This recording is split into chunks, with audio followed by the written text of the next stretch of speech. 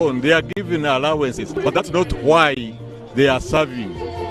No, this is facilitation, but it's not the cause why they join the army in order to earn a living. No, it is to contribute. That's what I mean, that it's politicized. Yes. Thank you very much, General.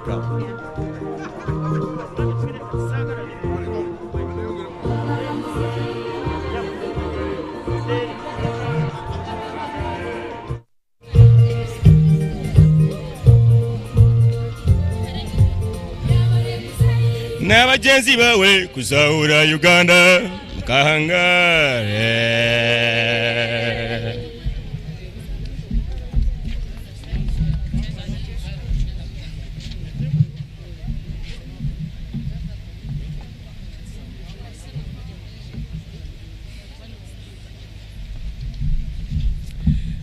Thank you very much. One voice.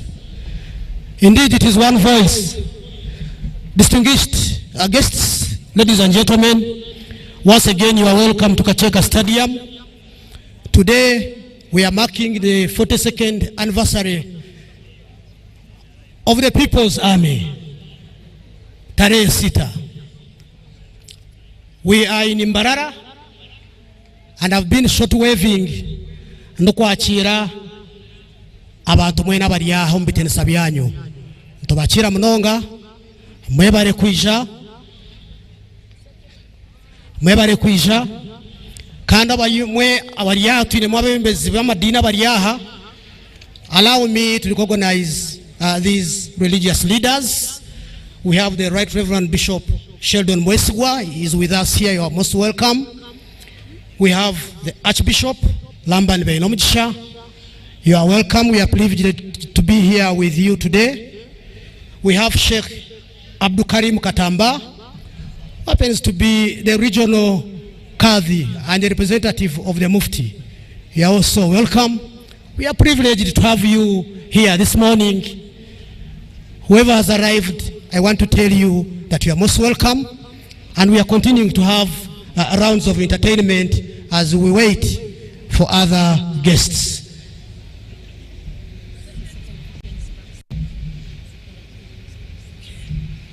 Ladies and gentlemen, let me now invite the 2nd Division spouses to come and give us an item. Please, take on.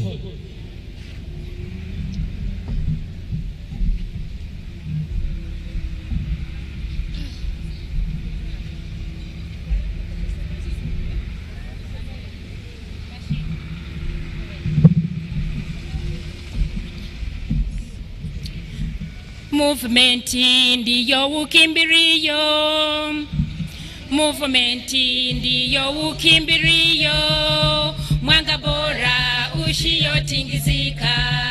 Yoweri Museveni anatupenda sana, tukae naye milele na milele. Movement ndiyo ukimbirio, mwanga bora ushiyotingizika.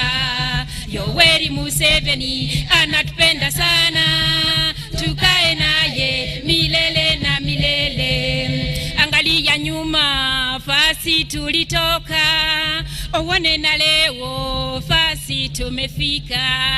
Tazama mbeleni fasi tunaenda, ujue vizuri movement ni uhaki. Movement ndiyo ukimbirio, mwanga bora ushiyotingizika.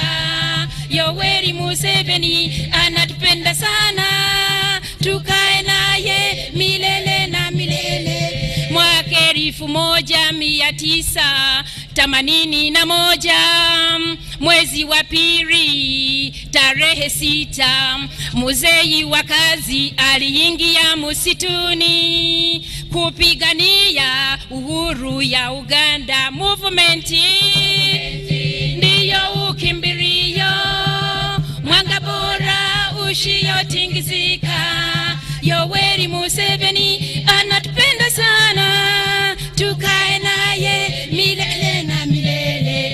Mwaka 19 86 mwezi wa kwanza tarehe 6 mzee wa kazi walitoka msituni wakaleta uhuru kwa Uganda movement ndiyo ukimbirio mwanga bora ushiyotingizika Yoweri Museveni anatupenda sana tukae naye milele na milele mwaka 1986 mwezi wa kwanza 26 mzee wa kazi walitoka msituni wakaleta uhuru kwa Uganda movement ndiyo ukimbirio mwanga bora ushiyotingizika Yoweri Museveni anatupenda sana tukae naye milele na milele mwaka ya nyuma wabibi hatusome lakini leo wabibi tunasoma hata na kazi wabibi tunafanya na offices wabibi tuko nazo movement hiyo ukimbirio mwanga bora ushiyotingizika Yoweri Museveni anatupenda sana tukae naye milele na milele Vice President Jessica Alupo Prime Minister Robina Nabanja Minister Health Ruth Acheng Minister Education Kataha Museveni tuko na Speaker Anita Mongi na wengine wengi wako wanafanya hapo tunasema mzee ya senti movement ndiyo ukimbirio mwanga bora ushiyotingizika Yoweri Museveni anatupenda sana tukae naye milele na milele tunashukuru mzee na wenzi yake wenye walileta uhuru kwa Uganda sasa ni mayungano elimu na kufanya kazi na bidii movement ndiyo ukimbirio mwanga bora ushiyotingizika Yoweri Museveni anatupenda sana tukae naye milele na milele movement ndiyo ukimbirio mwanga bora ushiyotingizika Yoweri Museveni anatupenda sana tukae naye milele na milele tukae naye milele na milele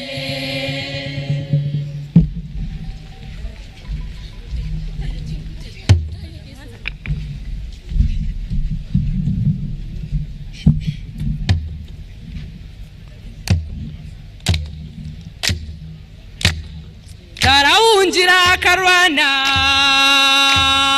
Taraunjira Ogo mushija kane manzi Ogo mushija ni murunji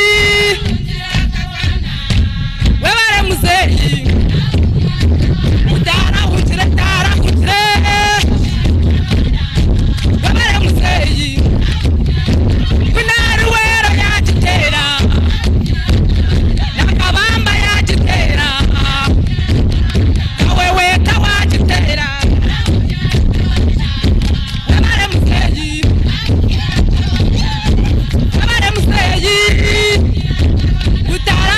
Taraunjira Ogo mushisha Kane mazi Kuna musinja ya bureta Nitsime muzeyi Ngwa bachara ba makenke Nguna bashisha bitu wena Taraunjira Mamare Taraunjira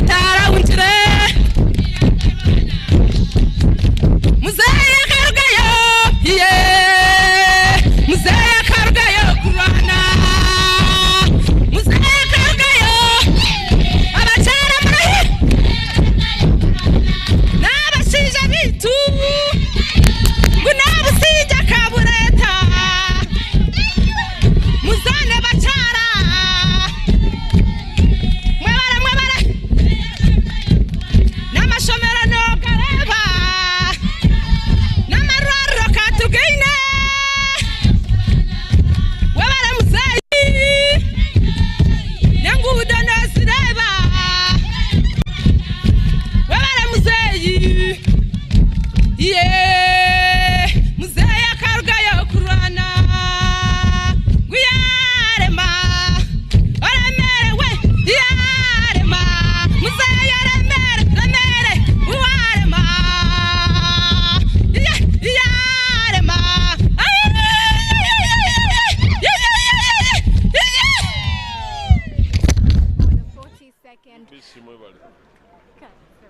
Welcome. For the 42nd TAREHE SITA celebrations, with me here is the Minister for Defense and Veteran Affairs, Honorable Vincent Sempija. Good morning. Morning, my dear. Is there a cause for us to celebrate this day? Certainly, yes. There is a reason why we should be here. First of all, we congratulate the UPDF for the 42nd anniversary of their birth. And as Minister of Defense and Veteran Affairs, I'm really very happy that we are celebrating today when we have peace in the country. And I'm also happy that the revolution that was started by the UPDF NRA then has gave birth to many other good things in this country. We are so happy to see a lot of development in the countryside, and we are also proud that we have maintained, UPDF has maintained a good relationship between the people they serve and the army itself. Thank you very much, Minister. Thank you.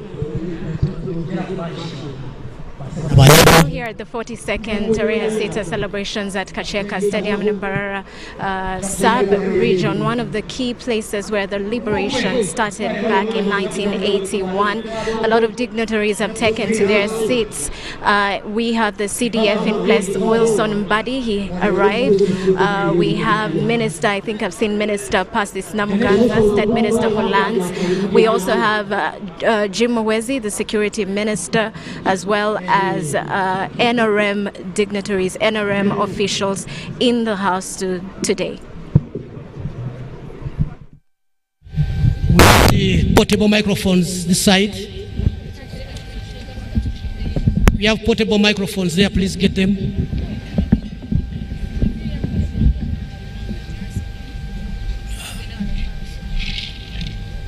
Okay, have you got them?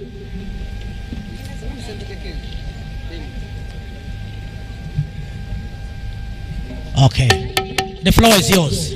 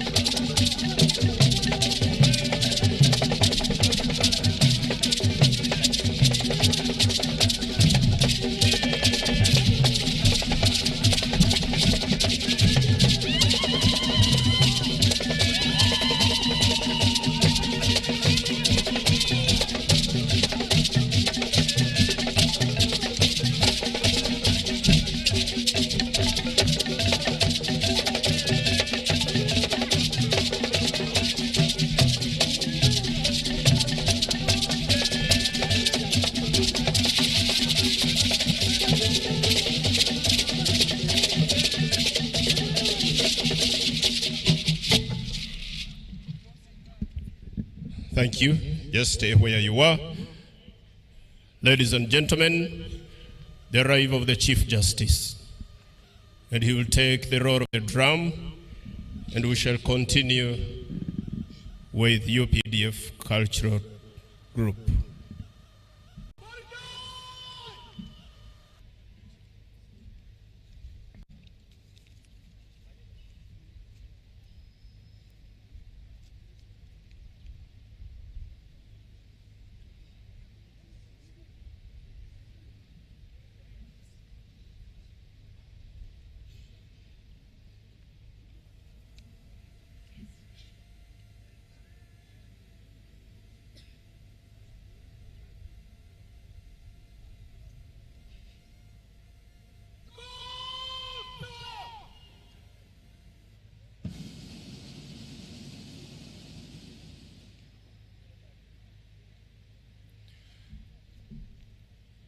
You're most welcome, His Lordship, the Chief Justice. You may proceed.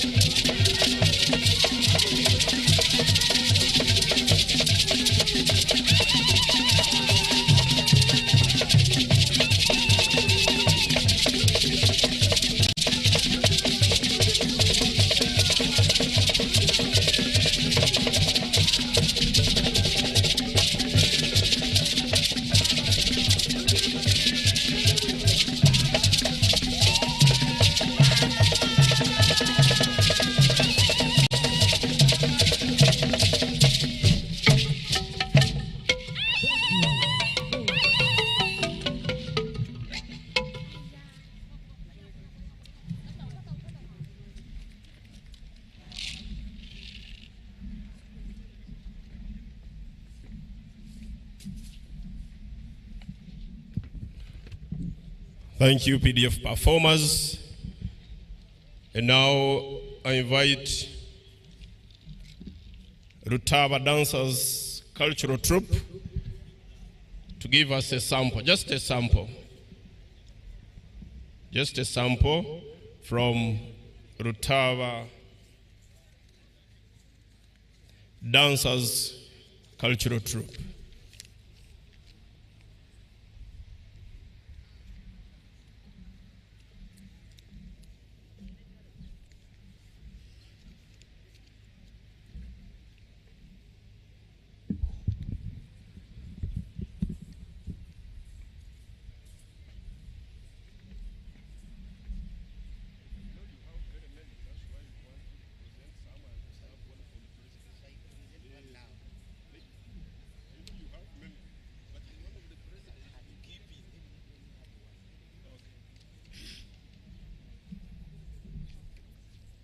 Nanye ninyegita haganda maraka kubashemerwa ahumukorogu DJ on that Rutava Karo Karunji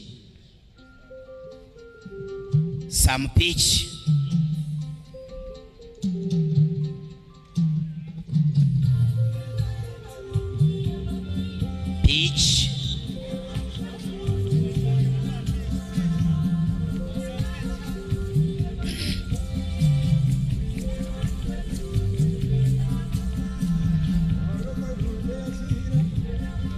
Oh, Karo Karunji kondwa abantu boko bazeire okurugo bwo baye twankore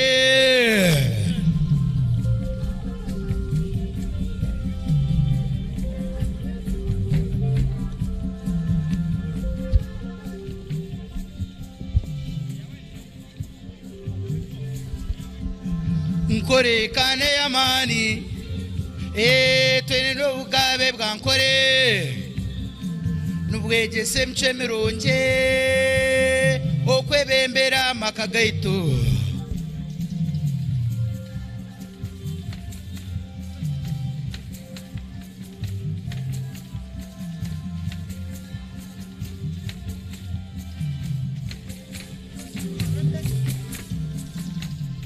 Rena mayanza emijarane mtarugaba amatungo n'ebihingwa enshoze na n'obuyanja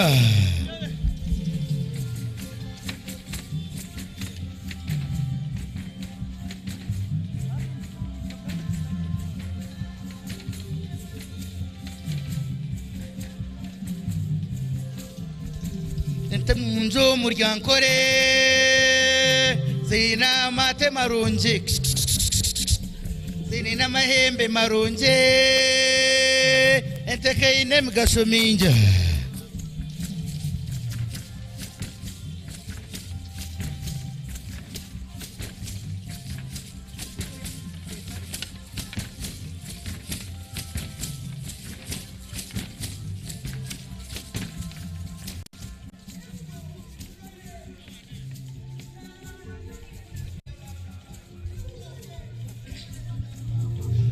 Magambere Karo Karunje rinda barisa nangwa za choroko nazaza kuzabuhogo nazasine mpuga nembindi zibamba nazigonde semerra kore Karo Karunje barisa bayitayize nsara kasiringa ndika changamizo no bunyatsi kakoma yona na cyakuza bagaye kare mazahe nenjera rukonoka mwende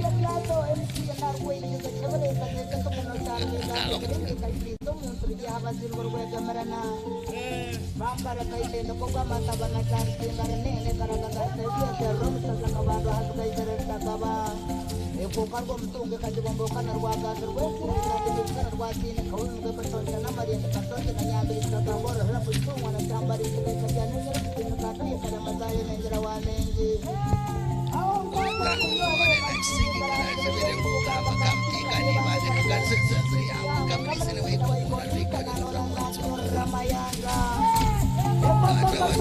na chikize kazetu kanichira mtukuije kaira kawe kana ka upasi bangare mu obana munga ko choncha na marinda nditayira na ukoroto kachisomo ko jana chane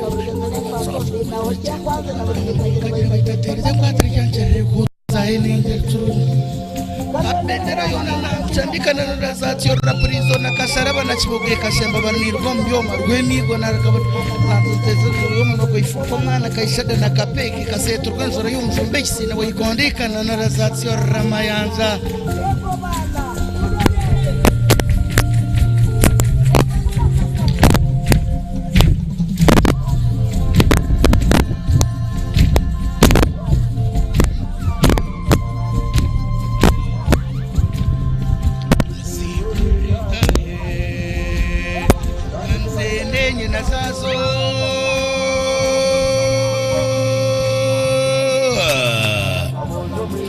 mwena mwebohere toyekame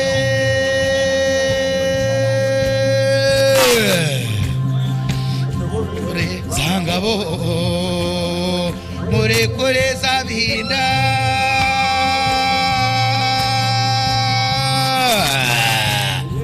zina kusubira bozo mwetamure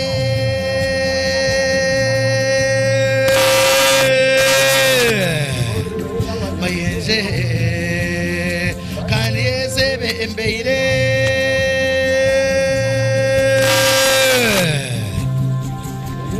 zirya chanya kanzenda kusetrwa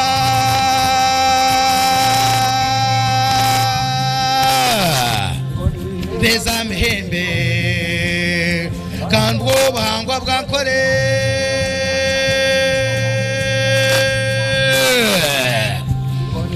Eza mhembe kango bangwa bwankore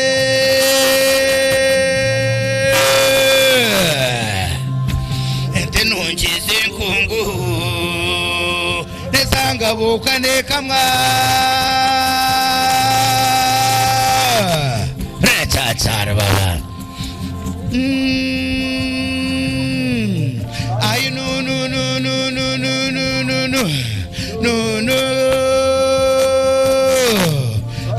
no no no no karo karonje kakundwa weza kurukata yahinda n'abanyankore inganda z'abanyankore weza kurukata mwesembero muryankore abantu baronje ndeketwa weza baboneire ndibasango muryankore wabano yenda bengoma weza kurukato kuruzoko bwizubwera urubwizubwera rutoma ryangwa mawezi uzumwami kanseme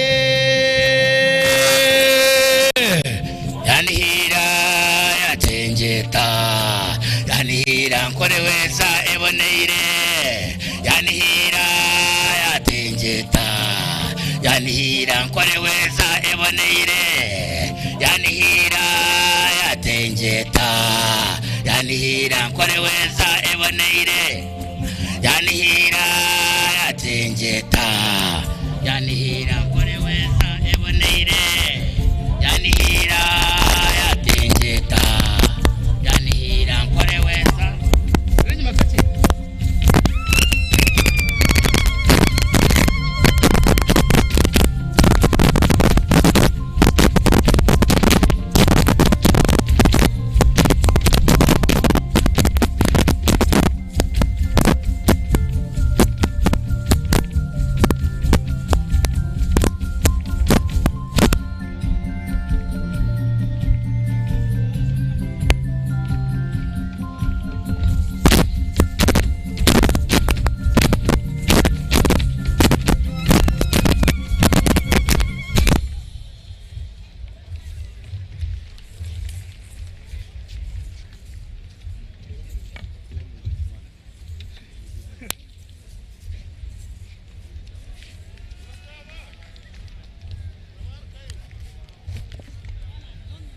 Ebare mulonga rutaba. Now after that vibe from Rutaba, we shall entertain Chitaguro and Happy Birthday Tarehe Sita song from Kashonji Junior Primary School. But before that, let me invite Commissioner Frank Abaine to continue giving us the synopsis of Tarehe Sita. Thank you.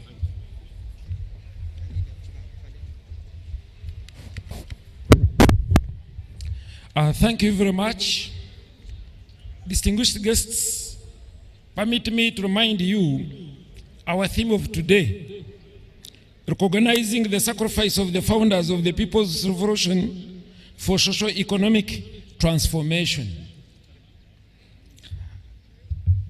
This theme highlights the strong linkage between today's successes and the past sacrifices of the leaders whose values and traditions must be emulated in order to sustain the current focus towards total liberation of Ugandans from peasantry to a socio-economically transformed society.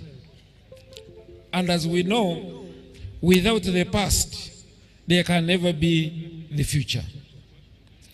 And this awareness, especially for the young generation, informs the celebrations that the army and other security agencies must be pro-people, disciplined, and this is what made Fronasa freedom fighters and later on NRA UPDF succeed as a people's strategic partner, which has remained the practice and as part of the standard operational procedures towards the symbolic relationship with the population. It is from this ideological conviction that the National Resistance Army Bush War draws its success and a protracted people's struggle from 6 February 1981 to 26 Jan 1986. It is also true that the theme rhymes well with the region in particular. But the country in general also is recovering from economic doldrums to prosperity and wealth creation following silencing the guns. Still here at the TAREHE SITA celebrations 42nd anniversary. With me here is the host, MP Mwesigwa Robert. Welcome to us. Thank you, Rhoda, for welcoming me. And again, I want to welcome our guests here in Kacheka Stadium, which is the War Memorial Stadium. My name is Mwesigwa Robert Rukari, the area member of parliament from Baraste North. What does this day mean for you? This is the very first time the TAREHE SITA celebrations are being held in Mbarara, now a city.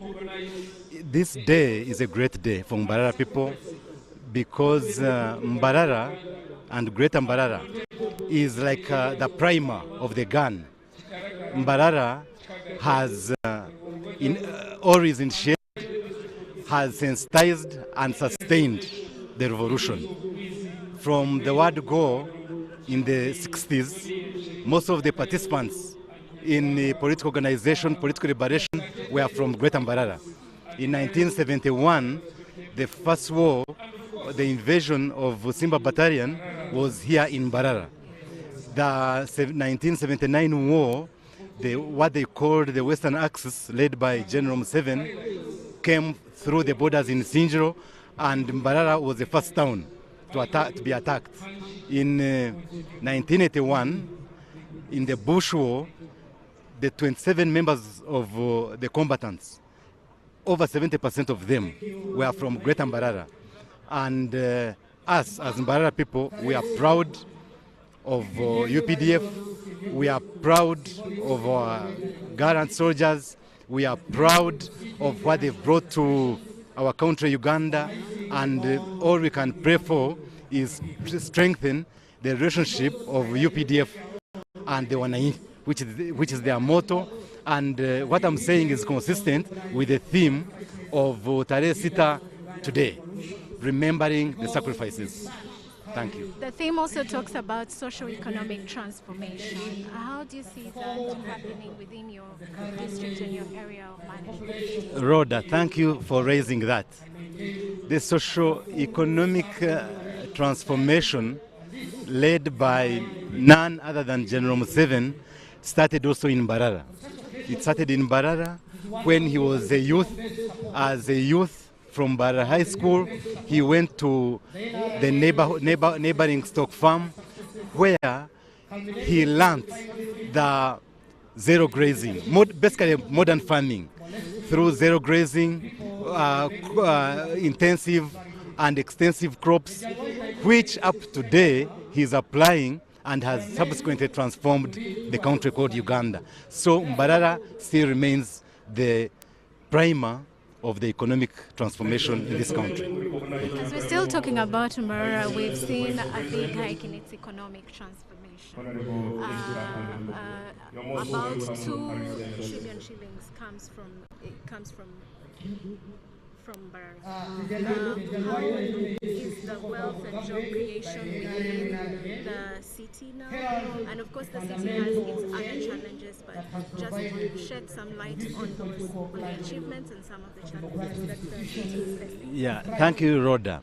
It is true, we have very high income in Mbarara, as in Greater Mbarara, because especially of agricultural practices we do, both in terms of gardens, and then also cattle, especially cattle rearing, goats, pigs, and so on and so forth.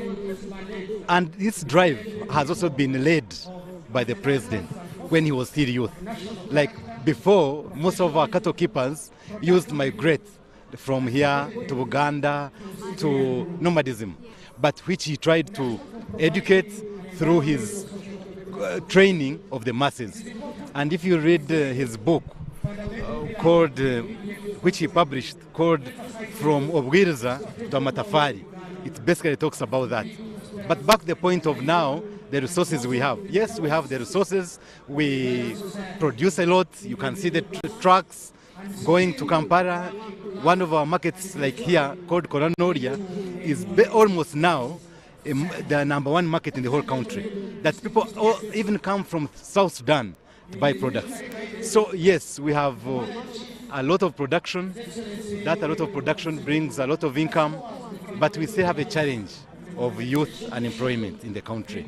And us as leaders, we are trying to drive the youth through enabling financing, especially from UDB. The other day, last year, we had a very big symposium here in partnership with UDB and OWC in order to bring these youth, especially, and women to be involved in the money economy, so that percentage of 37% who are not in the money economy to get out. Thank you very much, Honorable. Thank you. My pleasure.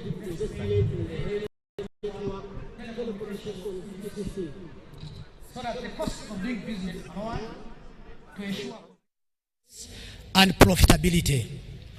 Additional efforts crucial to the prosperity and security of the people, include economic integration to ensure a larger and viable East African market, and political federation to ensure the strategic security that is in global terms, and for Uganda and East Africa and Central African region. Having Africa gain a bigger voice and capacity to prevent any further recolonization and continued marginalization of the African people. Thank you very much. We are continuing to share with you the synopsis of the celebrations for Tarehe Sita today, so that we can get to know the history of where we've come from as a country, as a nation, and how far our army has come to grow to what it is today, the one that we are calling the People's Army. Asanteni.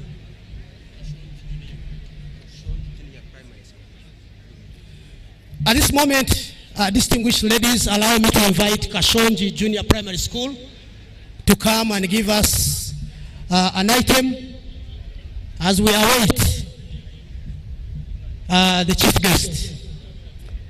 Kashonji Junior, please do come.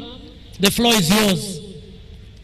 It turns out that once the guest of honor arrives, it may not be so automatic that we'll get a slot. So we'd like that you come and give us an item. Meanwhile, the band can give us a round of entertainment as we wait for Kashonji Junior. Thank you.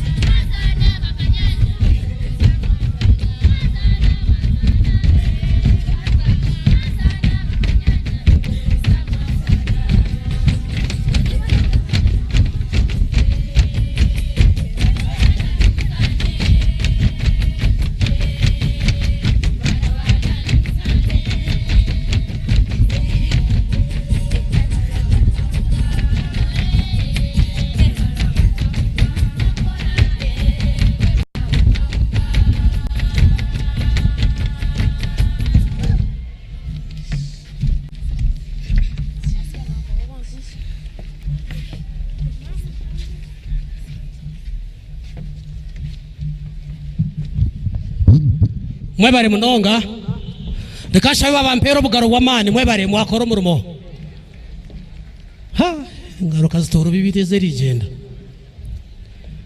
Band, please take over now and give us a round of entertainment. Thank you. Thank you very much.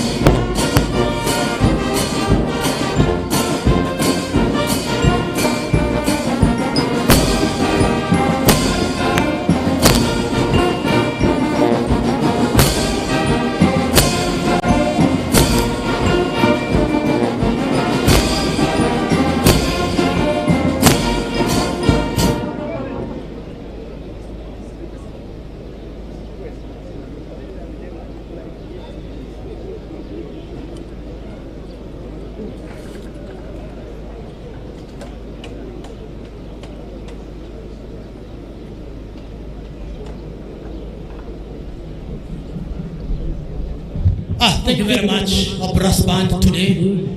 African Revolutionary, please. Do come, prepare yourselves, come very fast. and you take over. Give us a round of applause. Basi bona banyabo twagaruka mukubakira muri Kaceka izo bantu ishuka imyaka 22 obu amamanzi gagira muri kagacungura ihanga gatandikaho ihe irizereka kwato gwebemezi muri 1996 twakozere ingenderaho ya 1995 nashe twita constitution ihe iri ya ijure bijwari byekirekera ryahinduka ihe y'abantu twita Uganda People's Defense Force. So tushakuze myaka 22 kwiharitandikwaho nebiro bije bitunjire kihanga entunguke itunjire kihanga kugenda omisho obugwaje obusinje obutebekana ibi byona nitubishemerwa izobe. Revolutionary, please do come and take the stage. Thank you.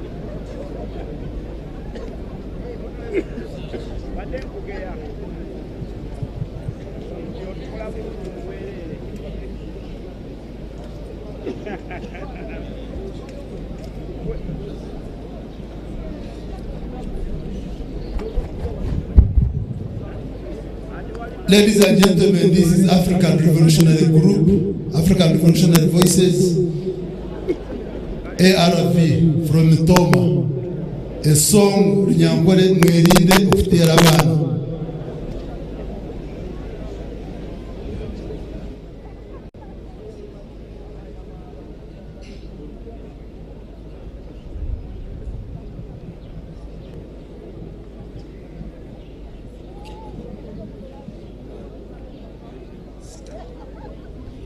Mwerinde okterabana umuringo mubi gwo kubasasa kwemereraho otero mwangerisho akiza mweshongo otomwana wanje akabata. Mwerinde okterabana umuringo mubi gwo kubasasa kwemereraho otero mwangerisho akiza mweshongo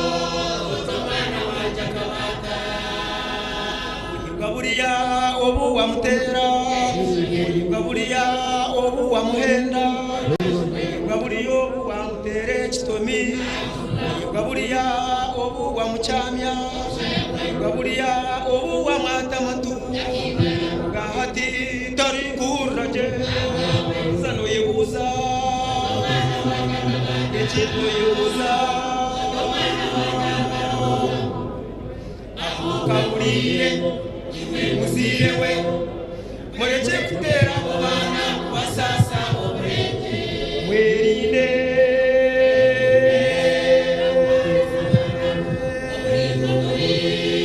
kubahenda umukoreze bintu bikukiza amani ashasha mucuba utomwana wanje akabata. Gaburiya obu wa mwokoreza, Gaburiya obu wa mwirukanzya, Gahati na shasho mukifuba ato mubukuru bwe abire no murema atoyuza echikuyuza akugabulire iwe muzirewe mureke kukoresa abana imirimo yo kubarera.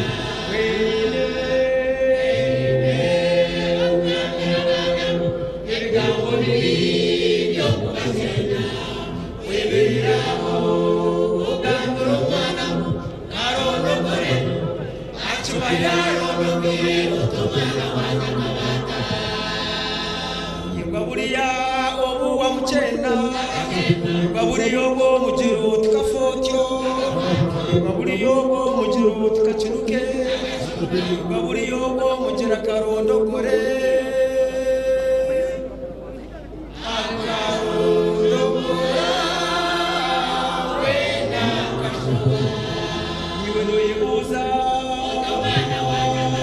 chino yebuza akukawulire iwe muzirewe mureke kuchena mu bana manyana manyamwanga mwirinde ni mu basumari kandi mubahera mweberaho mugambira umwana urye kinyangaro otimunikena tikushonaza otunosinga noshabana korami umuhindura mutuma nawe kwanga achiwa yakutire nyesi umwana wanje mukunda ngaburiya obuwa mwetarwata ngaburiya obuwa mwetarwata ishiko bundi obuwa yanga aruho bundi nabwo obuwa yanga ishiko bundi nabwo obuwa yanga bundi nabwo obuwa yanga oke kirungi ruhanga kamurinda gati no mugiga ruranganwa icyashemereze nakuretera shukari umugate nabwo nakureta umugate nembare umukiri utunga ebintu n'ibingi ebyagukoreire atunugamba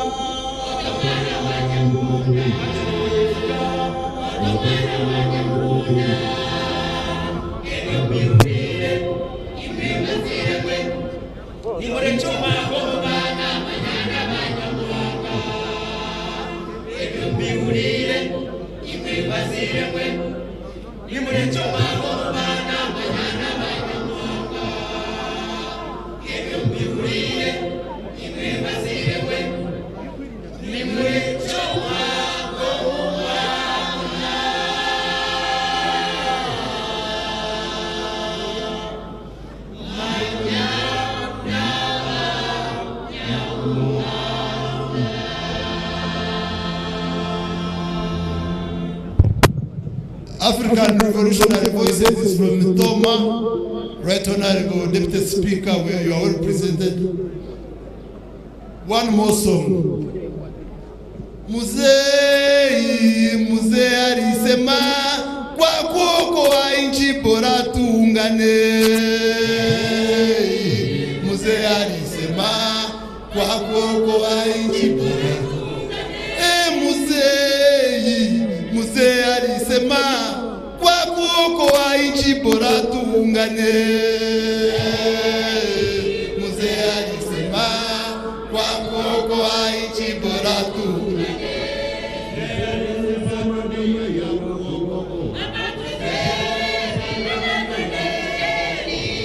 Kwa kuokoa nchi bora tuungane.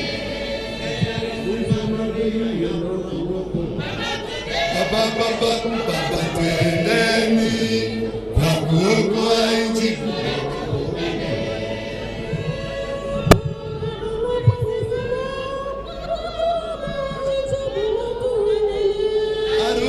Arupa alisema kwa kuokoa nchi bora tuungane.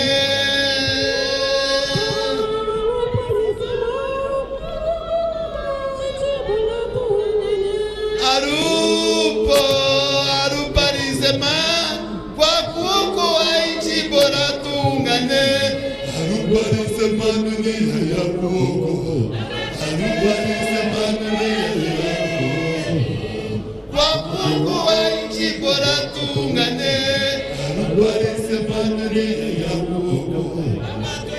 Baba twendeni kwa kuokoa nchi bora tuungane.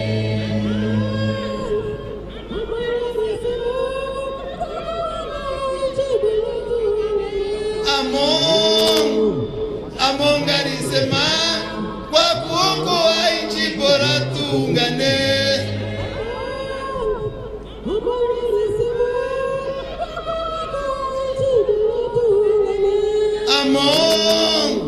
Among alisema kwa kuokoa nchi bora tuungane. Among alisema dunia ya kuokoa. Among alisema dunia ya kuokoa. Kwa kuokoa nchi bora tuungane. alisema dunia ya kuokoa.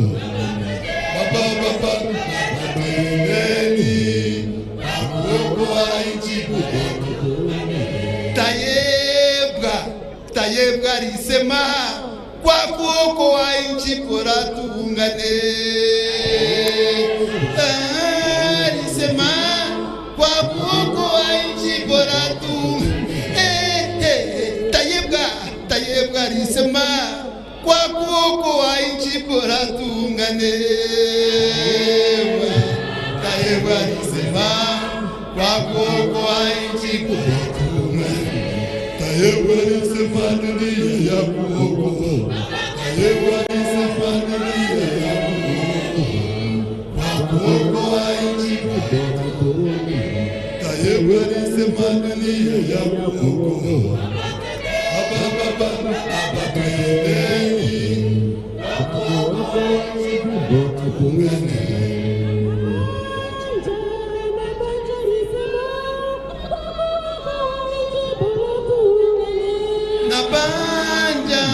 Nabanja alisema kwa kuokoa nchi bora tuungane.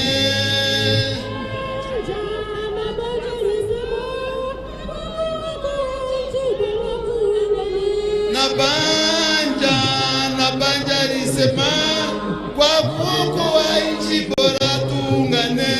Nabanja alisema dunia ya kuokoa. Nabanja alisema dunia ya kuokoa. Kwa kuokoa nchi bora tuungane. Nabanja alisema dunia ya kuokoa. Baba twendeni kwa kuokoa nchi bora tuungane. Todonga alisema kwa kuokoa nchi bora tuungane.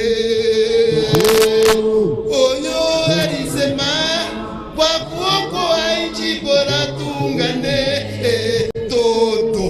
Todonga alisema kwa kuokoa nchi bora tuungane. Todonga alisema kwa kuokoa nchi bora tuungane. Todonga alisema dunia ya kuokoa. Todonga alisema dunia ya kuokoa. Kwa kuokoa nchi bora tuungane. Todonga alisema dunia ya kuokoa. Baba twendeni kwa kuokoa nchi bora tuungane. Mzee alisema kwa kuokoa nchi bora tuungane. Mzee alisema kwa kuokoa nchi bora tuungane. Mzee alisema kwa kuokoa nchi bora tuungane. Mzee alisema kwa kuokoa nchi bora tuungane. Mzee alisema dunia ya kuokoa.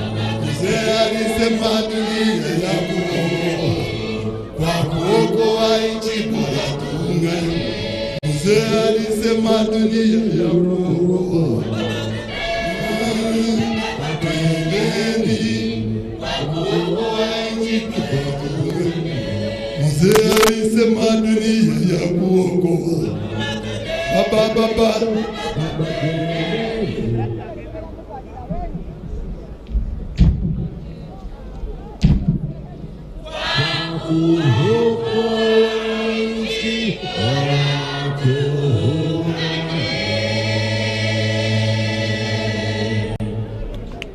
I'm Dan Bashisha, the head of mobilization, President's office.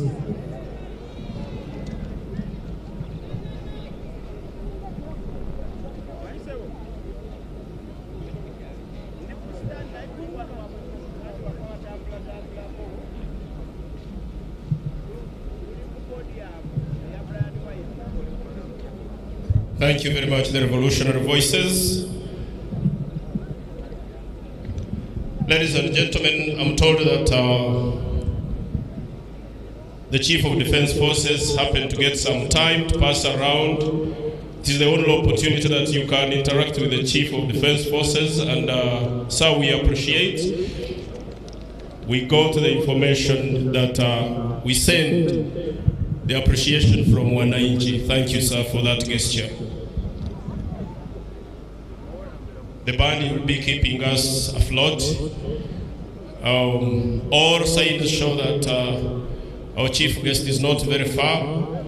At least he should be within the vicinity of Mbarara. So just hang on and we wait until we receive His Excellency the President, and we proceed. Later on, we shall be handing over to the official master of ceremonies of today's function as soon as that time comes. The band, please.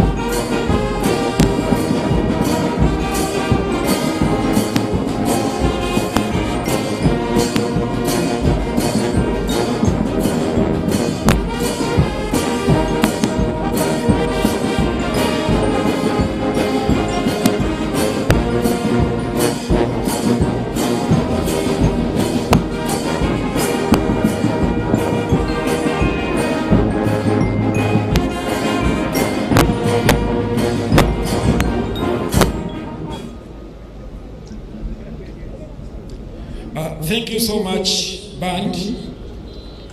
In a special way, moments like this, we recognize the Ruwero Triangle war veterans and the NRM Historical Forum, led by Haj Idrissa Senduka. Thank you for the sacrifice made, and we are glad that it was not in vain. Distinguished guests, permit me to continue highlighting on the facts of history of our country. Uganda started her independence journey with a decapitated state, having suffered 70 years of brutal colonial rule, only for the colonialists to throw a fuel light of the late 50s into elective politics. Uganda's independence politics was ushered into multi-party politics, albeit without any ideological grounding.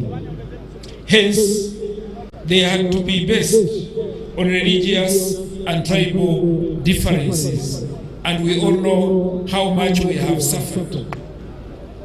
That hemorrhage of tribalism, sectarianism, nepotism as a country.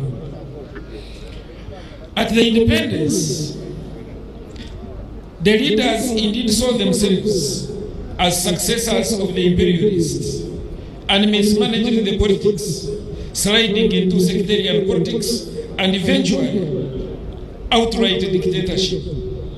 Indeed, by 1969, Uganda had become a one-party state, since others had been banned and their leaders detained in Luzira and other prisons. Testimony to this is the fact that the first African chief minister, Benedicto Kiwanuka, was only freed by General Idi Amin's coup. In the words of Professor Al-Mazrui, who quoted thus, when political leaders become commandists, those who know how to command take better command and take over power. Thus, imperialists encouraged the military in Uganda to take over, which brought P3 graduates to the helm of the state. To those that were ideologically disposed, this was a jump from the flying pan to the fire proper. Hence, the need for resistance. Some of us, when we are talking about National Resistance Army, UPDF, this has a very big historical bearing. That's why some of these facts pick the real meaning and importance of choosing that very words that we are using in the struggle. The founders of the People's Revolutionary Force fought to liberate the country from the brutal regimes to usher the country into democracy, peace and socio-economic transformation. These patriotic Ugandans abandoned their comfort, mobilized and sensitized others on the need to save the country. How foresighted they were was proven by how the country sank into a brutal dictatorship and economic collapse. Those of you who are of age, you know the 8 years of sanctions against Uganda. We are still reaping the consequences of that time. One of the historical members, by the names of Magode Ikuya, I quote in one of his talks, he said, many groups in UPC, they disagreed with Obote effective 1964, while there were other groups in the country. When a young man from Dar es Salaam University addressed them, then they saw a leader to work with. This young man was Yoweri Museveni, now the President of the Republic of Uganda, the fountain of honor, and the Commander-in-Chief of the Armed Forces.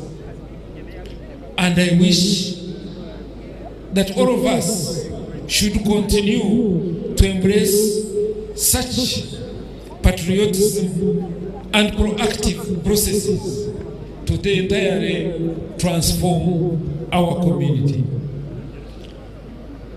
At this point, permit me to invite my colleague Hanji from Uganda Wildlife Authority to also share some more details about our country, Uganda. Thank you. Thank you very much. Distinguished ladies and gentlemen, I'm sure for the last 1 week you've seen a couple of activities, not only in Mbarara, but in the region as part of the Army Week. Therefore, the UPDF uses the Defense Forces Week activities to renew commitment to defend and protect the people of the country through interacting with the public, including veterans who sacrificed a lot for the current freedom we enjoy today across the country. The interaction further cements the harmony, compatibility, and interdependence between the forces and the civilian population of Uganda. In line with the theme of today's celebrations, the UPDF has incorporated issues of mobilizing the communities in the region to sustain modern farming practices, value addition for job creation, financial literacy, patriotism, development, and training programs that should orient the youth into a cadreship of leaders to take this country forward. Indeed, last evening we had a good interaction with the youth at Mbarara High School, and I can assure you they are energized to take on to ensure that the country moves forward. Environmental protection programs and practices are part of the package jointly with the population, such as ensuring preservation of mountain and wetland vegetation to preserve water catchment areas. Ladies and gentlemen, it is worth noting that the UPDF has been a patriotic force and has consistently been shaped by a Pan-African ideology to the extent of its constructive role in strenuous peace support missions such as in Somalia and other fraternal countries for greater common good of shared prosperity and strategic security for the African people. Therefore, the UPDF salutes all peace-loving Africans and friends, all Ugandans and the people of Great Mbarara sub-region in particular, for the unwavering support since the foundation days of the struggle to date, even when it meant paying the ultimate price. The sacrifices have not been in vain. Let us all emulate the values of the leaders of Uganda's revolution and achieve socio-economic transformation. Ladies and gentlemen, we've been sharing with you this synopsis so that we're able to understand and appreciate where this army has come from, the achievements that have been registered, the challenges that have been encountered along the way. It has not been an easy path. It had its own ups and downs. Nevertheless, the resilience, the clear-headedness, and the strength of the leader, Yoweri Kaguta Museveni, enabled this force to grow into what it is today. The one we are calling the truly People's Force. With us here, we have area members of parliament. I saw the member of parliament from Mbarara Division North, Honorable Robert Mwesi-Gwarukari. I know with us we have the member of parliament from Mbarara Division South, Honorable Mwine Mpaka. And also with us we have the woman member of parliament from Mbarara City, Honorable Rita Atkwasa. So I know there are quite a number of other members of parliament who are here, but I believe when the area member of parliament comes here to speak, he will recognize his fellow MPs who have come to join us as we celebrate this day. Asanteni sana. Band, please give us something as we await for the chief guest. Thank you very much.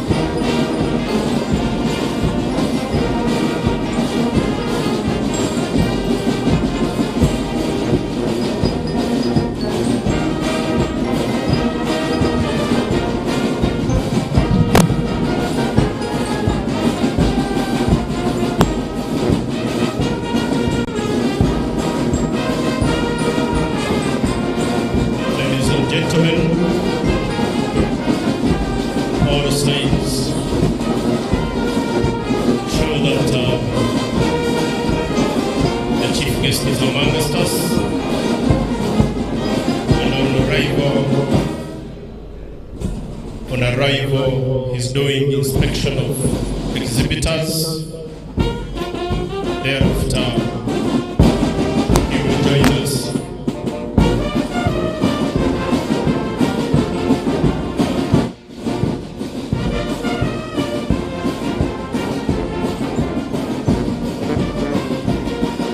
The team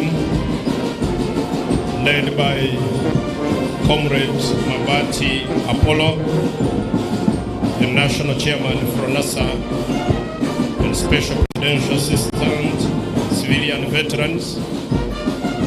Welcome to this day where you can remember your history very well. And your motto is emulate on successful struggle.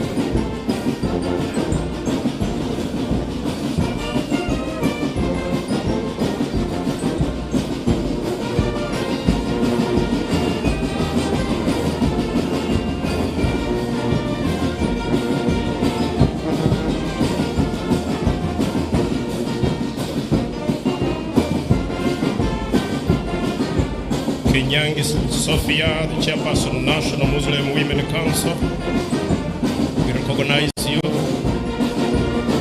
Thank you for coming to join us.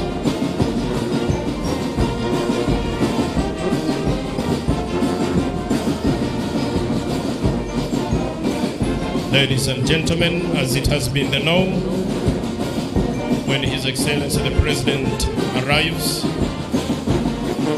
we shall all rise for the anthems, and thereafter he will inspect the parade, and we shall be informing you the next course of action, as we also welcome the official MC to take over the function.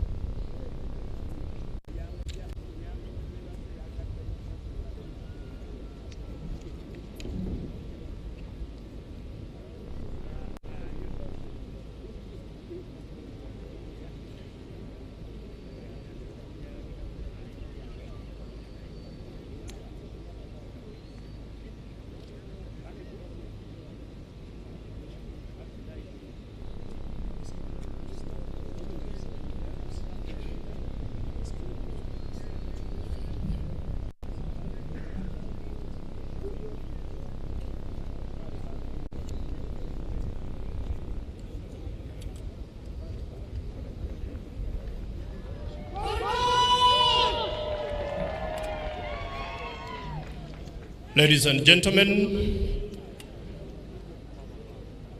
the arrival of His Excellency the President of the Republic of Uganda, and therefore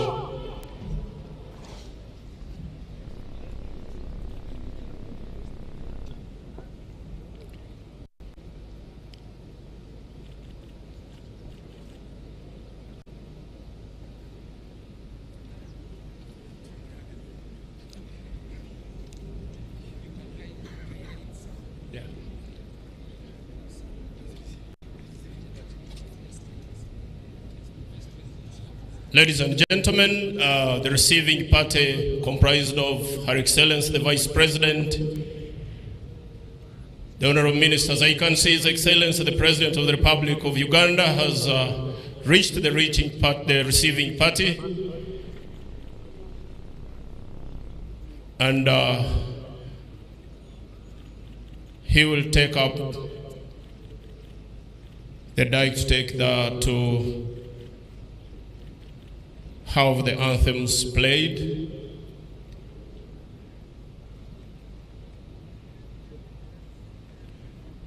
You are most welcome, Your Excellency. And together with Mama Janet, we are glad to receive you.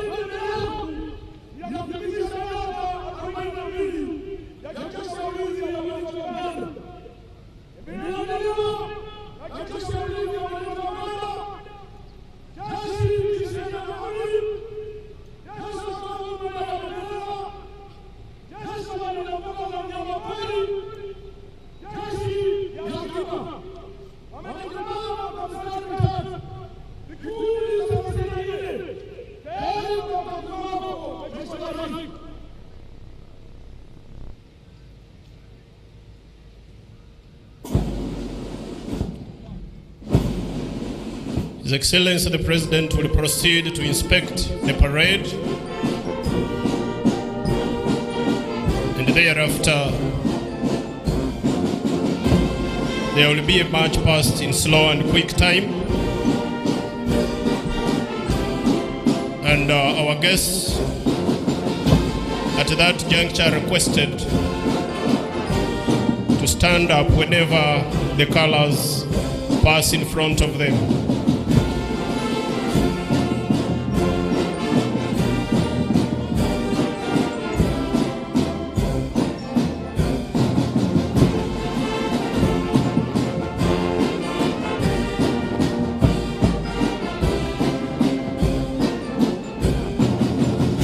Guests, you may take your seats as His Excellency the President inspects the parade.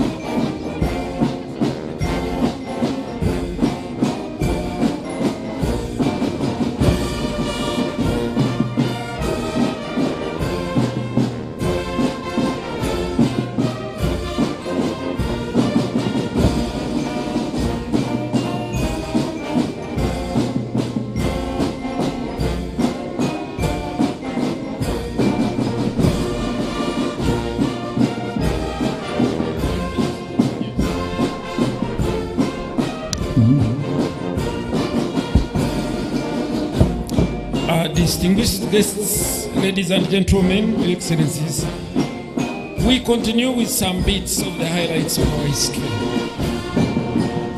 The convergence of ideas and interests to save the country gave birth to Front for Salvation, National Salvation, in brief FRONASA, or abbreviated as FRONASA, which waged a campaign to remove Idi Amin dictatorship. The liberation of the country from Amin dictatorship in 1979 provided an opportunity for a fresh start in the politics of our country. This was not to be as the old politicians of the 60s resolved to continue from where they had stopped. At least this is what Dr. Apollo Milton put a statement when he returned from exile. In 1980, Uganda saw the first multi-party elections in the post-Idi Amin era. However, it was a sham elections because the process was as crooked as could be mentioned. Warnings had been sounded by the Fronasa leaders, but the then leadership did not take heed. And if I may quote in the Fronasa leader, who is now the President of the Republic of Uganda, he said, if elections were rigged, he would go back to the bush. This promoted the launch of the People's Protracted Resistance War against UP's fascist regime that eventually ended the war and was a foundation for the freedom and liberty that we enjoy today. Thus, we in the UPDF and other armed forces feel indebted to those revolutionaries that saw the need to create a leadership that will build a military founded on ideology and whose historic mission was to serve Ugandans, serve the Pan-Africanist cause, and see the country into socio-economic transformation under a democratically elected government. Such courageous men and their families risked and sacrificed themselves to invest in the future for an adored nation that we cherish. They mutually pledged their lives, fortunes, and sacred honor, knowing that the ultimate penalty would be systematic elimination upon capture. We are now a stable nation, and our strength lies in the protection of peace that the founders of the People's Revolution fought to attain. And today, among the realities of economic transformation include the specifically targeted and created programs such as Operation Wealth Creation, such as skilling the girl child, such as the parish development models, to mention but a few, needless to mention in Tandikwa. And this region has been one of those great beneficiaries of these government programs. And time is now that we have a mindset change to help us transform our country, because we can't transform unless ourselves are transformed. And therefore, today marks a day when we reminisce and examine our past and struggle for success. And the struggle continues.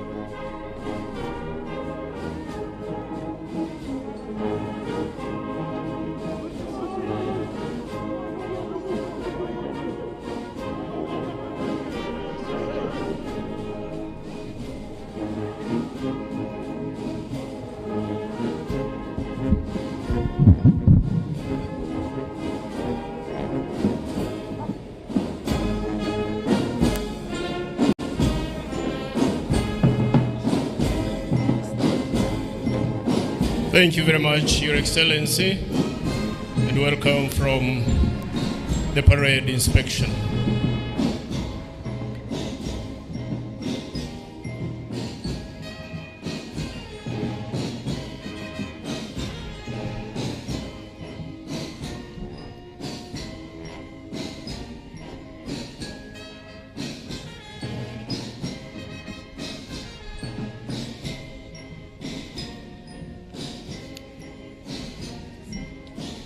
His Excellency the President will take his seat,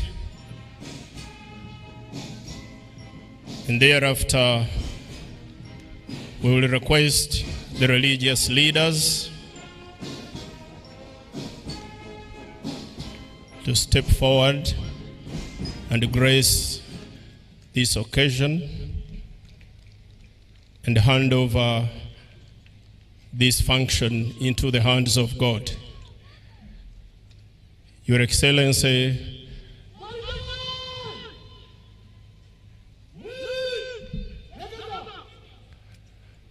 thank you, the parade commander.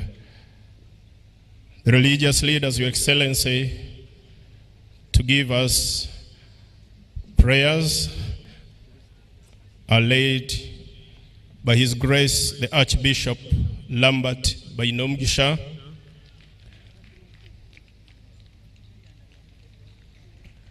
Right Reverend Bishop Sheldon Mwesugwa is together with him, and Sheikh Abdul Karim Katamba.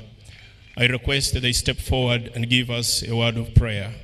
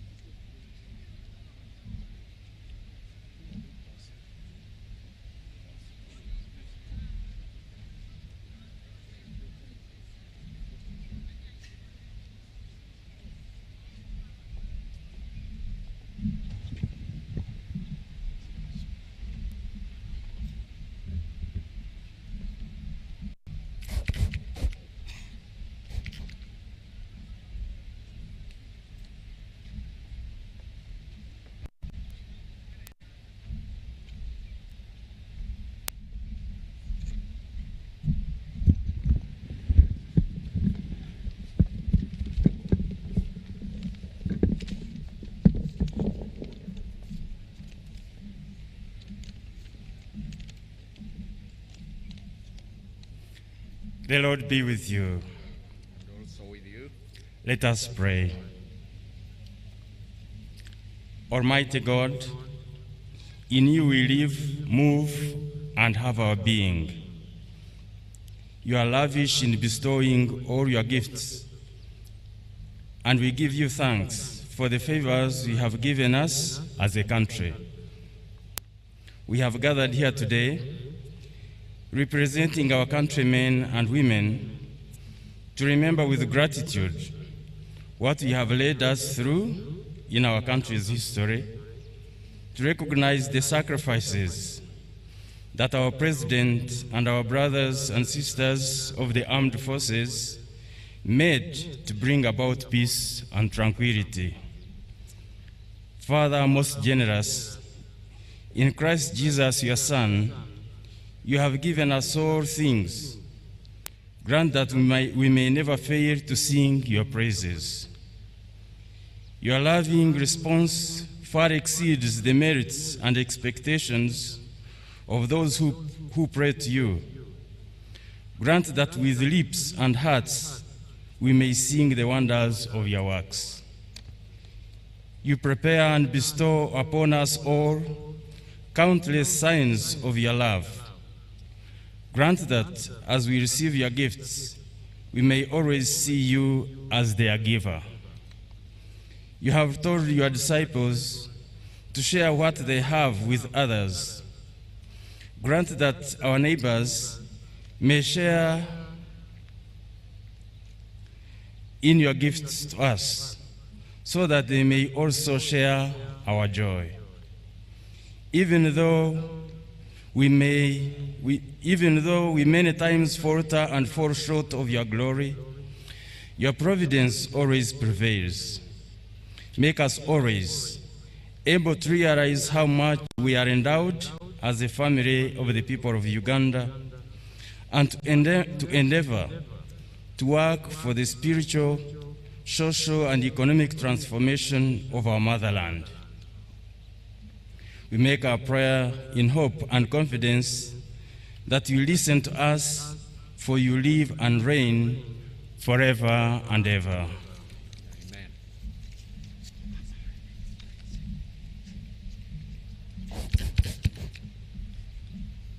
Bismillahir Rahmanir Rahim. In the name of Allah, the most gracious, the most merciful. All praise be to Allah, and peace and blessings be to His Prophet Muhammad sallallahu alayhi wasallam. Almighty Allah, we stand here today to celebrate and remember the day which was a Friday, 6th February 1981. An important day in the lives of the people of Uganda, TAREHE SITA as it is recognized. It is the day when a small number of Ugandans, having been spiritually hurt and terribly disappointed with what was going on in our country, Uganda, set up their feet first into the deep and uncertain waters of war to save Ugandans. Almighty Allah, we thank you so much that you enabled these sons and daughters of the land led by our own. They were led by our own and beloved President, His Excellency Yoweri Kaguta Museveni, to realize their search for peace and stability. We certainly know that some of them lost their lives, and that whereas others lost their relatives and friends, others also lost their body parts, property, and jobs. Lord, we thank you so much because their struggle was not in vain. Almighty Allah, we thank you for having been by the side of these Ugandans because they were in struggle for a just cause. It was a progressive struggle, success after success. Thank you, Lord, for enabling them wrestle down the bad regime leaders of the time and their partners. We thank you, God, that for all the blood that was shed, for all the property and time lost, Uganda is now a far better place to live in, with all the peace and development everywhere. God, we pray that you bless the souls of the people who lost their lives during the struggle and forgive them where they went wrong. We pray that our country remains peaceful and stable.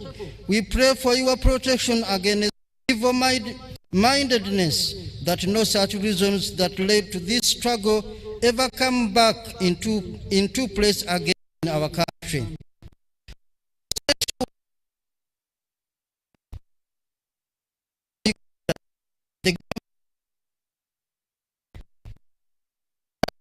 And funding the Uganda Muslim Supreme Council Constitutional Review and general elections, where now women and youth are on board.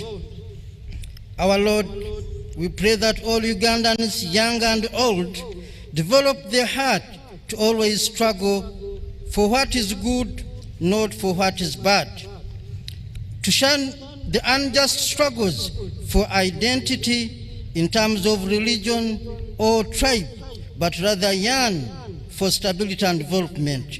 We pray that our people multiply the love for our country, Uganda, and to develop the heart to fight and protect it. We pray for our leaders, of all categories, from the Chairman LC1 to His Excellency the President of Uganda, Yoweri Kaguta Museveni, to all our public service, and also security personnel, most importantly, the officers, men and women of the UPDF, because they are the reason why we are here today. We pray that today becomes a successful day so that everyone who comes here learns from it and is enabled to go back home safely. Amen.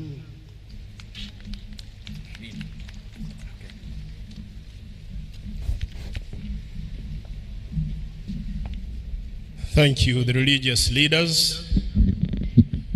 Your Excellency, with your permission, allow me now to invite the defense spokesperson, who is the official master of ceremonies for today, to take us through the rest of the program. I thank you, Your Excellency.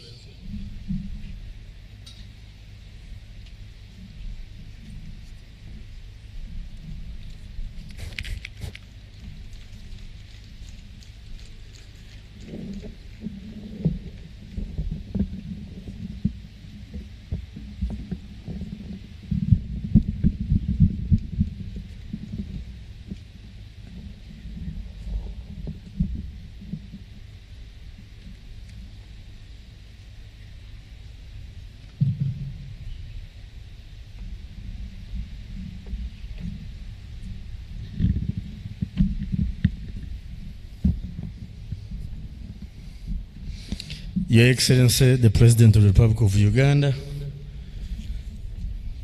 the First Lady, Janet Museveni, Your Excellency, the Vice President of the Republic of Uganda, Your Lordship, the Chief Justice, the Right Honorable Deputy Speaker of Parliament, the National Vice Chairman of NRM, the Right Honorable Secretary General of the ruling party, the former Vice President, His Excellency Sekandi, former Prime Minister, Right Honorable Mama Mbabazi,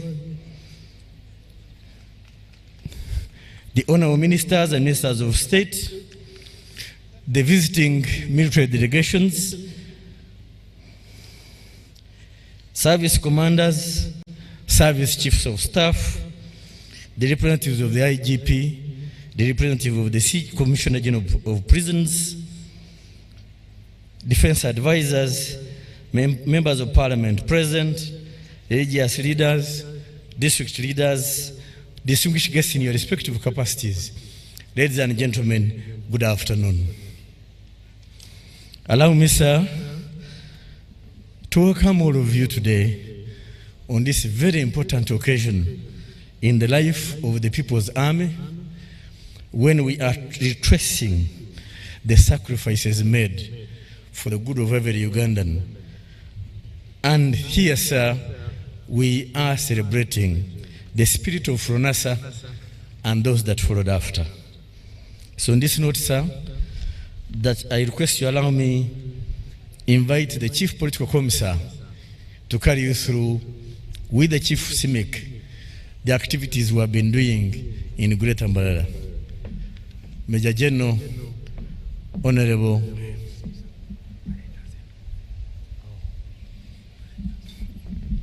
Wrong correction. Allow me now, sir, hand over to the parade commander for parade march past.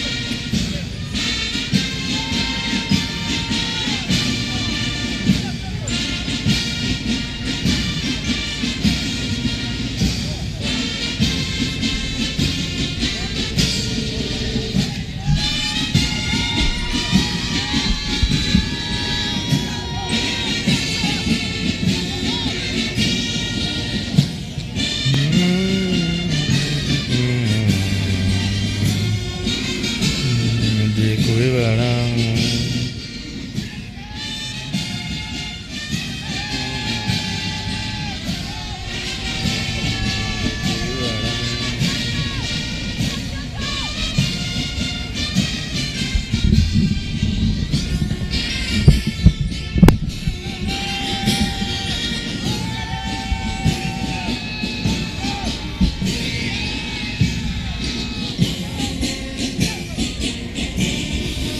Your Excellency, sir,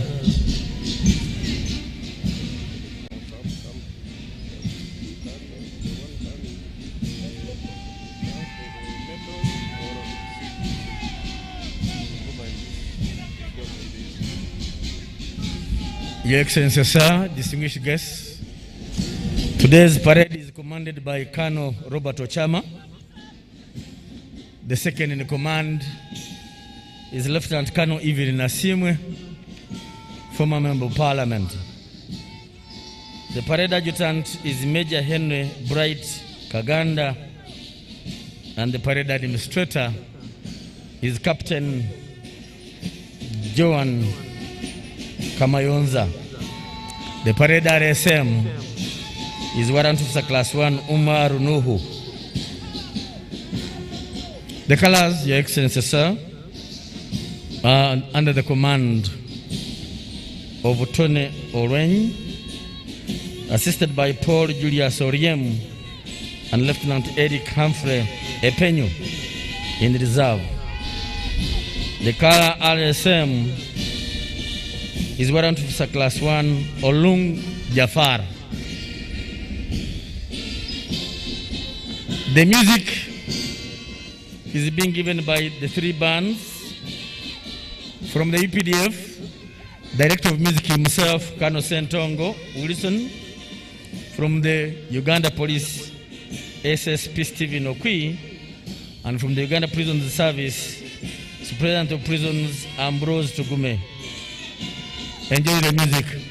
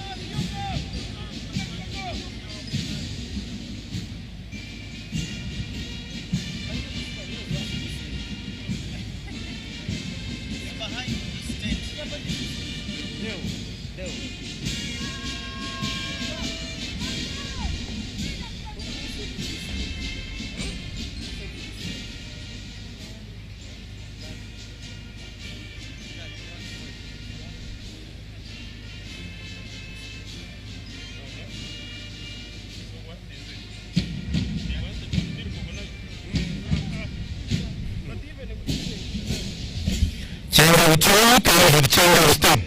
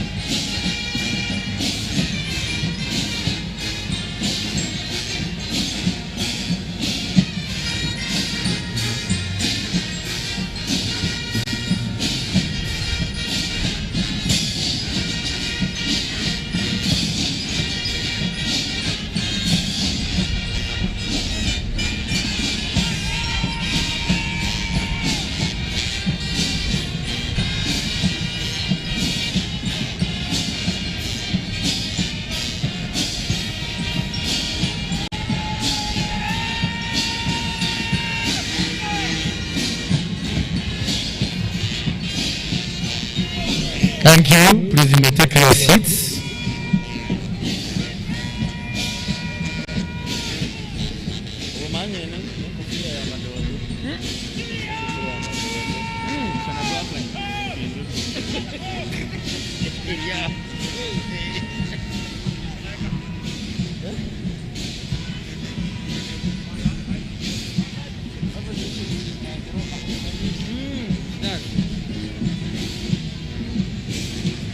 Wakati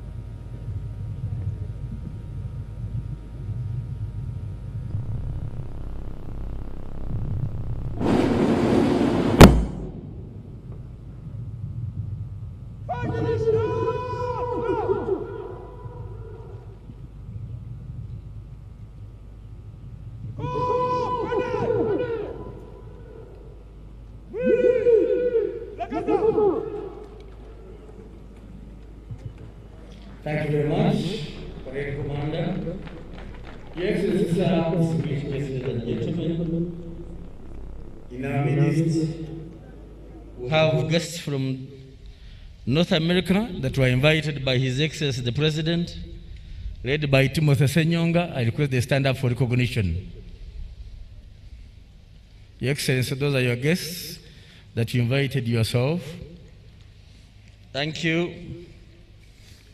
We also have the following visiting delegations, and they will be introduced formally by the Chief of Defense Forces.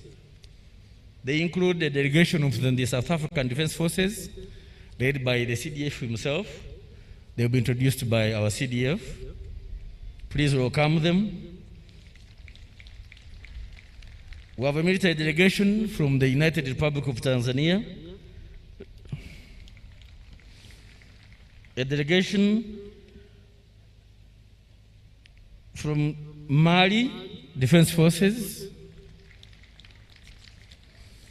We have a delegation from South Sudan. We have a delegation from the Republic of Rwanda. We have a delegation from the Republic of Kenya. We have a delegation from the Republic of Burundi. And we have a delegation from the Federal Republic of Somalia. The Chief of Defense Forces will introduce them formally. Your Excellency, sir, with those, I request for your permission to invite the MC for the Chancellor to present to you the awardees for medals today. May I invite Major General George Igumba to come and present His Excellency those to be decorated. The band ended with Kino Kyekisera, a song that reminded me the late General Tumwine, who loved that song so much.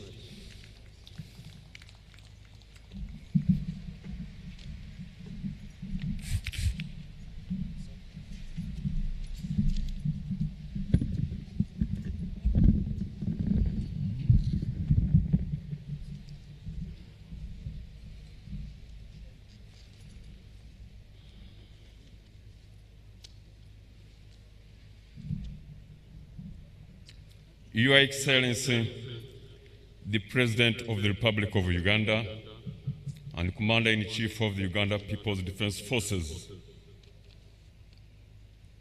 Ma'am Janet Katam-Seven, who was as the Minister of Education and Sports,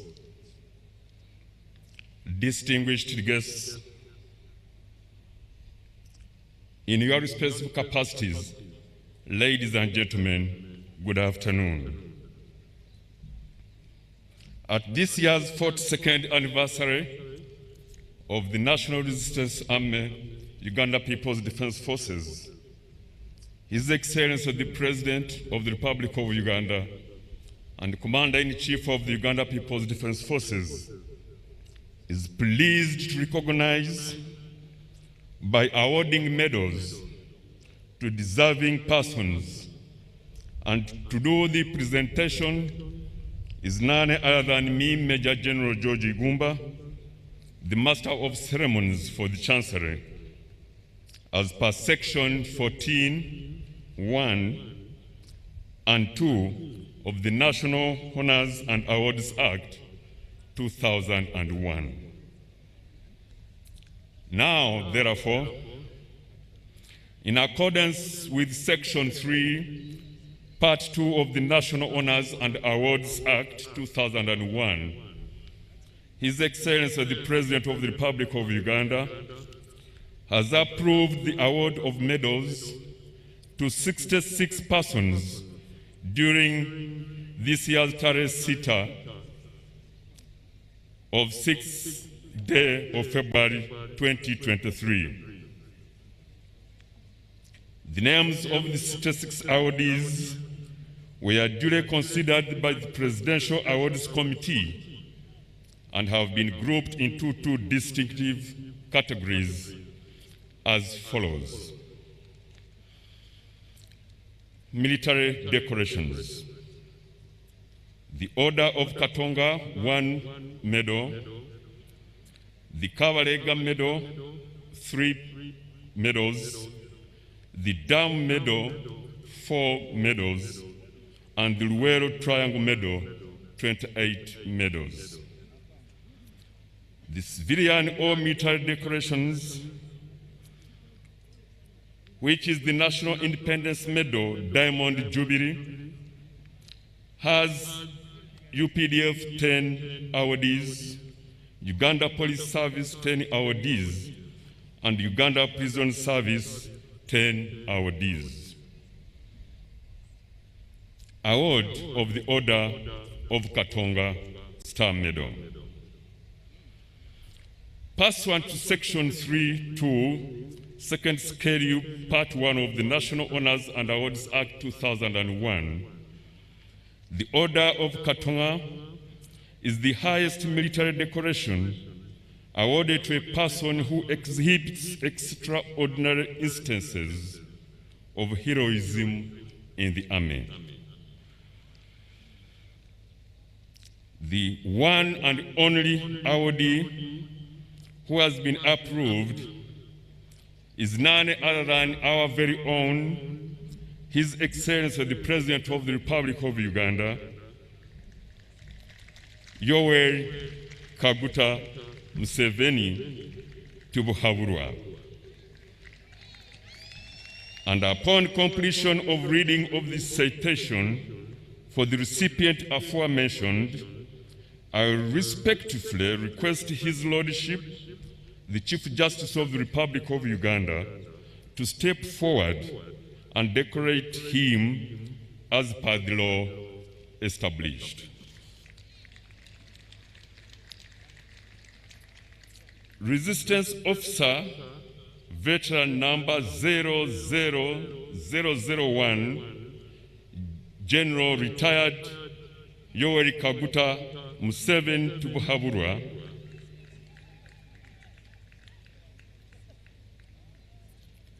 was born way back in 1894, and his track record is unmeasurable. As a nationalist, democrat, Pan-Africanist, and statesman, he consistently struggled against tyranny and misrule of the country, Uganda, since his school days in the 1960s. Throughout the 1970s, he formed and led the Front for National Salvation, FRONASA, in the anti-Amin struggle. FRONASA rose to about 10,000 combatants and played a decisive role in the crossing of the Kagera River, defeating the Uganda Army then in 1979 after several attempts of Mbarara attack in 1972. In 1979-80, he formed and led the Uganda Patriotic Movement, UPM, on a platform of clean leadership, peace and unity, among other values, winning many hearts of the youth of Uganda. The activists were later to be the firm foundation for the protracted people's struggle in the 1980s. He led the National Resistance Movement, National Resistance Army, in the War of Resistance and National Liberation from 1981 to 1986. That was won on the basis of self-reliance, sacrifice, a clear vision, mission, objectives, and impeccable leadership on all strategic, operational, and tactical levels. He formed and nurtured the National Resistance Army, National Resistance Movement, and led them to victory, having won and brought on board the masses of Ugandans in their socio-economic diversity. The National Resistance Army, which at one time rose to over 100,000 men, was the largest army Uganda had ever had. He spearheaded the conversion of many intellectuals of our country, countrymen and women and other members of society to join the struggle. He built the mass movement, National Resistance Movement, almost starting from scratch. The National Resistance Movement has since been a pride to all Ugandans and shall remain so for very many years to come.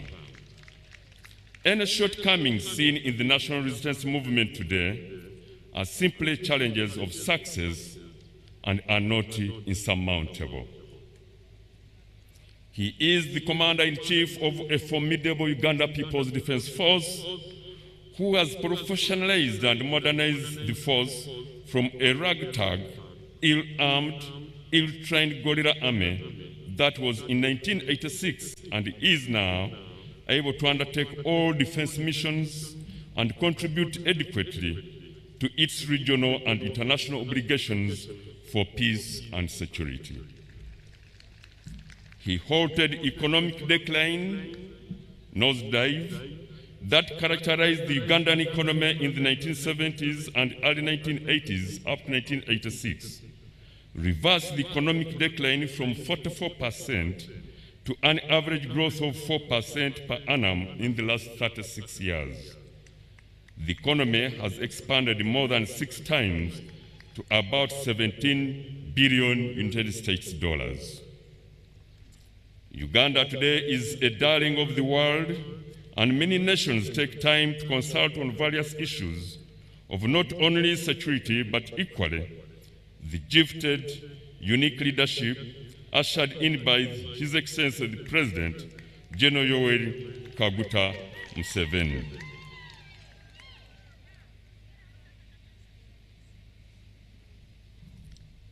As a mentor and educationist, he has ensured that Uganda's literacy levels improved from 65% by 1986, when the population was 14 million, to 87.4% in 2015 through vibrant policies such as UPE, USE, Universal Post-Primary Education, BITVET, Universal Loan Scheme, among others. He has kept the Uganda People's Defense Forces Army extremely cohesive, well-trained and disciplined, professional and modernized. He has been an ever-victorious commander, managing wars and preventing them from escalating by insisting on fighting just wars and never to engage in unjust ones. He has also influenced and spearheaded corporate responsibility in the army of giving back to the people. As a leader who uses revolutionary and open methods of work with the zeal to serve his nation and the African region at large, beyond the call of duty, exhibiting extraordinary instances of heroism, he deserves to be awarded the most highest military order of the Katonga Star. Your Excellency, it has been drawn to my attention that through slip of tongue, I mentioned that you were born in 1984. That's wrong. You were born in 1944. I thought I should make that correction. Your Lordship, the Chief Justice, you may now step ahead and decorate the President.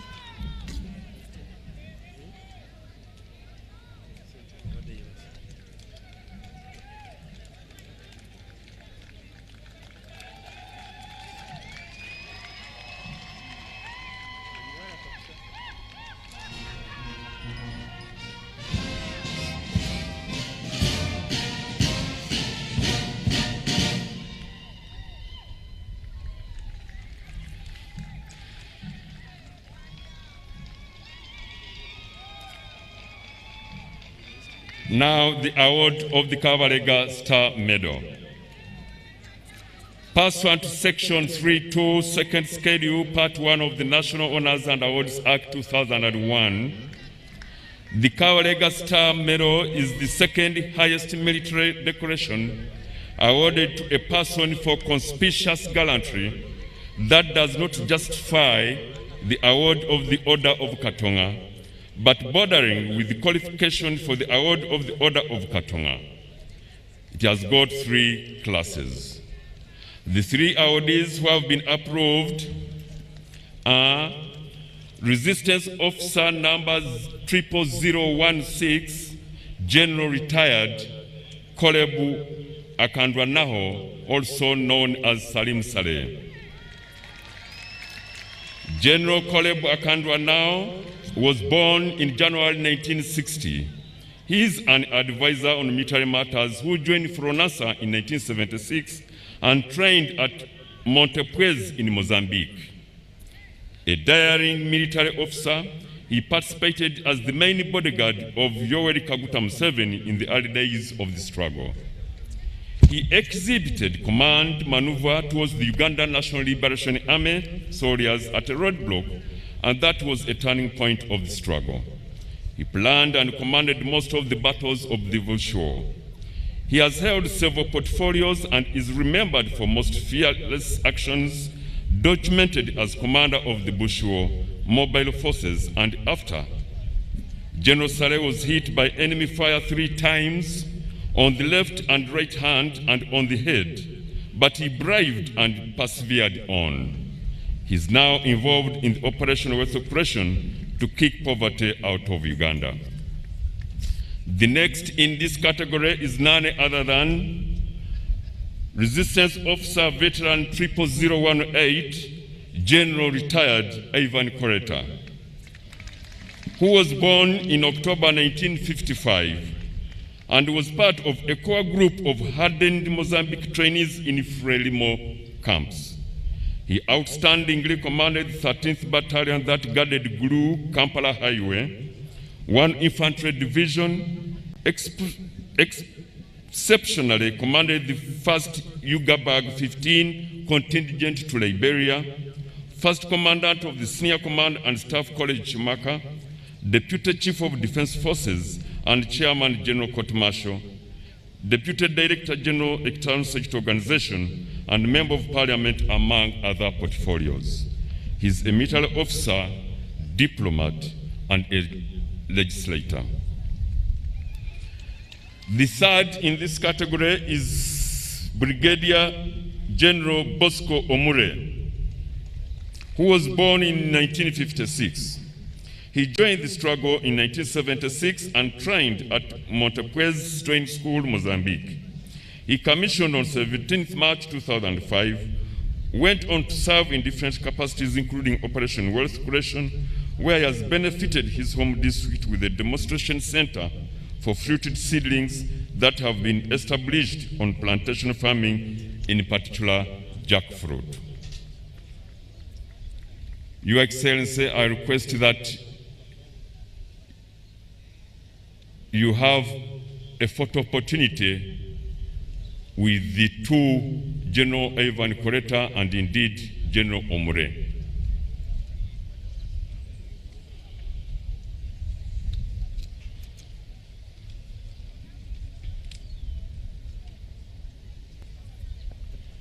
Meanwhile, I proceed with the award of the Dam Medal.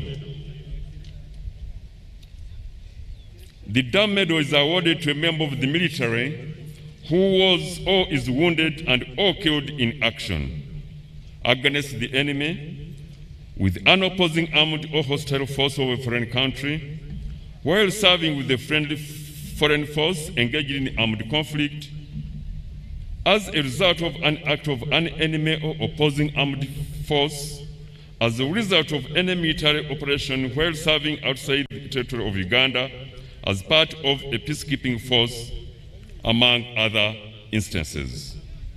The 4 awardees who have been approved are Major General Dr. Lake Chidega, Brigadier General Hassan Chimboa, Major Richard Auba, and Major Elia Tusubire. The next category is the award of the Royal Triangle Medal. The 28 awardees who have been approved are Resistance Officer 00015, Major General, may his soul rest in peace, Fred Rijema. Major General Fred Rijema Rubona was born in July 1956. He later joined Fronasa in 1976 to train at Montepuez Training School in Mozambique. He distinguished himself through exceptional service. For instance, at about 1900 hours on the 15th November of 1980, while conducting room service, instinctively swung into action, mobilized his escorts together with Second Lieutenant Akandwa Naho at Coral residence of Yoweri Kaguta Museveni, from where they headed to Kireka roadblock at around 2000 hours, on the mission of rescuing His Excellency Yoweri Kaguta Museveni at all costs. No reconnaissance had been done on the roadblock. The action saved the Yoweri Kaguta Museveni for the people's struggle. He later on commanded Mondlane Force, which operated in the Kalasa and Makurubita areas during the guerrilla war. He was later killed in action in October 1990. Second is Resistance Officer 00017, Brigadier General Chef Ali. Brigadier General was born in 1954. He joined Fronasa in 1976, commanded the 11th Battalion that besieged Mbarara Barracks, later the capital of Nakulabi and Makerere University Hill in the last onslaught of Kampala. He was first commander to force LRA leader Kony to flee to Sudan, captured a lot of weaponry, ammo, and opened new operational fronts. Others were Major Chef Makosa, Major Pipino Francis, Captain Jopis, Captain Kakoza David, Captain Enyongo, Captain Dongo, Captain Karim Krud, Captain Mwangisi, Captain Mule Muwanga, Captain Mokili, Lieutenant First Luck Charles Atim, Lieutenant Peter Mugasha, Lieutenant Onya Michael, Warrant Officer Class 1 Bongo Ote, Staff Sergeant Karamz William, Sergeant Aboku Wile, Comrade Emujuru Peter, Comrade Opoya John, Comrade Epiu Charles, Sergeant Maganga, Comrade Mawa, Comrade Bingwa, Comrade Stephen Bakari. These were cadres who triggered the revolutionary journey of transformation but died along the way for gallantry in action against outstanding service as fighters against dictatorship during the first and second phases of the struggle. Through initiative, devotion, skillful leadership, and other abilities, they managed to sustain long-lasting programs, resulting into a successful completion of trainings leading to professionalism.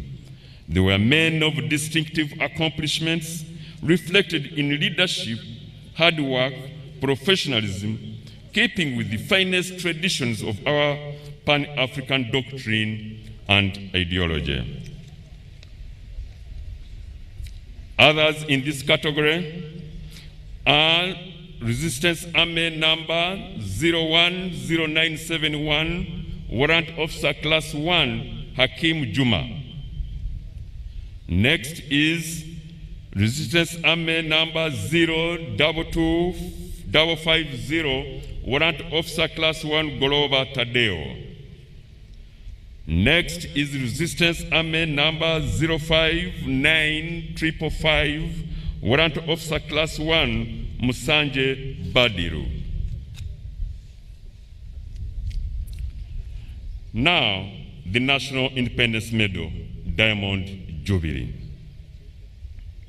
The 60th National Independence Medal, Diamond Jubilee, is awarded to a person in recognition of outstanding service and loyalty to the country from 9th October 1962 to 9th October 2022. The 30 awardees who have been approved are Resistance Officer number 08917, Brigadier General Stephen Chigundu. Resistance Officer number 07689, Brigadier General Deus Kalachi Sande. The next is Resistance Officer number 01808, Colonel Robert Lutainama. The fourth is Resistance Officer number 06880, Colonel John Musitwa. The next is Resistance Officer number 07678, Colonel Francis B. Katereho. Next is Resistance Officer number 07760, Colonel Alex Obo Afayoa. Next is Resistance Officer number 07812, Colonel Henry Neverton Serugo. Next is Resistance Officer number 07826, Colonel Chris Tivemanya Wobgabe. Next is Resistance Officer number 08494, Colonel Godfrey Semakula. The 10th is the Resistance Officer number 12855, Captain Glorious Bainomugisha Kwikiriza. Now the police officers. First on the list is Commissioner of Police Namuwoza Dennis, a male adult from Mayuge District.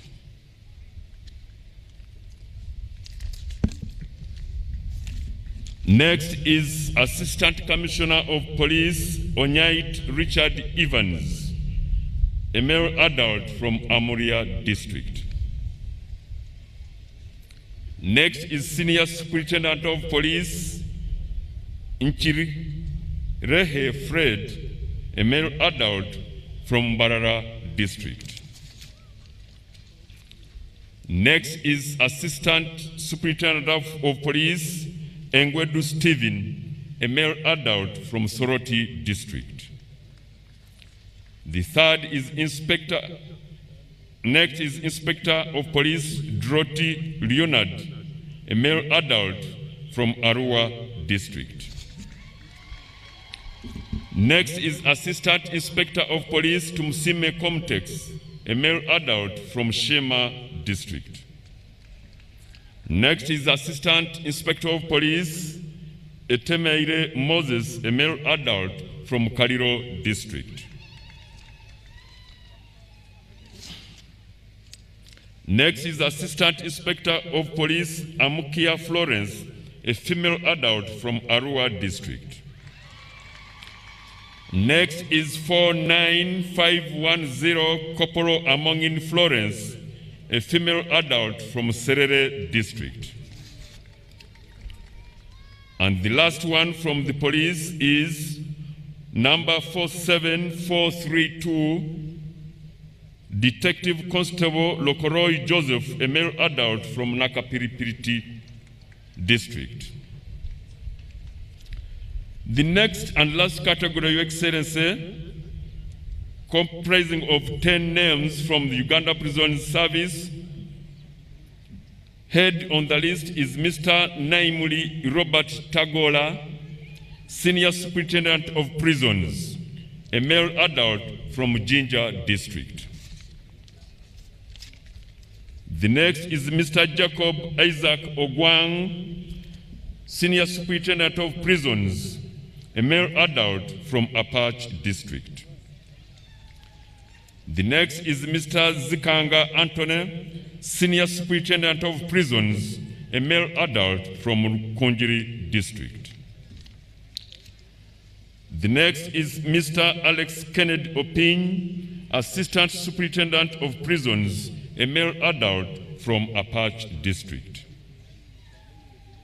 Next is Mr. Isaac Ekaleit Aruo, Assistant Superintendent of Prisons, a male adult from Soroti District. Next on the list is Mr. Rashid Alidro, Assistant Superintendent of Prisons, a male adult from Maracha District. Next is Mr. Wilberforce Okello, Assistant Superintendent of Prisons, a male adult from Tororo District. Next is Mr. Huntali Godfrey Kalisa, Assistant Superintendent of Prisons, a male adult from Masindi District. The second last on the list is Mr. James Onyera, Assistant Superintendent of Prisons, a male adult from Oyam District. And last but not least on the list, Your Excellency, is Mr. Etidot Peter, Assistant Superintendent of Prisons, a male adult from Soroti District.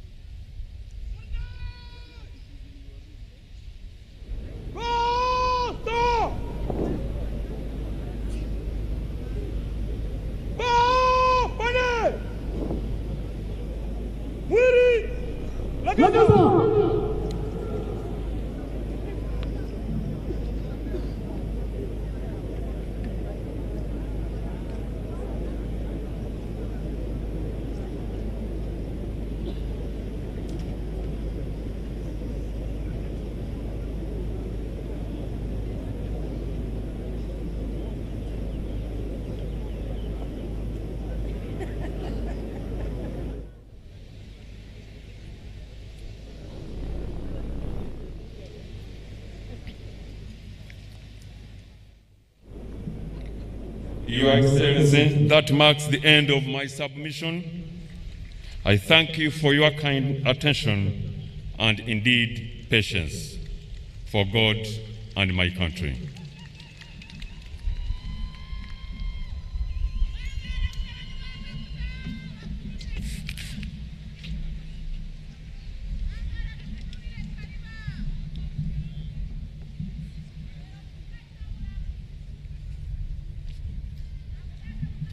Thank you very much, Your Excellency. And we thank His Lordship, the Chief Justice, for the function he performed. It's now my humble honor to request you for your permission to invite the Chief Political Commissar and the Chief of Civil Military Corporation to come and present to you the works we have been doing in Greater Mbarara. Major General Henry Masikosa and Brigadier General Rwashande, please step forward.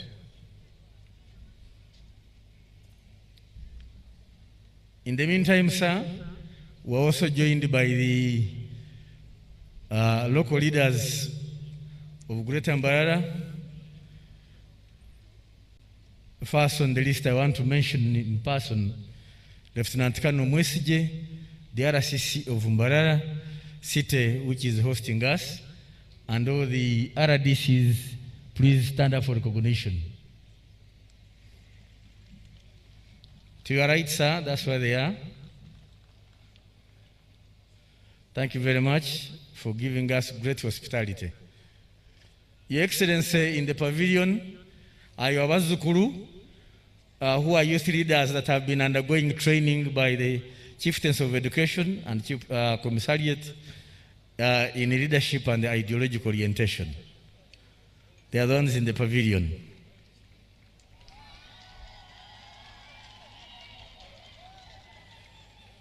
We thank the Commissariat for that group.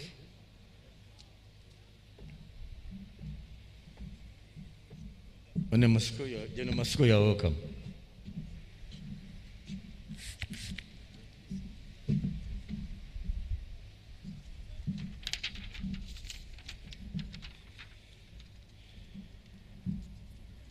Your Excellency General Yoweri Kaguta Museveni, the President of the Republic of Uganda and Commander-in-Chief of Uganda People's Defense Forces, Honorable First Lady, Mama Janet Museveni, Your Excellency Major Retired Jessica Rupo, the Vice President of Uganda, Your Lordship, the Chief Justice,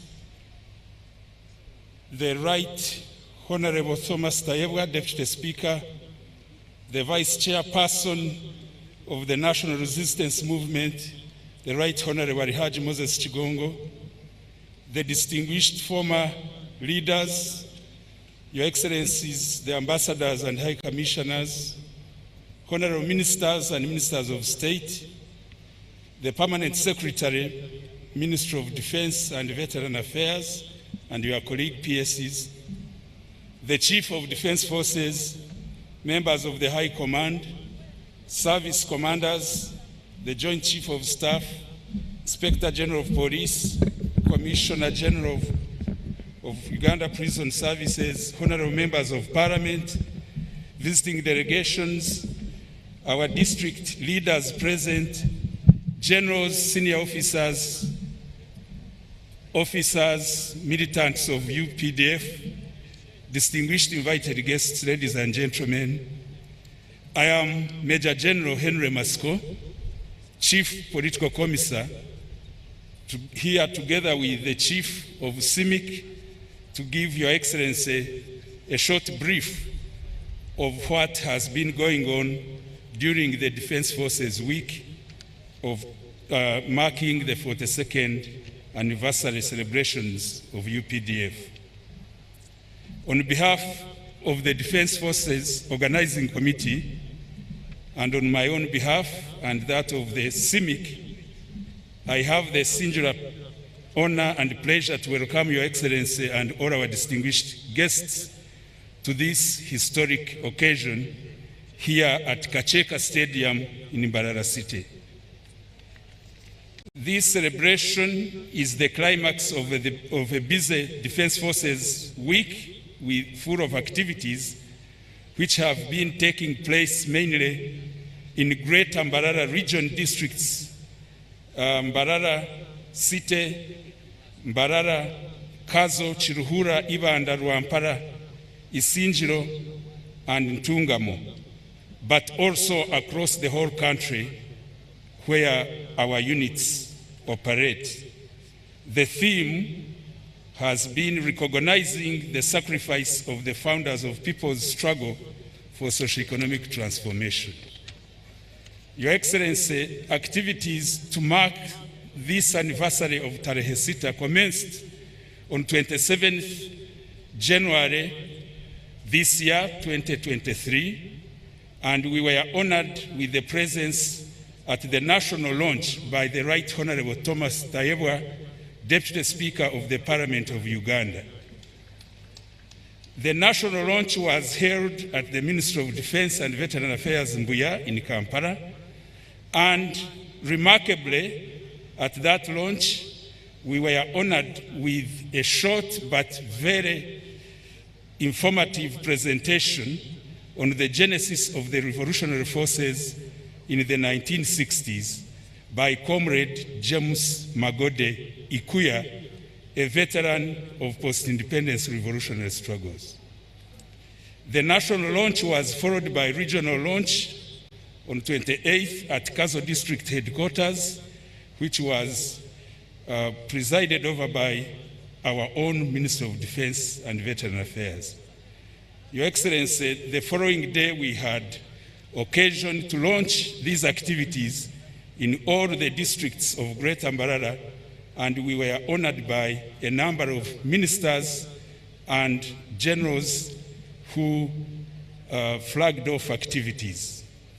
Your Excellency, the main activities of this year covered light construction works of selected projects in the health and educational sector, which were constructed by our engineers brigade, but also, given the theme of this year, the UPDF has embarked on erecting monuments to preserve our history.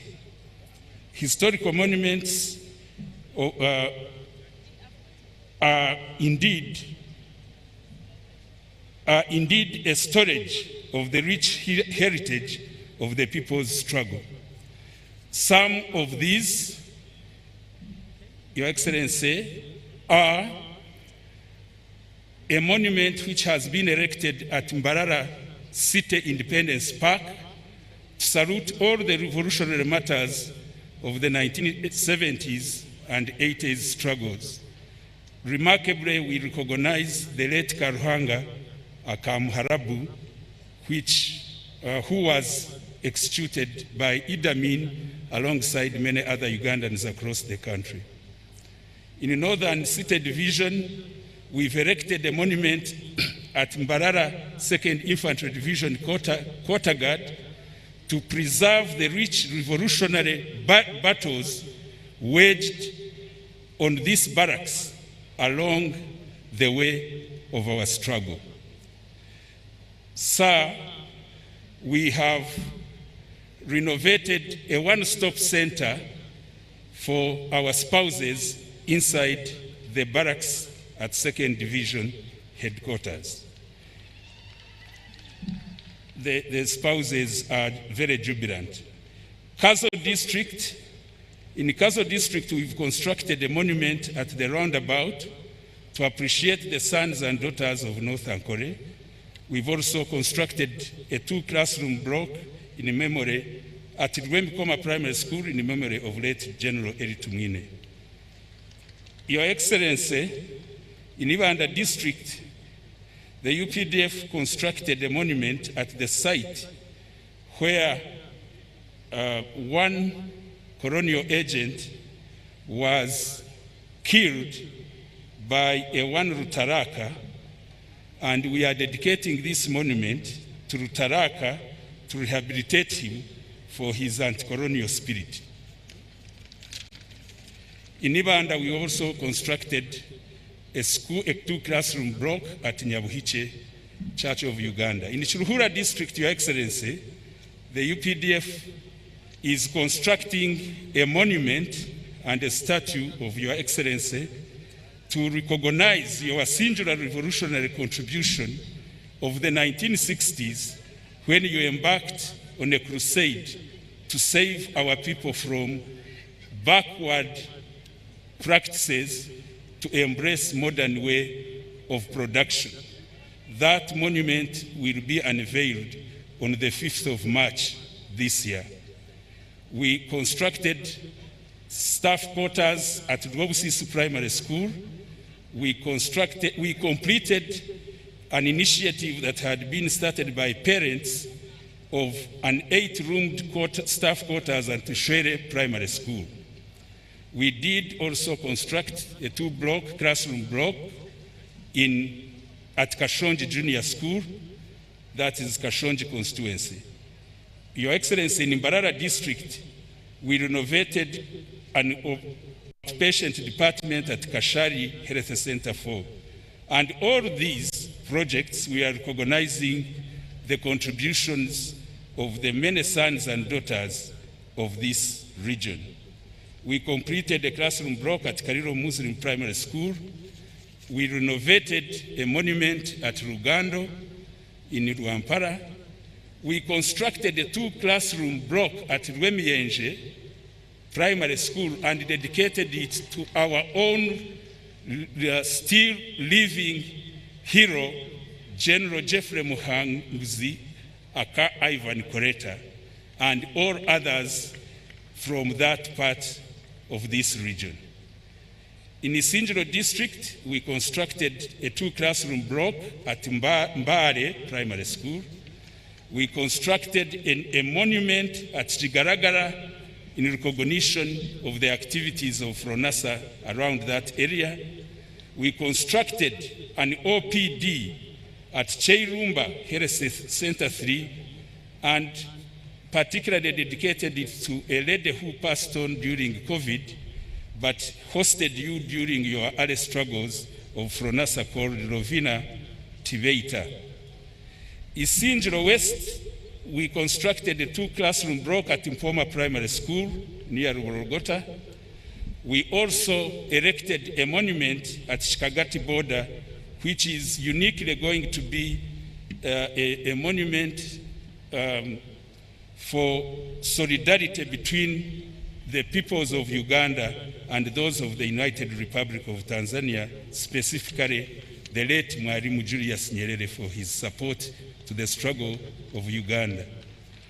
Your Excellency, all these engineers' projects except the one at Rushere Roundabout have been completed, and yesterday were handed over in very colorful ceremonies presided over by a number of honorable ministers and generals, and the people were very jubilant and appreciated the gesture of the UPDF in relinking with them.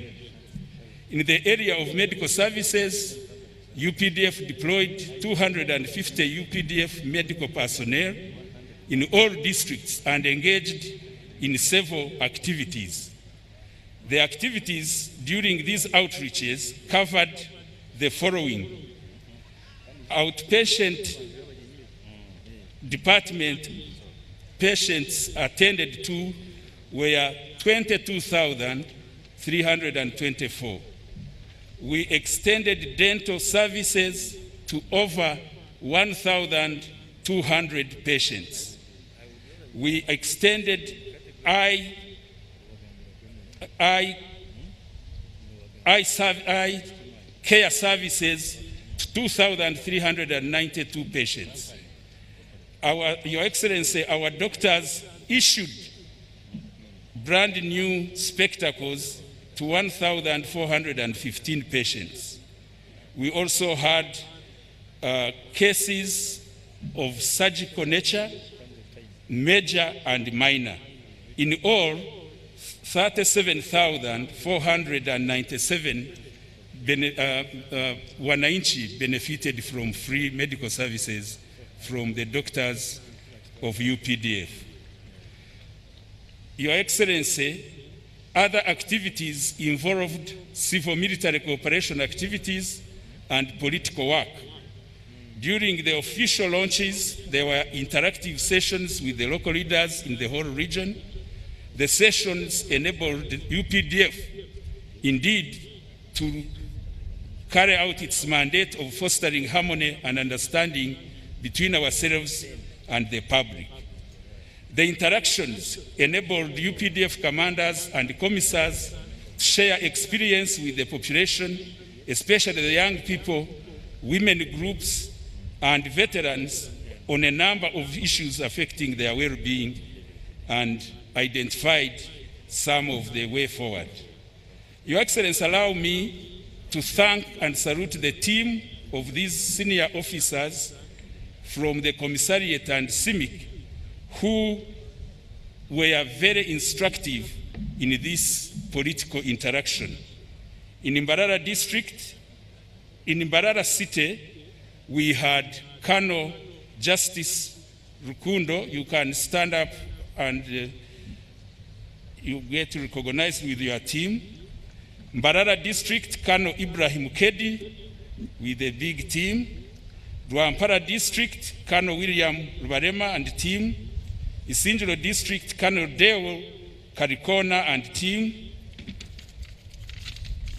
Ibanda district, Colonel Gilbert Owamagezi and team. Chiruhura district, Lieutenant Colonel Sam Ntungura and team. Kazo district, Lieutenant Colonel Arthur Mutebi and team. Ntungamo district, Major Stephen Vyaruhanga and team. Your Excellency, as the MC has already indicated, there was an ideological orientation seminar for youth and student leaders from the 8 districts that make Greater Mbarara district. The seminar commenced on 27th and ended last evening, and this was hosted at Mbarara High School. Your Excellency, these young people have been largely empowered. They are over there in that platform. As our routine, Your Excellency, the Defense Forces Week was spiced by very colorful and all-inclusive sports activities that included a mini marathon around the city, football and netball matches that were held at Mbarara High School playground. The matches were a win-win affair because all teams won trophies and earned themselves bulls. But suffice to say, as a CIMIC gesture, the Mbarara United football team was the first and the UPDF was the best run-up. Scholastic materials are to be distributed in all schools as schools now have opened. The UPDF has used this opportunity of the Defense Forces Week to renew our commitment to defend and protect the people and the country through interacting with the public, veterans, who added their grain of sand to the political freedom enjoyed today across the country. Your Excellency, on behalf of the Defense Forces Organizing Committee, allow me to extend our most sincere appreciation to those institutions and individuals for their role in this year's Defense Forces activities for the success so far. I want to salute the members of Parliament of Uganda, especially those from Greater Mbarara, those of Defense and Internal Affairs Committee, and our own representatives of UPDF.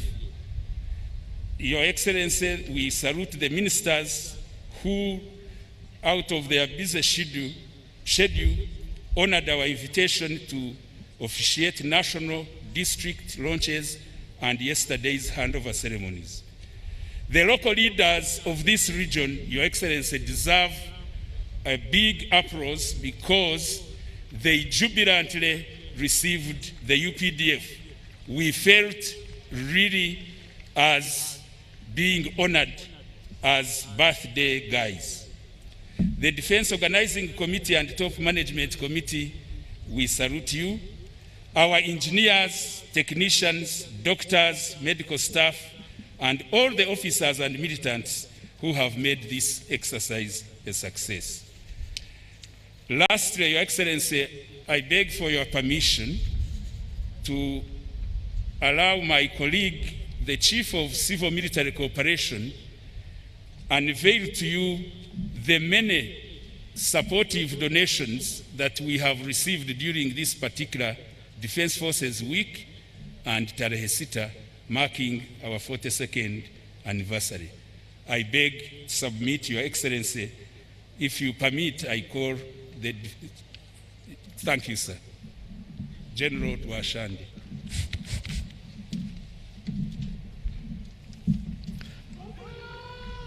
Your Excellency, sir, I'm Brigadier General Emmanuel Rwashande, the Chief of Civil Military Cooperation. According to NRA, now UPDF historical background, it is that it was not founded on the superiority of military power, but on the strong civil-military relations, with clear-headed ideology under your guidance, Your Excellency, which UPDF has since emulated up to today. It is therefore from this background, Your Excellency, that our strategic partners immensely contributed to the success of this 42nd TAREHE SITA anniversary. Your Excellency, sir, allow me to take this singular honor to present to you the names of individuals and corporate companies which tremendously contributed to the Ministry of Defense / UPDF for the success of this 42nd TAREHE SITA and Defense Forces Week to full recognition. The corporate companies, I will only read the names, and the list will be handed over to the Office of a Chief of Defense Forces. Impala Services and Logistics Limited, Centenary Bank, Choga Dynamics, National Water and Sewerage Corporation, National Enterprises Corporation, NEC, National Forest Authority, Climate Hub, Ministry of Health, Stanbic Bank, Million Trees International Organization, National Housing and Construction Company, Uganda Limited, Honorable Kari Mwesugwa, Amidst Property Consultants, Lakeside Diaries, Minister of State for Internal Affairs, Honorable General David Mohozi, Chiruhura District, Your Excellency, hosted a CDF on a dinner, and they gave him 2 cows as a token of appreciation for the work the UPDF is doing in this country. Also, Great Mbarara hosted a CDF on a dinner, and I want to inform you, Your Excellency, that 100 farmers and the people of Mbarara have given 100 heads of cattle to UPDF in the respect of what they are doing for the country, and especially for the civil military activities that has been carried out this week. I thank you for God and my country.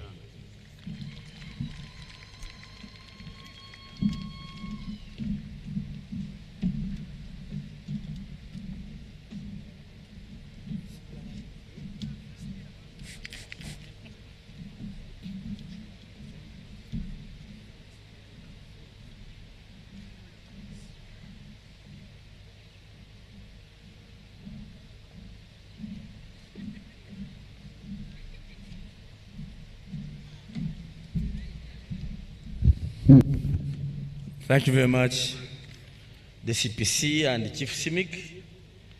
Your Excellency, sir, also in our midst are the defense attaches and advisors at the embassies and high commissions in this country.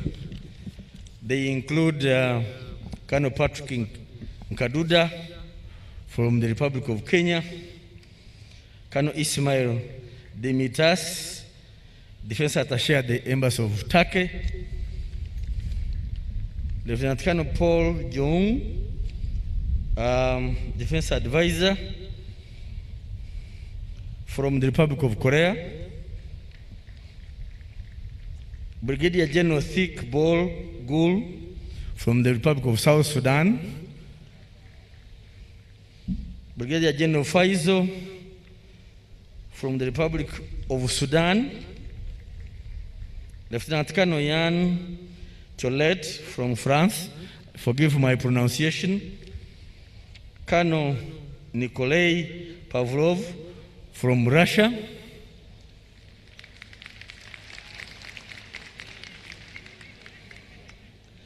Major Evpen Shemelev from Russian Defense Advisor's Office,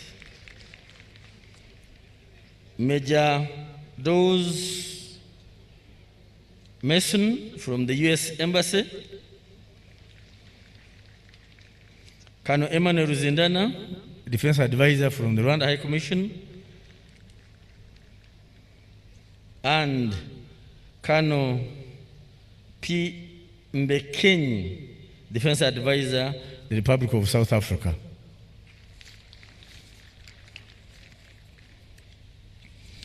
Having recognized our guests, sir,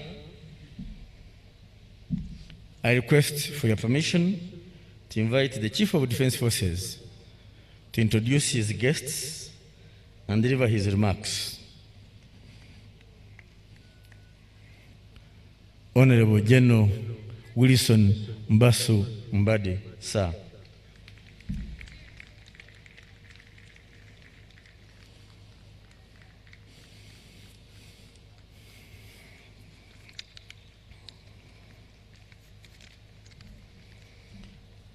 Your Excellency, as is coming, we did recognize the Foronasa veterans who are in our midst. I wish to mention them and stand up for recognition. Foronasa veterans, please. Mwemere, Mkuluhanga Barebe. They are in this tent, sir. Mwebare Munonga.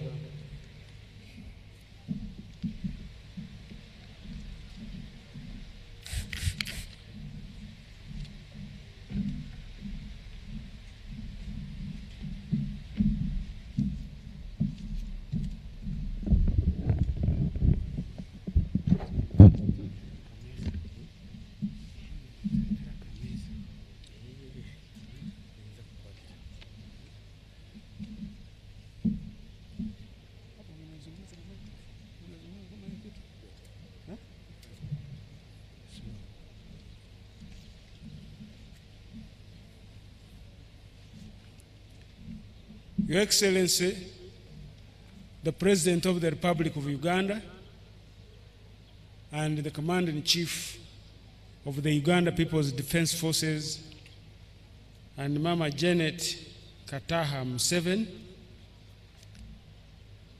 the Vice President of the Republic of Uganda,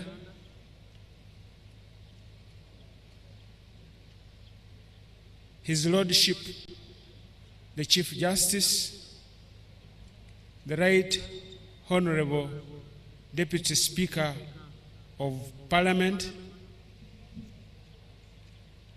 distinguished ladies and gentlemen, Your Excellency, allow me to ride on the protocol already being used by the former speakers and say all protocol observed. Your Excellency, on behalf of UPDF and on my own behalf, I want to welcome you and all the distinguished guests present here today to witness the 42nd birthday of the People's Army, Uganda People's Defense Forces. I therefore want to congratulate you, Your Excellency, the officers and militants of the mighty force of the UPDF on attaining 42 years with an incredible track record of committed service and discipline, which has enabled us maintain a sustainable strategic relationship with the wananchi of Uganda, not only in our mother country, but also in the region.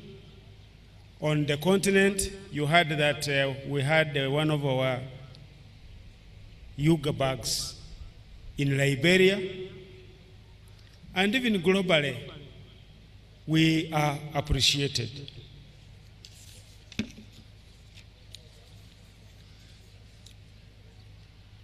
Your Excellency, before I proceed, I have been asked to introduce the delegations that have joined us from our neighboring countries and other countries from near and far. First on the list, I have General Mwapanya. He's the Chief of Defense Forces of the South African National Defense Forces. He has a big delegation of about 15 people, and among them is the Chief Defense Intelligence, who is a Lieutenant General and a lady, Makakato. Yeah, those names. General Hiongwa, Major General Mushigo, Brigadier Ben Sizan, Brigadier Daua, Brigadier General Mulauli, Colonel Mugonyak, Colonel Zolani Mbaken, Lieutenant Colonel Anna, Major Motor Ernest, Major PZ Hammonds, Major KM Foba, and Moropo, the Defense Internal Affairs.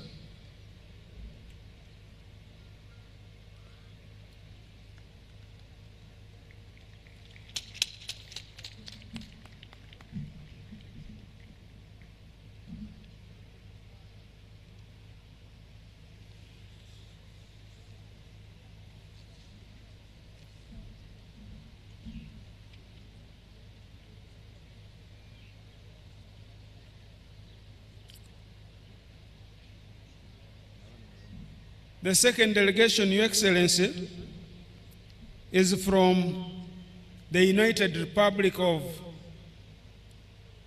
Tanzania,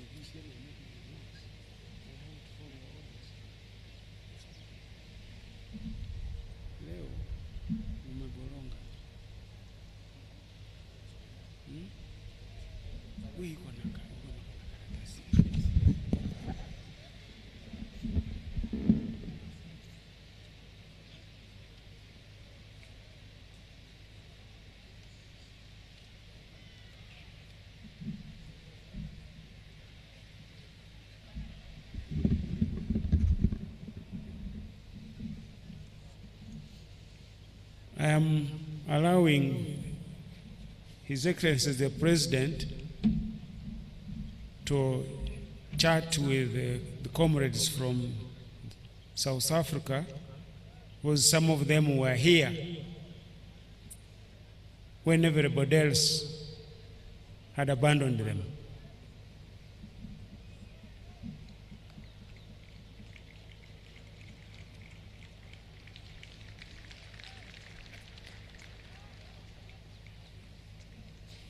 Your Excellency, the second delegation is from the United Republic of Tanzania, led by their Chief of Defense Forces, General Jacob Mkunda. And he was accompanied by Brigadier General Kahema, Colonel Desiderius Wilbard Mwale, Captain Ambonisha Matthew, his ADC, and the Warrant Officer Philip Fabian Lingwanda.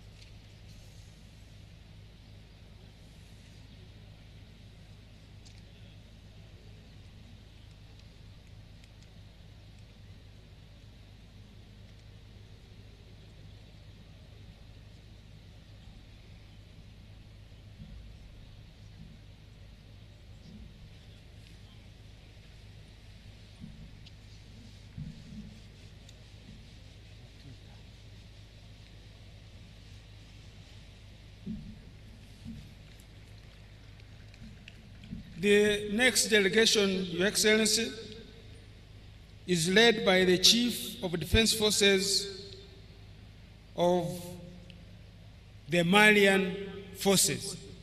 He's from Mali, Major General Umar Diarra, Chief of the General Staff of the Armed Forces of Mali. He's accompanied by 4 colonels, 5 colonels, and 3 lieutenant colonels.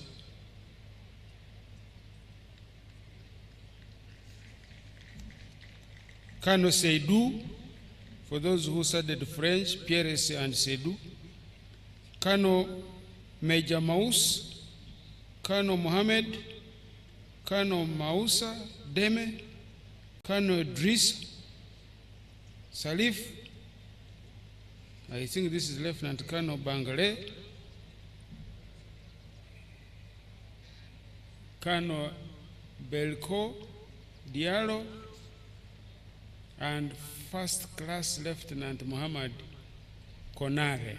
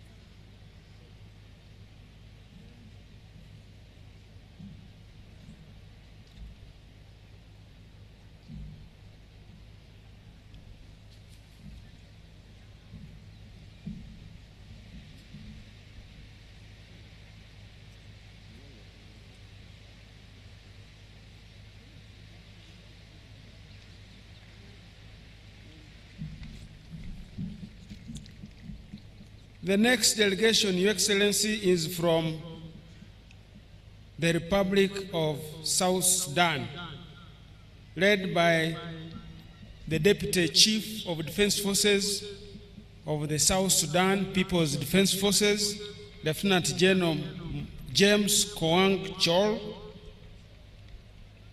and accompanied by Brigadier General Fik Bol Gir and Ambassador Simon Joak Deng.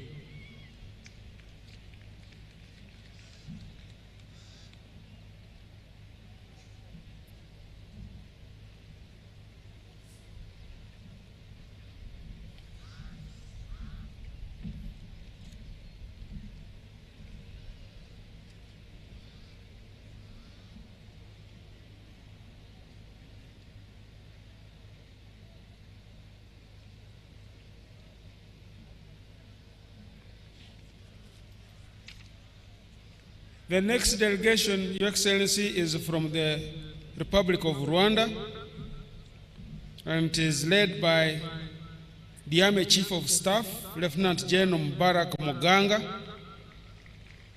accompanied by Brigadier General Ronald Ruivanga, Colonel Regis, and Corporal Ngundimana Isaiah.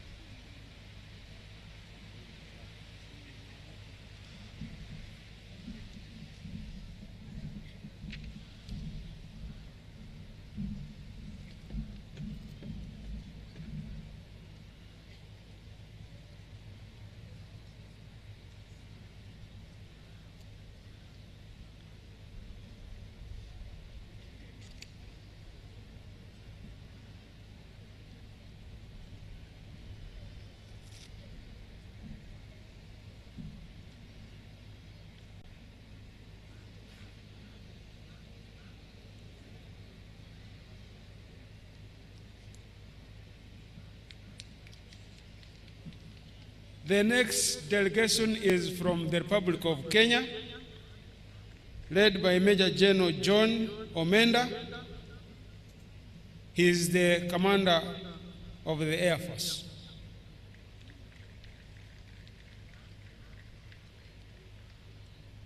He was accompanied by Captain Daniel Mumba, his aide-de-camp.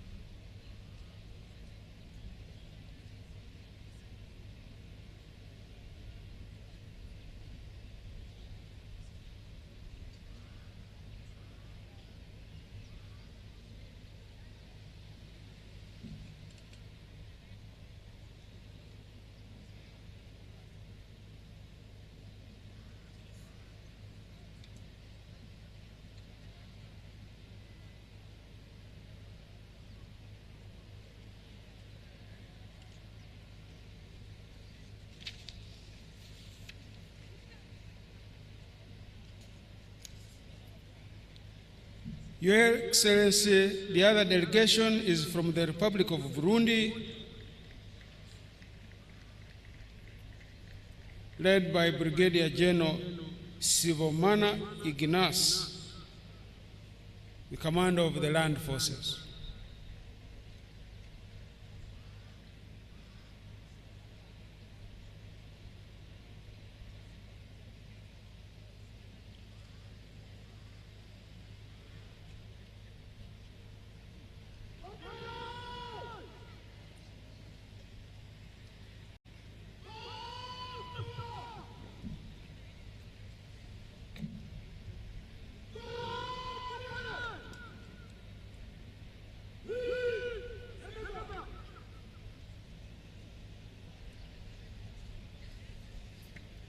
The next one is from the federal government of Somalia.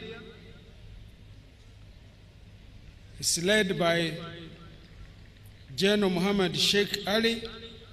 He is the commander of the Air Forces, and he was accompanied by Lieutenant Colonel Imani and Lieutenant Hamza.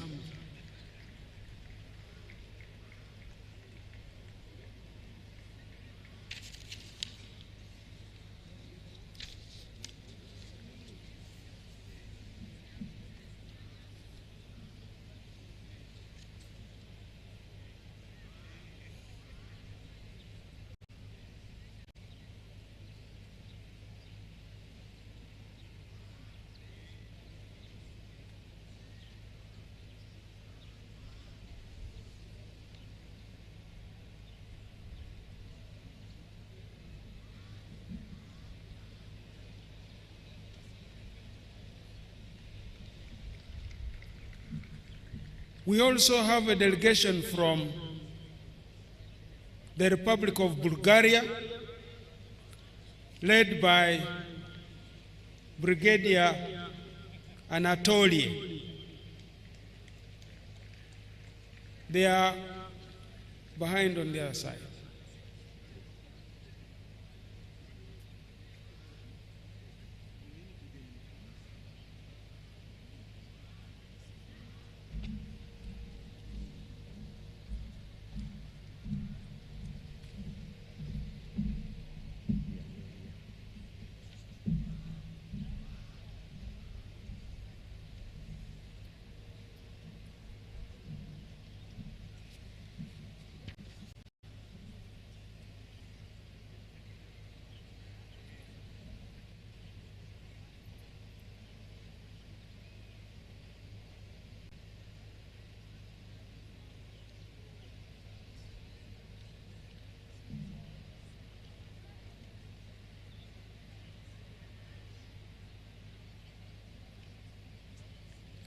Sir, I request that you take your seat because the others are messages from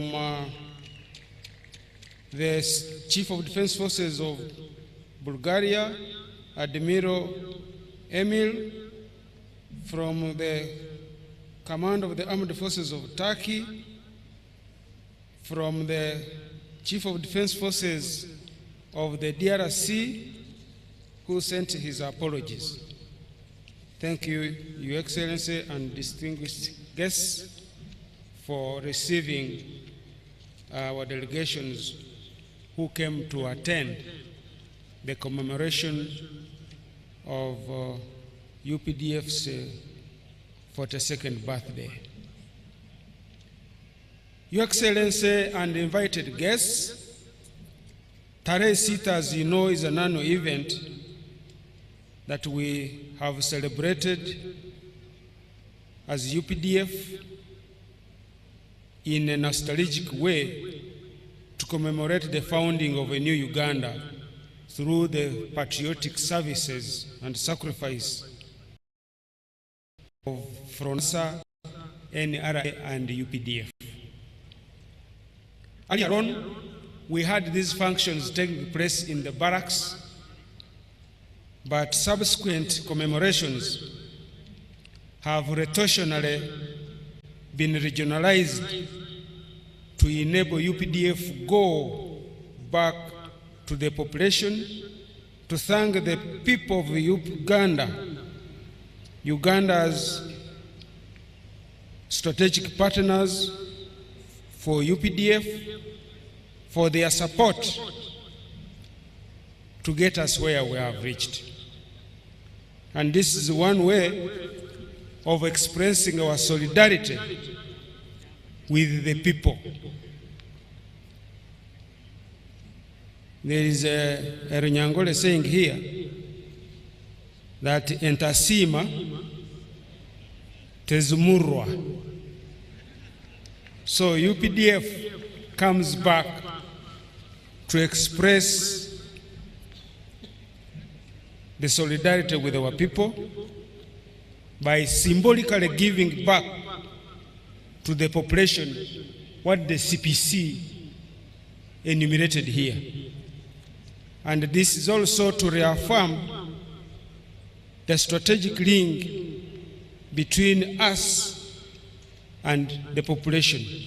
We reaffirm that this still exists. On days like this, Your Excellency, it is also time to honor and recognize the service, the commitment, the sacrifice, and patriotism of the gallant sons and daughters of UPDF, live or foreign, in order to give them more courage to secure their country, because security is the bedrock of all development aspects.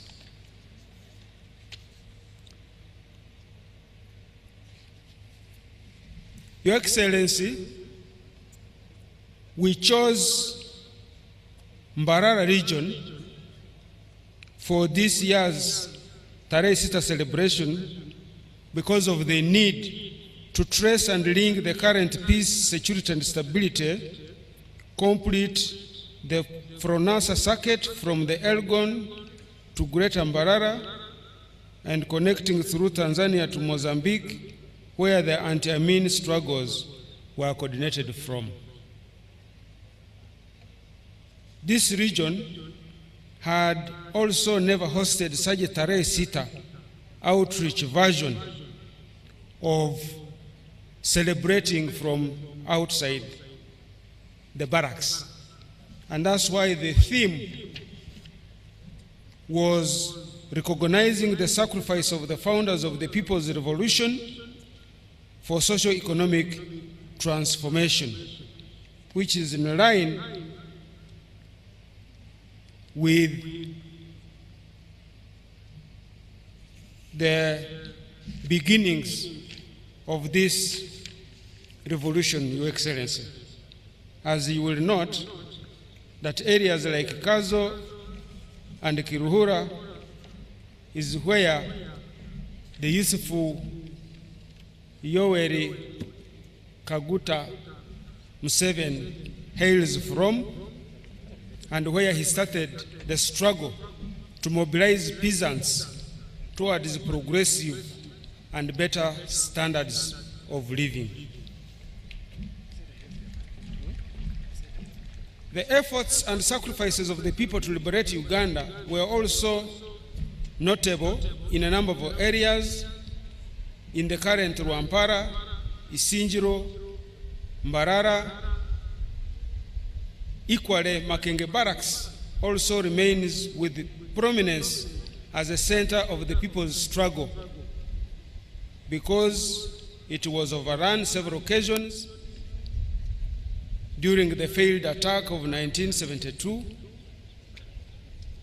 in the 1978-79 war by the Fronasa and the TPDF, and in 1985, encirclement by the NRA and its eventual capture.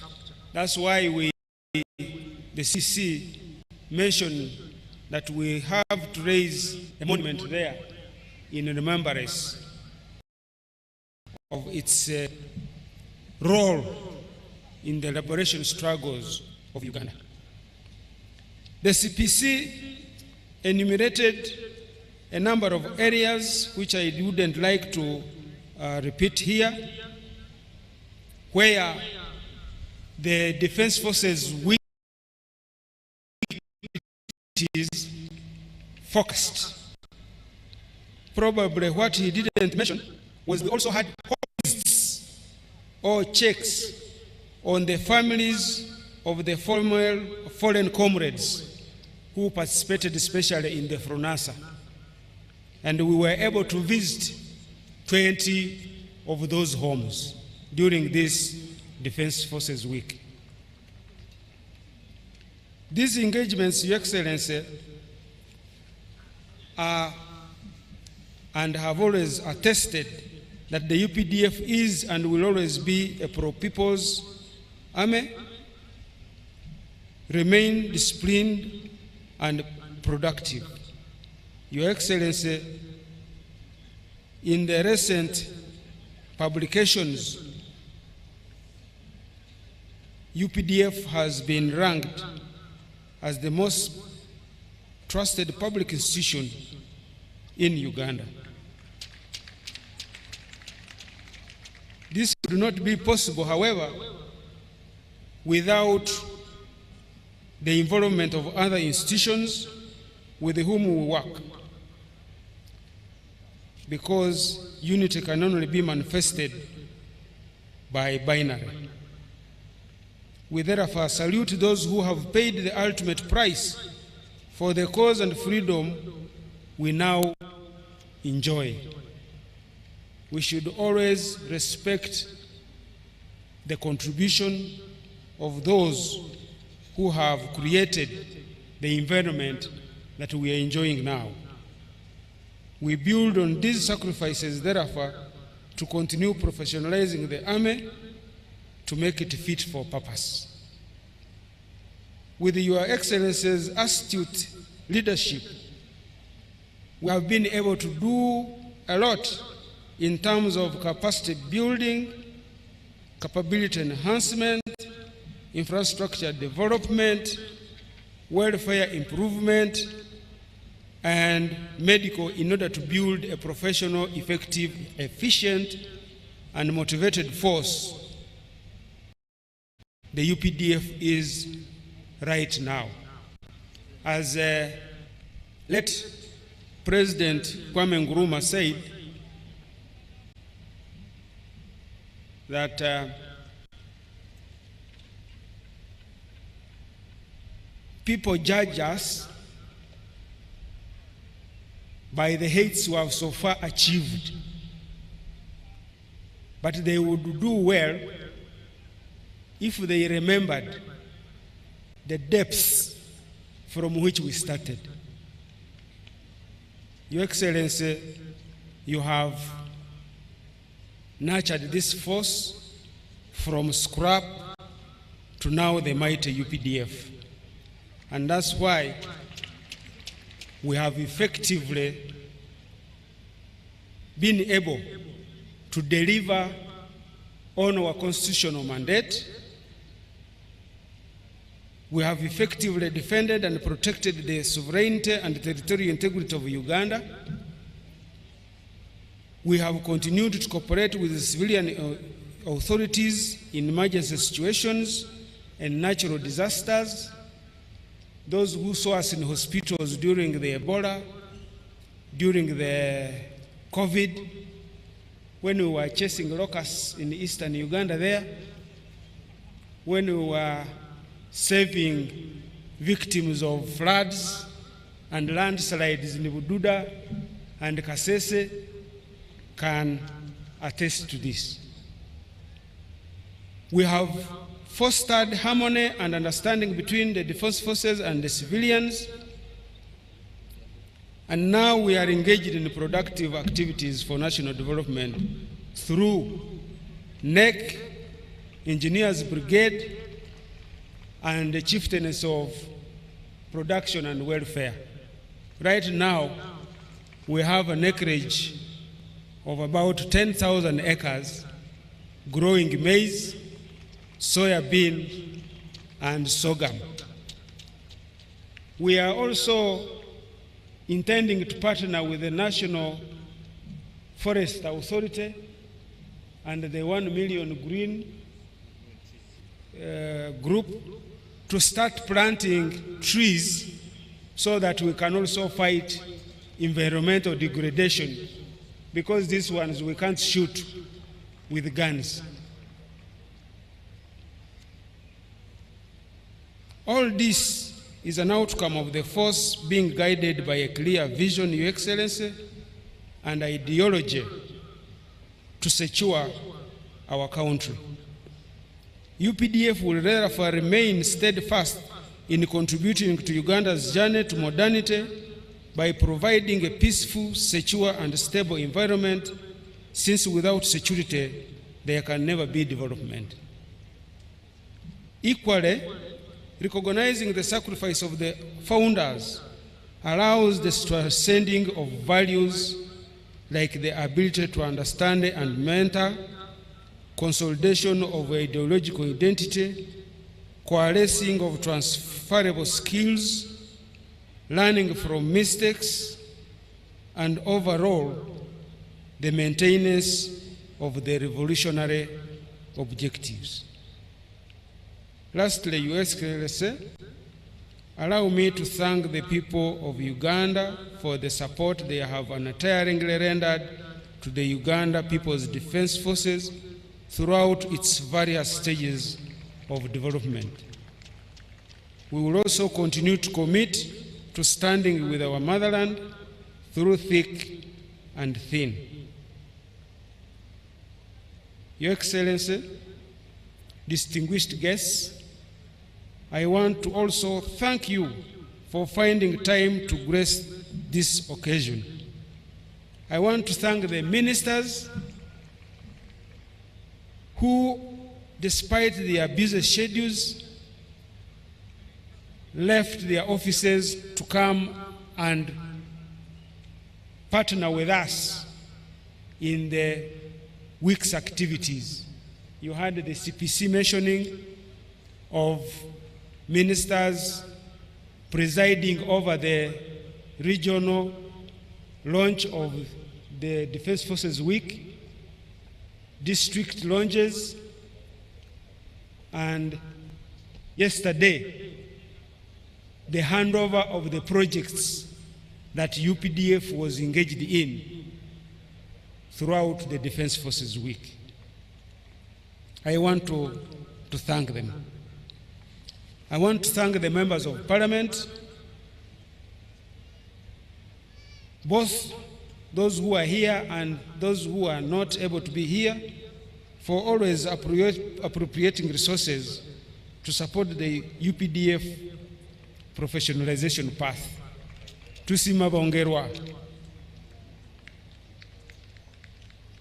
I want to thank the delegations from the countries I just mentioned here for honoring our invitation. I also want to thank the organizers of the Defense Organizing Committee, the Minister of State for Internal Affairs, the Minister of Defense and Veteran Affairs, and the Defense Ministers of State for such a wonderful function. I also want to thank the people of Greater Mbarara and our disciplined troops who remained resilient throughout the Defense Forces Week activities. Your Excellency, allow me also to thank the sister security agencies who participated in the Defense Forces Week. I want to thank the corporate agencies. You've heard what they were able to contribute voluntarily without us soliciting. They decided to partner with us. In the past, we would not even wait for them to volunteer. We would just go to their shops or work, whatever, and grab whatever we wanted to make this one successful. But because UPDF is a pro-people's army, we wait for them to volunteer. I would therefore like to particularly thank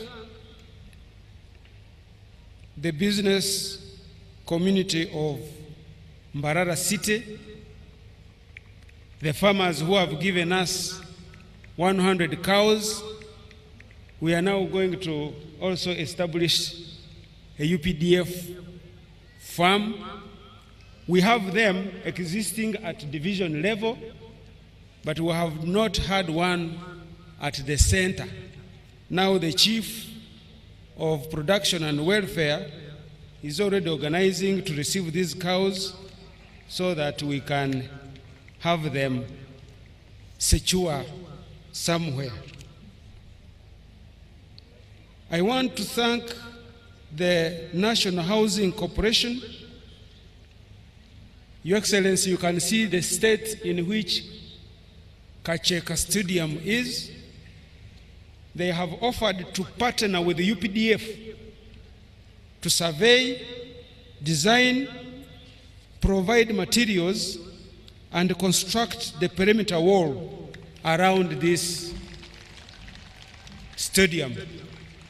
I want you to hear it from the horse's mouth so that if things go wrong, he will take the responsibility. The chairman of the board is here to commit himself.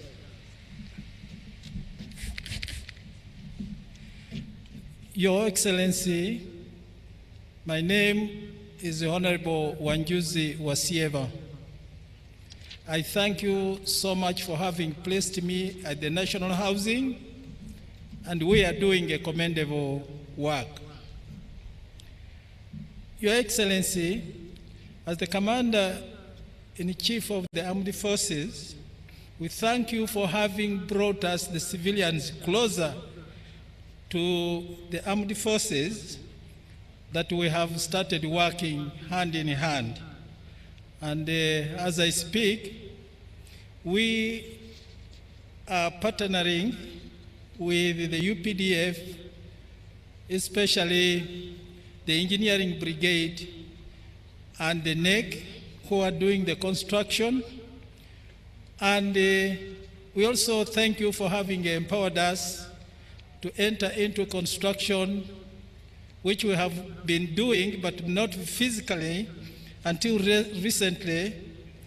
You gave us more work by constructing the headquarters of the Electoral Commission at Lubowa. We thank you so much, Your Excellency. We offer to build a approximately minus plus 1 kilometer perimeter wall for Kacheka Stadium in commemoration of the 42nd TAREHE SITA celebrations. Your Excellency, we want to add value, because I remember those old days, I'm sure, when you used to play in this stadium, it used to be a little bigger than what it is now. But with the time, sometimes some neighbors could keep encroaching on it. And I feel that once we put a perimeter wall, it will be a permanent solution to this problem.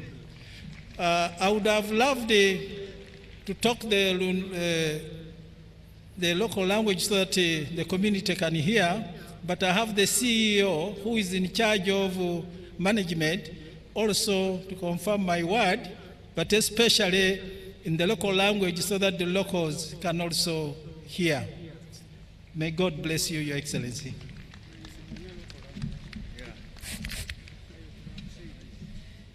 Your Excellency, Nabanyeta Engineer Keijuka Kenneth, Nizerwashe Maha, kandi ninkurra ekitongore, Chairman wa board, Honorable Wanjusi Wasieba Chiabagambere cha National Housing. National Housing, omukureba ekishaye ekyokukiri kandi n'emirimo egikuhereza ihanga kandi n'emikorere kukorerwa aha abantu bandi batureba za TV bareba amabati kandi yagira ngo na boundaries z'ekishayezi eki zigumire nzifunda abo kuba amaju gagumire ngakirira. So board ya national housing eshazireho partneringa ninga kwataganisa na UPDF kugira ngo omusente zayo eza national housing materials zayo no mikono yayo eyombeke ekikomera ekikwetorora ekishayi ekyo mu nshondi nazo nezimukureba ekiri kuyingana estimated kilomita emwe n'entambo 10 watera entambo z'abasirikari. Your Excellency niyo commitment y'ekitongore kya national housing ekyahereza kandi ntutekateka ngu omubare heitwahire the Chief of Defense Forces offer kwera be accepted by you, Your Excellency, omurumogo ntutekateka ngu omwaka okwija beginning July by December 2024, Your Excellency, ekikomere kishemekwa kihwire. I want to thank you. Abamba nyenda kubebaza twine estate ya Louisview apartment and project ya Kavirar Boma Hill eri over 200 amajuga kukamagana 2 numujirebera aha agent project ya kabiri, and we are going to go countrywide, Your Excellency, with your support. I want to thank you. Kandi twina aba staff bitu na babajwekera ekitongore, Your Excellency. Lastly, Your Excellency, I would like to thank the media for the wide coverage of TAREHE SITA activities during the Defense Forces Week. Finally, Your Excellency, once again, I want to thank you and the distinguished guests for finding time to come and celebrate with us our 42nd birthday. Your Excellency, I also want to thank you for continuously guiding us in order to build this formidable force.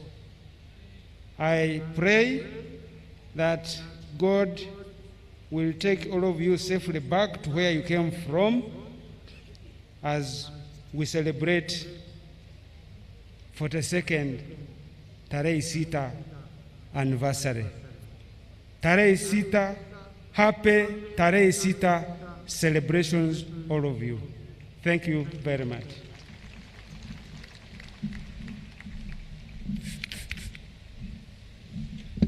Thank you very much, Honorable General Mbadi, the Chief of Defense Forces. Your Excellency, in our midst are the royal veterans as well, led by Haji Idrissa Sedunga. He didn't send a delegation, he came himself as the head. I'm under instruction, Your Excellency, that we do recognize these individuals that gave cows to the UPDF, and they are Justice Karokora family, Mr. and Mrs. Honorable Simwe Nikwasizehi, Robert Lutehe and the family, Engaruka Ninche, Ambassador and Mrs. Kanofred Mwesije, Honorable and Mrs. Kangwaje, the Lutahigwa family,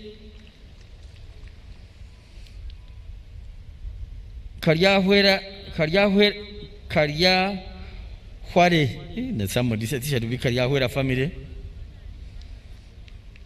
Rukari family, Katanya family, Apollo Baria family, Dr. Karima's family, Shirinji family, Francis Chepanka family, Mr. and Mrs. Enoch Lutsivika, Mr. and Mrs. James Tumusime,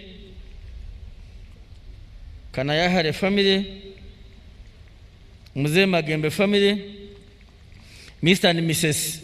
Jim Mujuni, Siba family, Hangameisho family, Lord Mayor, not Major, Kachebezi and the family, Mogoha family, Mokago Rutetebia family, Mr. and Mrs. Kachuma, Captain David Basheja, David Buryo and the family, Fred Tumwine, Right Honorable Deputy Speaker Tayebwa gave us 2 cows plus 30 million shillings.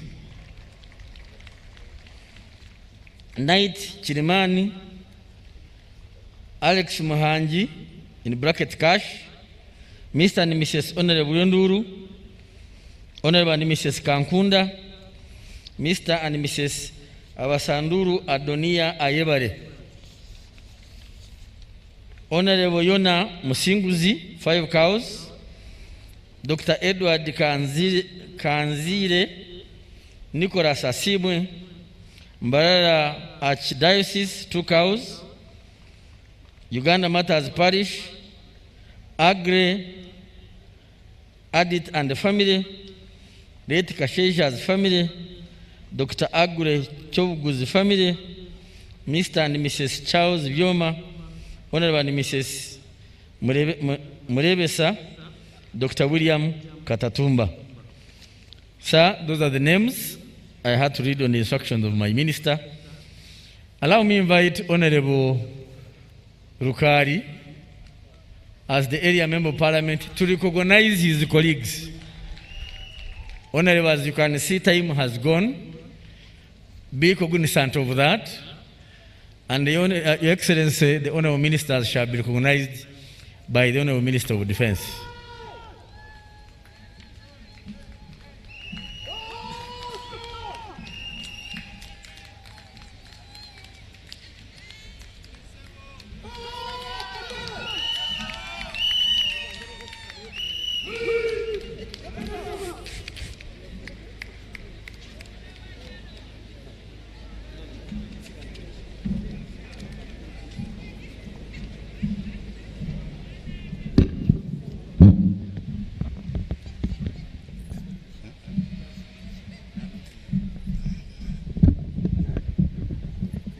Thank you, our Master of Ceremonies, General Koraije. I'm here standing with my sister, the Honorable Rita Bwahika. Allow me adopt the protocol as mentioned by our Master of Ceremonies, but I must address His Excellency, the President of Uganda, and Mama, you are most welcome in Greater Mbarara. I've been invited and guided by General that I only do one duty of inviting our friends who will come and stand in front one by one and go back. But before I say that, the CDF General guided us that we must thank for people for the good works. I can only say today in the morning we had prayers here at King of Kings led by Bishop Cyrus, and were taught Psalms 34, 1-4 to thank people who do good to you. Second, I thank my colleague and I and others, UPDF, for choosing Greater Mbarara to host this 42nd birthday of UPDF. Third, the theme, sacrifice and socio-economic transformation. The sacrifice, the CDF talked about it and others. The socio-economic transformation started here in Stoke Farm, and the President talked about it in his book called From Obwiriza to Amatafari. For those who can get it, you will read it. But last and not least, before I invite my colleagues, thank you, UPDF. Thank you, Mr. President, for giving us a modern stadium, and our youth, the 80% population of our region, will do the exercises even much better. And I'm happy the Minister of Education is here. And when I was engaging Honorable Wanjusi wa Siaba, he even mentioned that with authority from Minister of Education, they could even do better. Honorable Mama. With those few words,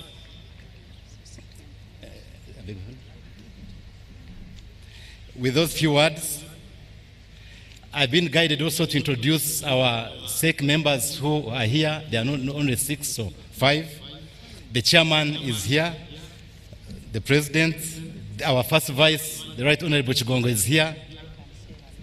The Right Honorable Secretary General Todong is here. Honorable Huda Arero is here.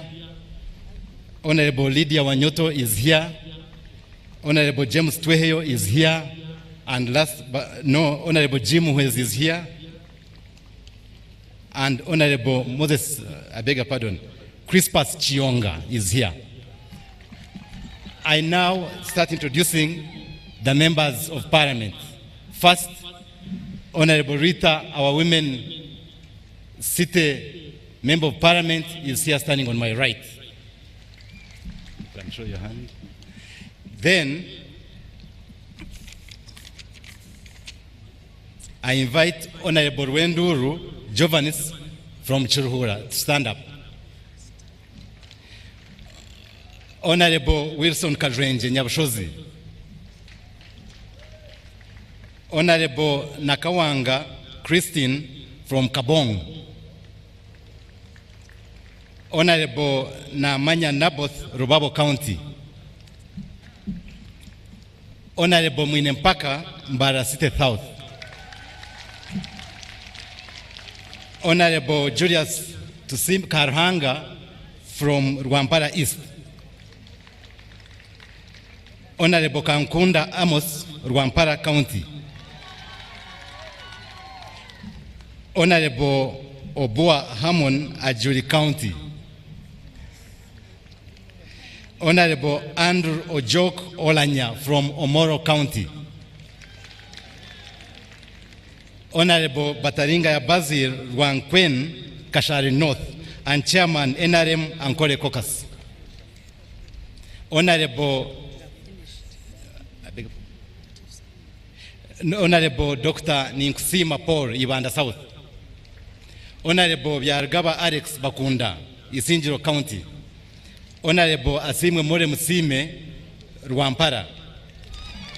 Honorable Kamkama Benjamin, Rohama East. Honorable Wabrindori Bishanga, Ibanda Municipality. Honorable Rwebyambu Margaret, Woman MP Mbara District.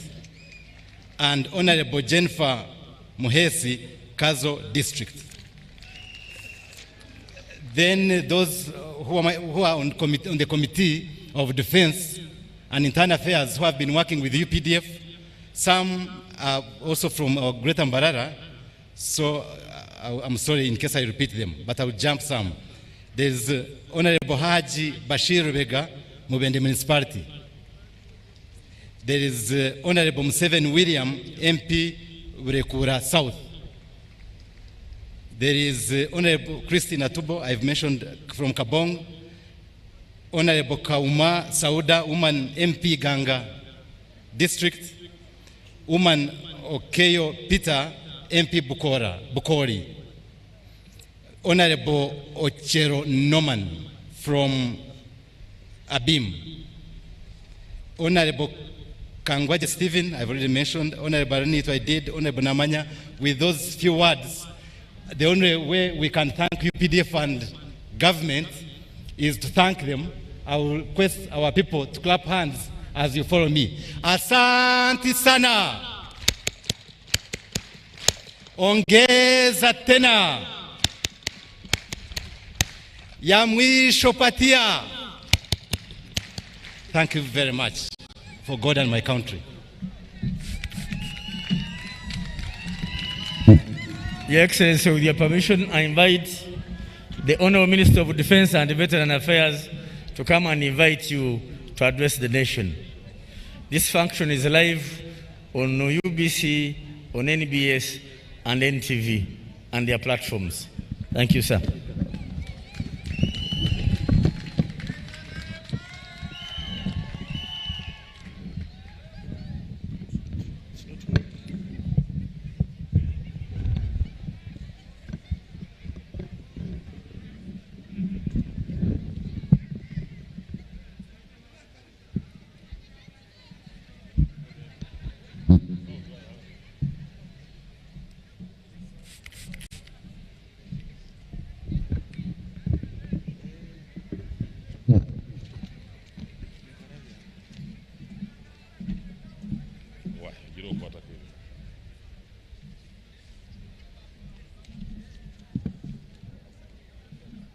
Your Excellency, the President of the Republic of Uganda and the Commander-in-Chief of the Armed Forces, allow me to join others to welcome you here today to this 42nd anniversary of our TAREHE SITA.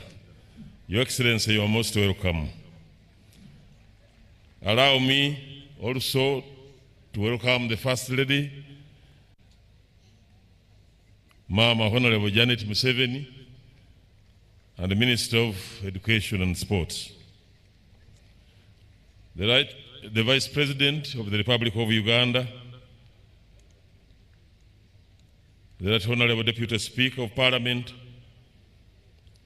Your Lordship, the Chief Justice, the First Vice Chairman of NRM, the Third Deputy Prime Minister,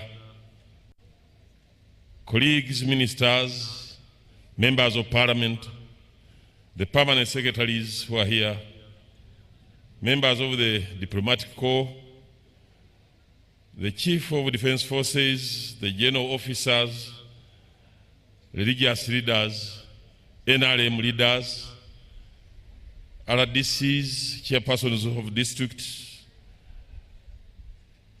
the UPDF family, and the veterans, and all distinguished guests, ladies and gentlemen. Allow me, Your Excellency, to make the greatest shortcut, because I'm not going to read my speech.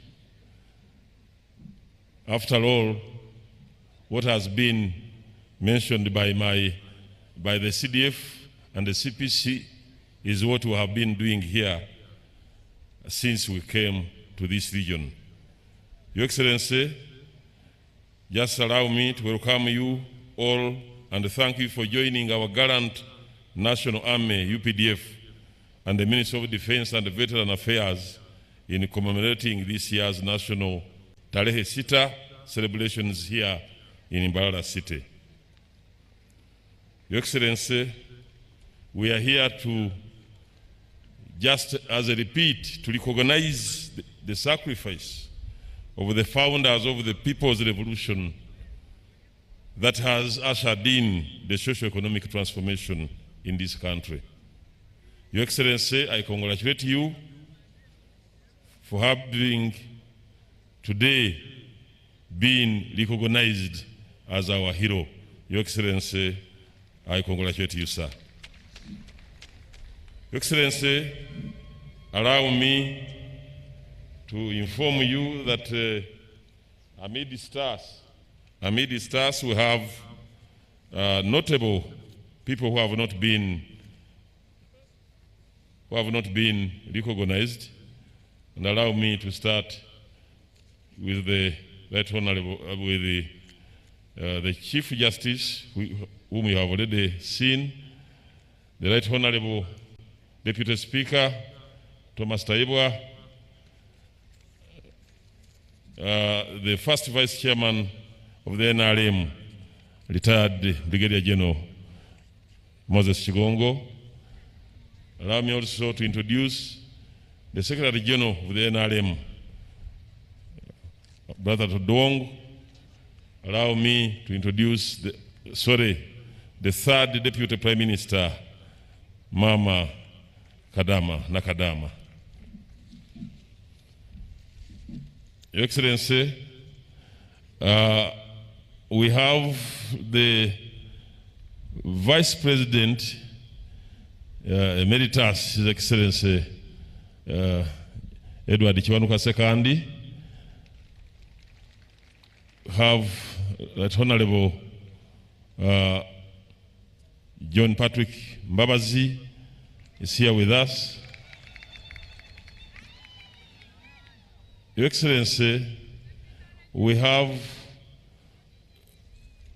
ministers, but because of time, allow me to request all of them to stand up together for recognition. They will be, please they'll be seen.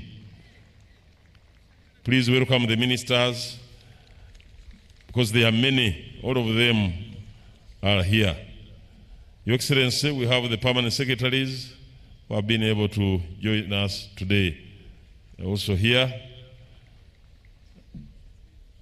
Your Excellency, allow me to thank you, sir, for leading us very, very well in this country, and also ushering in this peace, which is the key to the development we are talking about, sir. Your Excellency, I'm sorry, but I want to inform you that all the leaders of NRM and the people from Greater Mbarara are here, including their local district and the local leaders.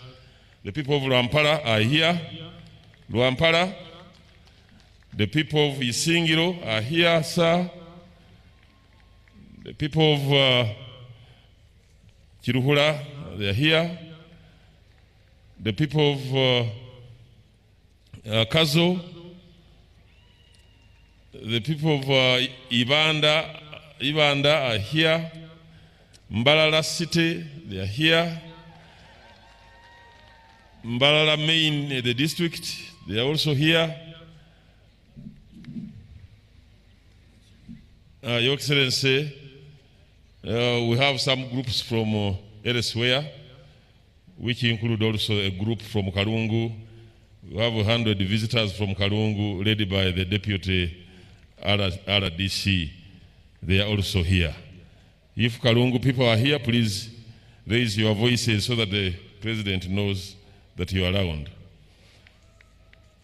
Your Excellency, once again, I thank you, and I think I'll be pardoned by all those people I have not been able to mention, but allow me, sir, to take this singular honor to invite you to address the country, Your Excellency.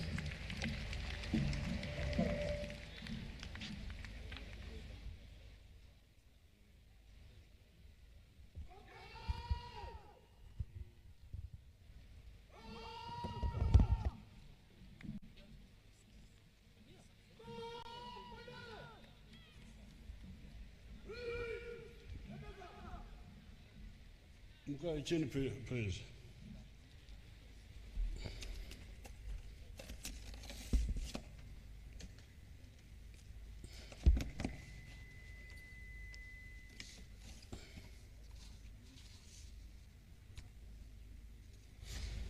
Her Excellency, the Vice President of Uganda, His Lordship the Chief Justice, the Right Honorable Deputy Speaker, Right Honorable Alhaji Moses Chigongo, NRM Vice Chairman,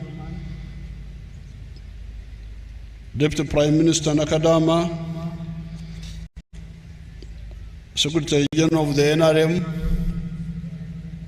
Todwong, Honorable Ministers, Members of Parliament, NRM chairpersons and LC3 chairpersons, commanders of the UPDF, starting with the CDF,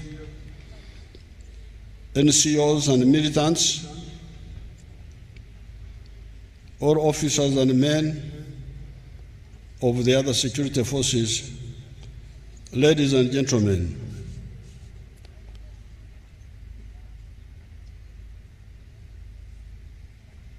congratulations all Ugandans on the occasion of the 42nd anniversary of TAREHE SITA. Mkurikeyo olunaku lukulu lwa mahe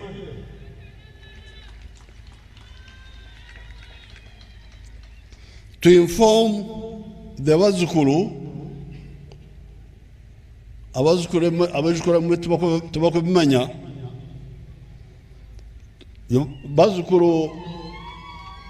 bazukuru is our word for grandchildren. It's a word for grandchildren.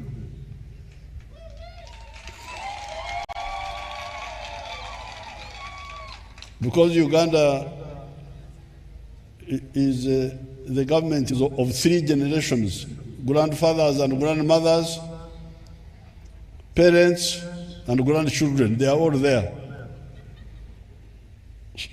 So we normally talk of the Bazukuru. To inform the Bazukuru, the 6th of February, 1981, at 0000 hours, saa 2 za asubuhi, is when the 43 of us, but with 27 rifles, attacked the huge garrison of the Kabamba Military Training School with the aim of regaining some of the 9,000 rifles Fronasa had handed to the joint force created after the defeat of Idi Amin. This united force had been given the designation of the UNLA. That was the army which we created after the defeat of Idi Amin. Although the attack itself, by God's superior intervention, did not succeed, when a Tanzanian corporal, following Tumine's pistol fire at the quarter guard, rushed into the underground armory and used an LMG to defend it against us, we collected about 40 rifles from the houses around, captured 8 lorries, were joined by some of our fighters, such as Chakabare Anthony, known as RPG also, successfully drove our fleet of vehicles through Kasambia, Nabingora, Chejegwa, Chenjojo, Kagadi, Isunga, Karuguza, Nkoko, Ntwetwe, Masode, and by 0200 hours, saa 9 za usiku of the Europeans say 7th, but we would say 6th of February, drove through Chiboga town and camped at Budimbo in Matovo's farm. With that partial success, the revolutionary forces in Uganda had, after due warnings to the other groups, established an alternative power center in Uganda. I say that the failure to capture the 1,000 rifles stored at Kabamba was God's intervention, because at that time, even if we had captured those guns, the government could have recaptured them from us, because we had not yet gathered the thousands of our soldiers that the UPC had deliberately scattered all over Uganda. Sare was in Karamoja, Ivan in Pakwach, Mugume Joram in Moroto, Mugume Chaga was in Jinja, Pecos in Nakasongora, etc. So were the militants scattered all over Uganda. It was therefore God's intervention that we were able to launch the challenge to the UPC, but not to be burdened with the 1,000 rifles that had no people to immediately carry them. Indeed, on the 9th of February, the government forces surprised our temporary camp at Kagobe, Kagurire's home, and recaptured some equipment, including my briefcase. In my briefcase, there was a document on which our new structure of the resistance army had been written. On the 7th of February, at Budimbo, After looking for food and eating, I assembled the fighters and organized them as follows. Section 1, Sam Magara, Commander. Section 2, Eric Mwine. Section 3, Hannington Mugabe. Section 4, Jack Mchunguzi. And a few individuals, initially under Kabula, constituted the bodyguard of the chairman of the High Command. That is yours and truly, Yoweri Museveni, the one who is speaking now.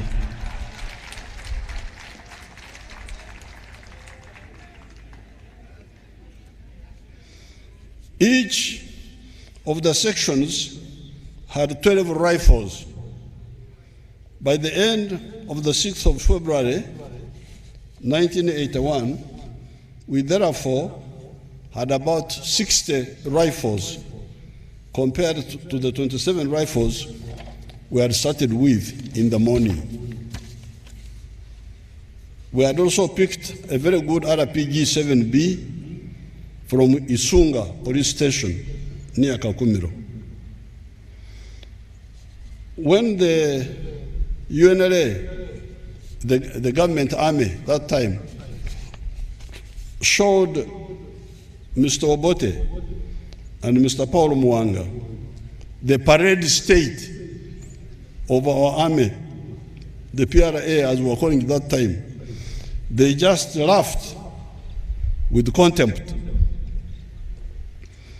They had forgotten the biology, which informs us that a healthy zygote, I hope you people you still remember biology. Zygote is a very young embryo, may end up as a giant human being.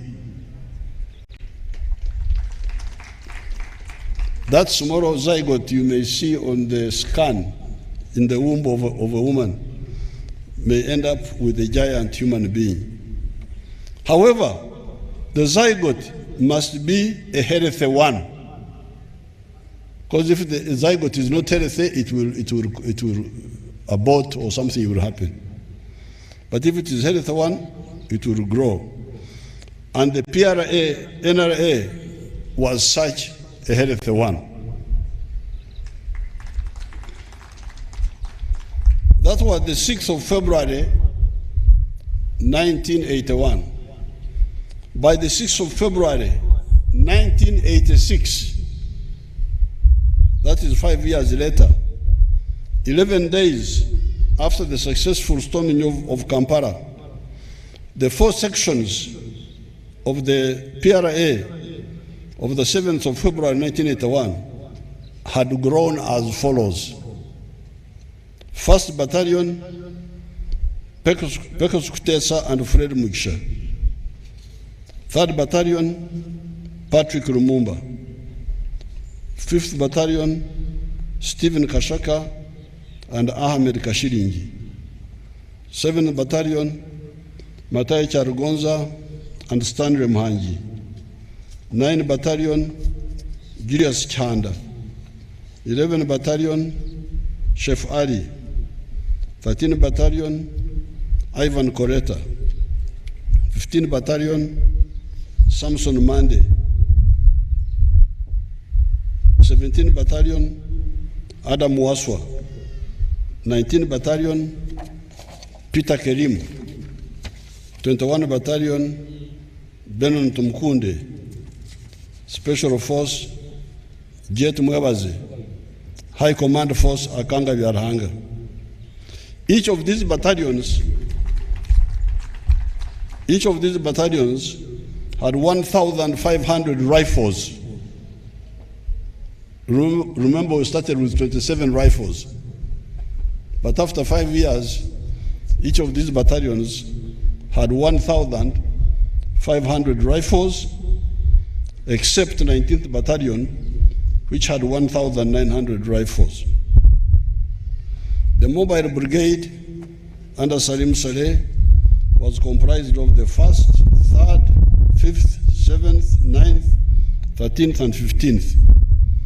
The 11th and the 19th had been detached to the western axis under Tinyefuza, and the 21st Battalion under Benon Tumkunde was kept in reserve at Kasese to keep an eye on Mobutu Sese Seko, because we suspected Mobutu Sese Seko. This was now a force of about 20,000 rifles, plus numerous support arms, mortars, recoilless cannons, 14.5 millimeter, 37 millimeter, a few Strelers, etc. Eric Tumwine was the army commander, and Fred Rigema was the deputy army commander. Why such growth in such a short time? It was on account of the following reasons. Number one, people being desperately fed up with the non-accountability of the old armies, the colonial army, Uganda army, and the other one, UNLA. So you UPDF must be very careful. You must never adopt the habits of these old armies: brutality, corruption. If you do that, the people will hate you. And that's what had happened. The people hated those armies. Number two, UPC, that was the political party which had grabbed power, blocking the democratic process of genuine and constructive debate that we warned them about many times, but they never paid heed to our warnings. Number three, the collapse of the economy. Those who are old enough, remember there were no consumer goods, no wealth production. There was what they were calling magendo, smuggling, chibanda, foreign currency black market, and kusamra. Kusamra was speculation. But also, number four, the correct ideology of the NRM, comprised of the four principles of patriotism, love Uganda,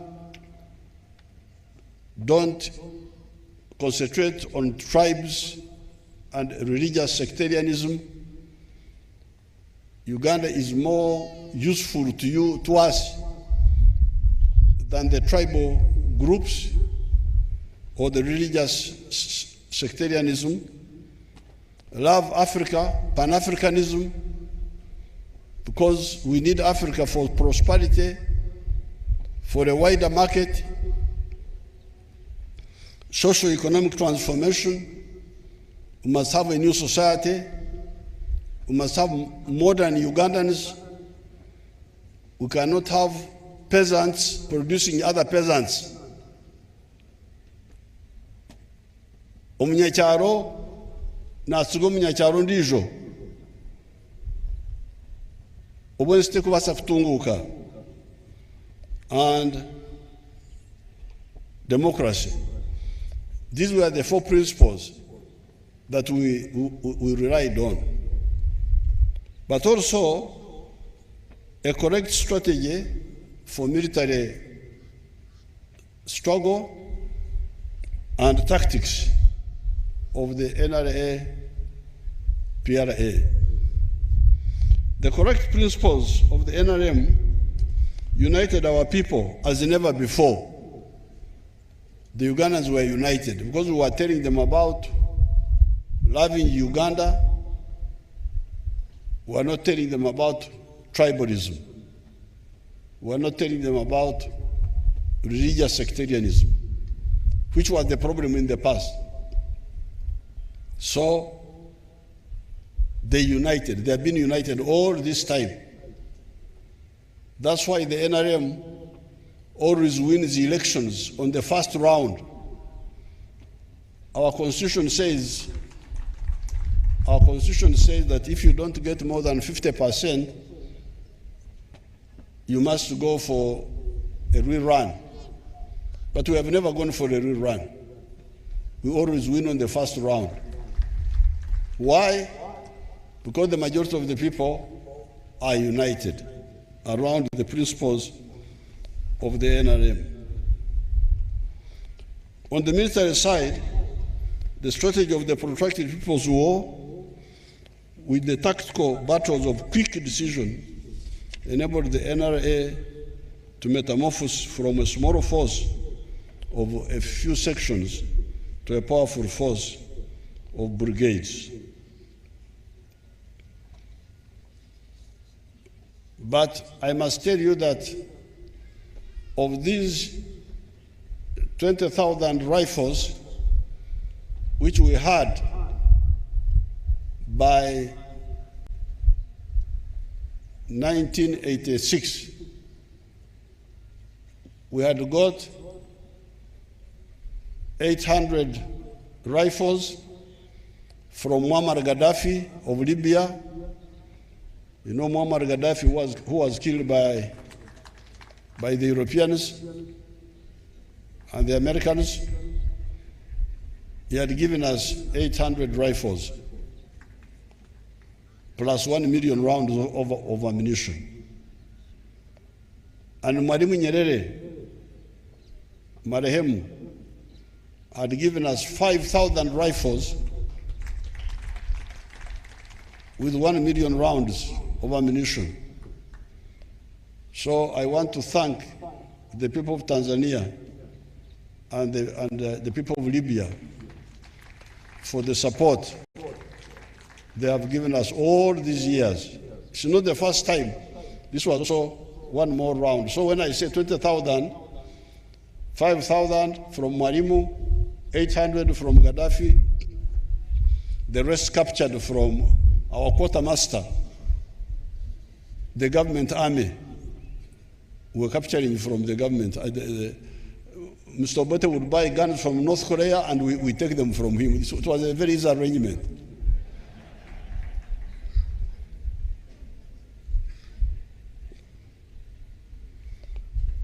When we won power, again the NRM put out a correct strategy which has achieved the following: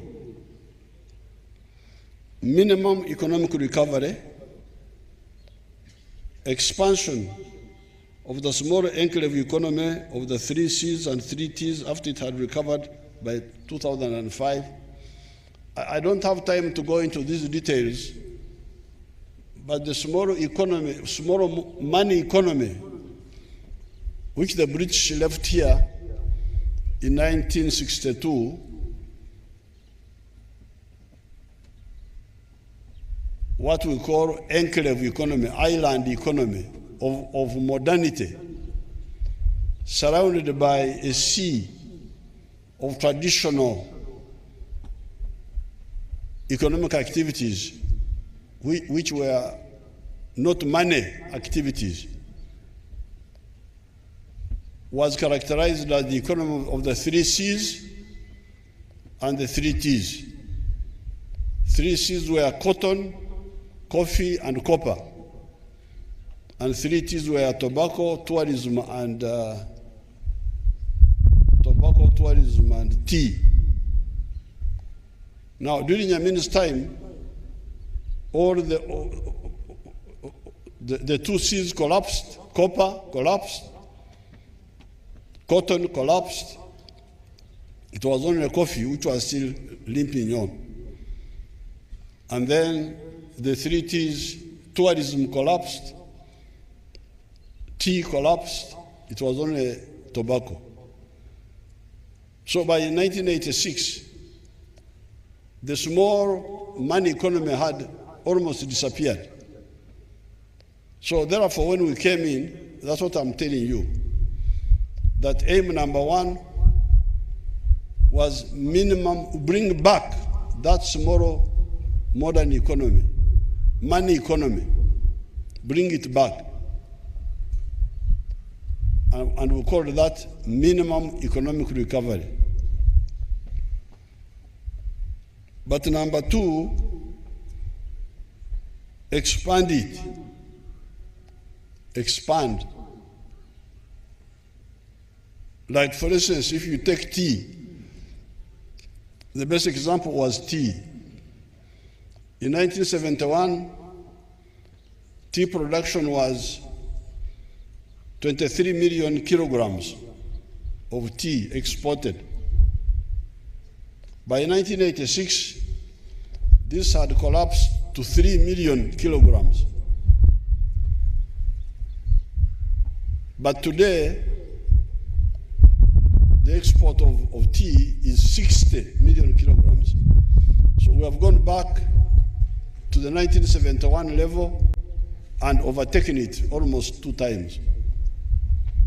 So that's what I'm talking about here.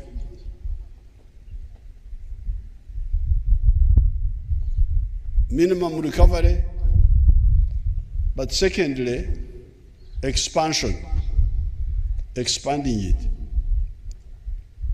Even the livestock, 1967, Uganda had about 7 million heads of cattle. By 1986, this had shrunk to 3 million. But as I speak today, Uganda has got 14 million cows. So it is the same.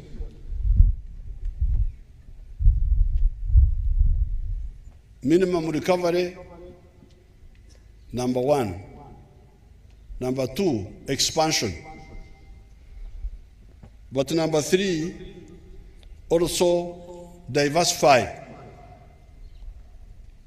Because like your MP Rukari, he touched on it. During the time of the British, milk, maziwa, was not regarded as a cash product. Milk was regarded as just a food to be eaten at home. No money to be earned from milk. But as you know now, milk is a big earner of money for you people. Bananas, the same. Bananas were just for eating according to the British. Fruits. So, our achievements have been, number 1, restore what the British had left. Number 2, expand it. But number 3, diversify.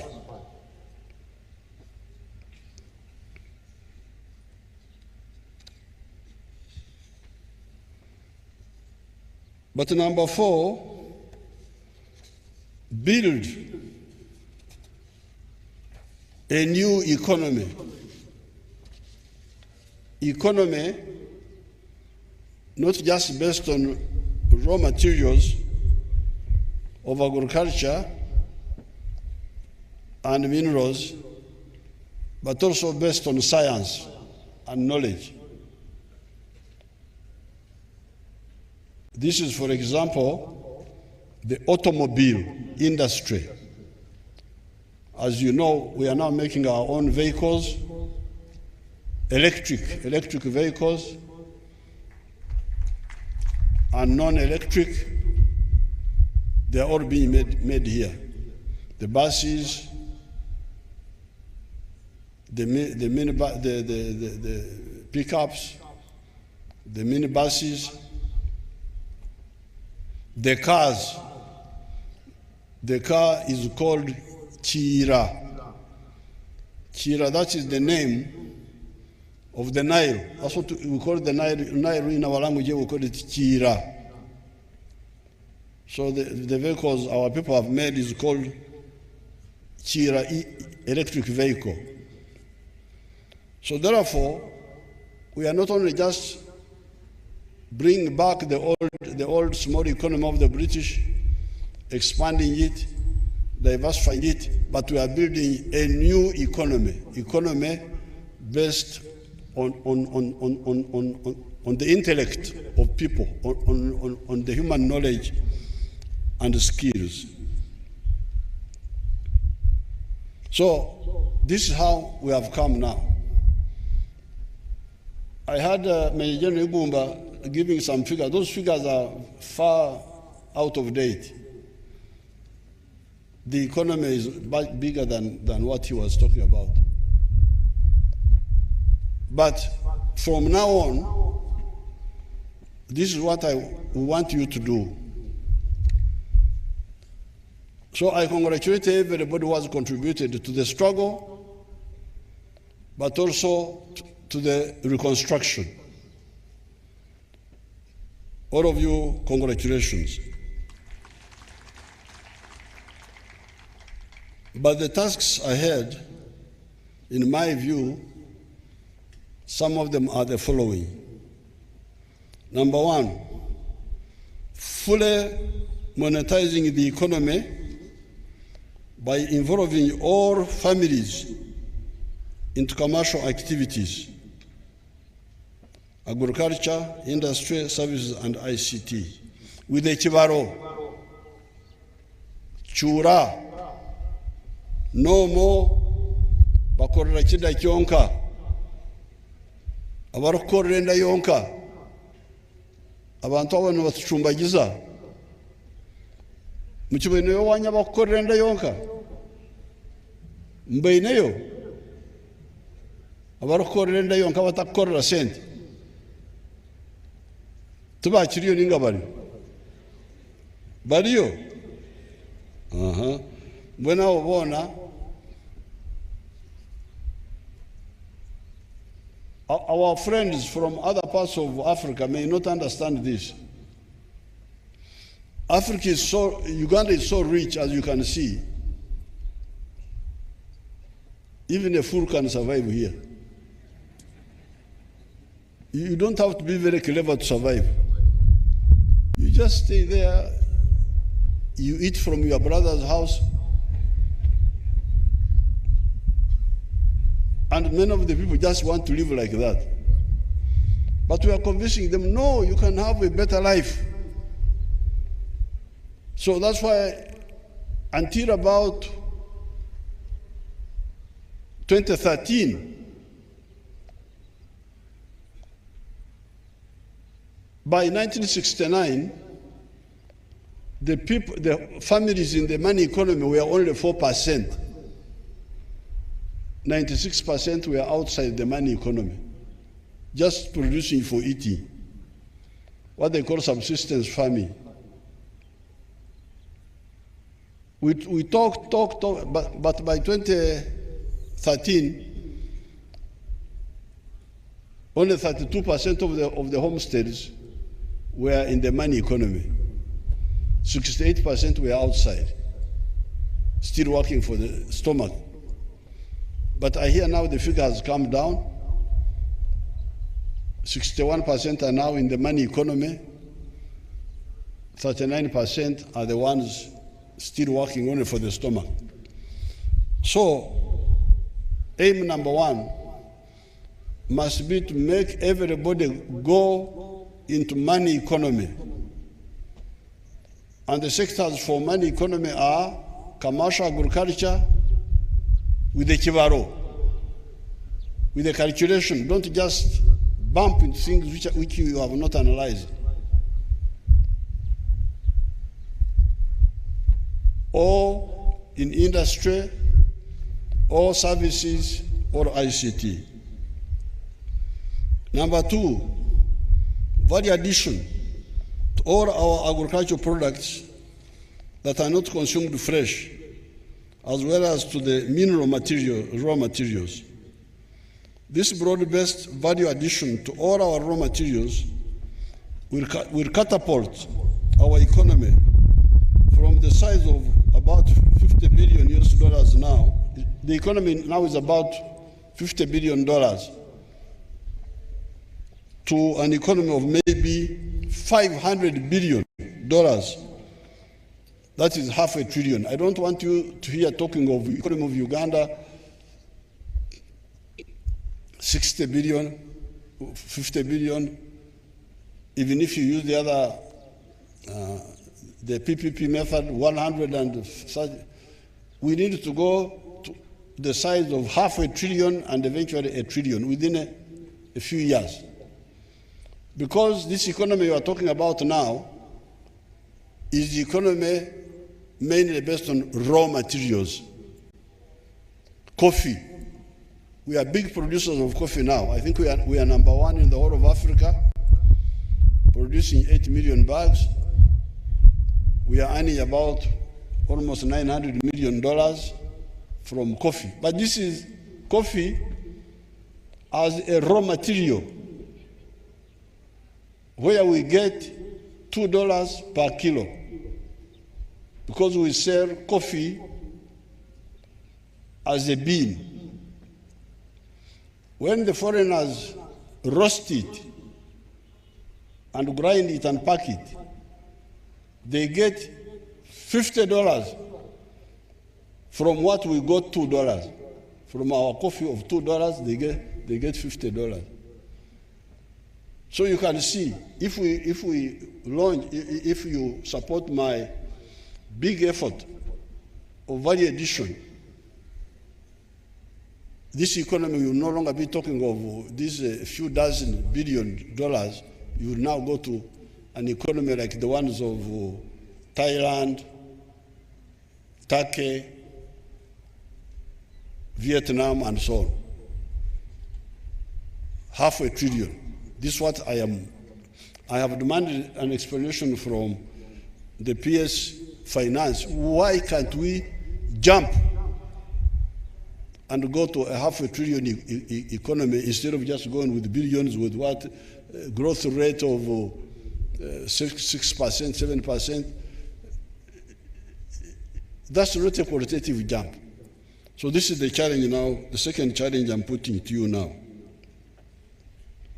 Number 3, irrigation for our agriculture to stabilize the food supply and the raw material sources. Because we have got a lot of rain, but sometimes it delays.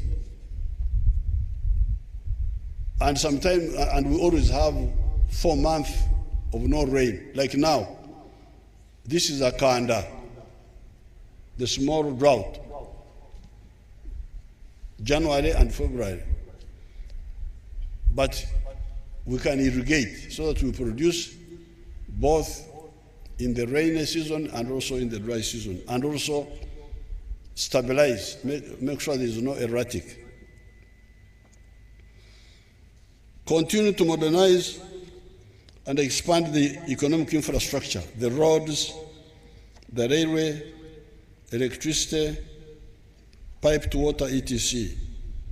Number 5, continue to expand and modernize the social services infrastructure, schools, health centers, stadiums. Like here, we have not built stadiums ever since we came into government, because we were busy with so many other basics. The only stadium we built was the one of Nambole. It's not that we don't know, but we had so many things to deal with. We had lost so much time. But with time, we shall definitely come back to the stadiums. And I welcome Wanjisu Wasieba for his contribution. That's very good.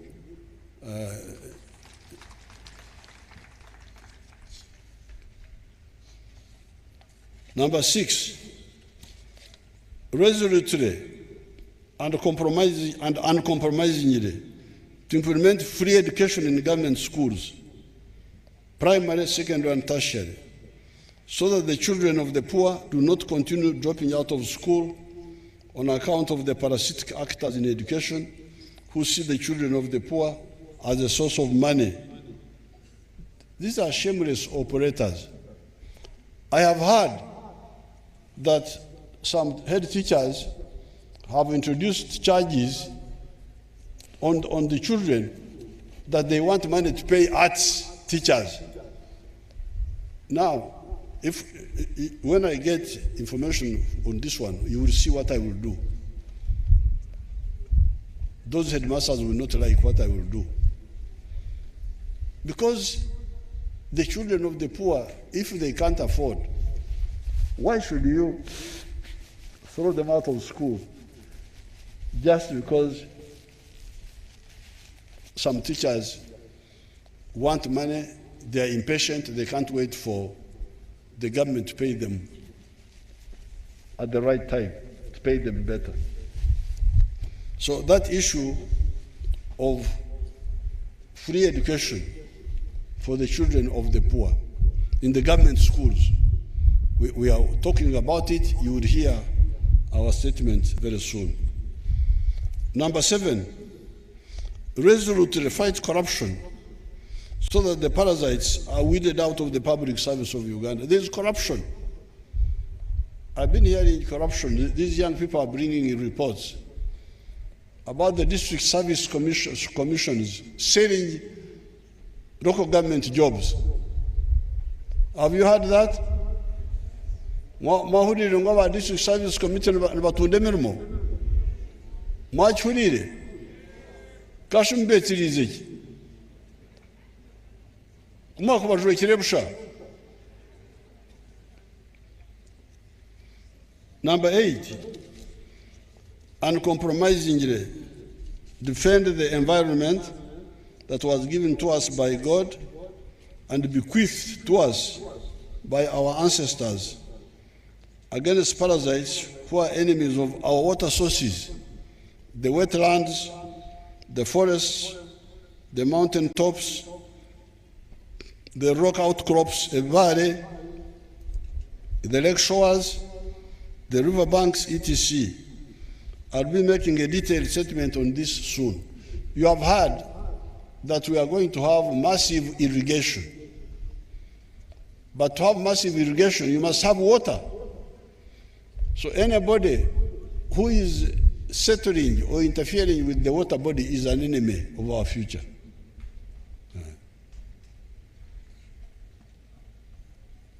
Abarkuzo mukishara, abarkuza hamyegego y'enyanja, abakuza hankungu y'emigera, abarkuzo mbibira bya gavumenti, ababona n'abazugu b'ihanga habo kuba nibenda komya amaizi gaitu kandi amaizi nigo magara utarukumanya ekyo noha. Who doesn't know that water is life? And why would anybody really not respect the water points? Because they are known. All these areas where we were born, you know, this is Ekshara, this is Orfunjo, this is Omugera, this is Ekyambu. How can you come and you turn into a garden when you know that this is not a garden, a place for garden, but a place for water?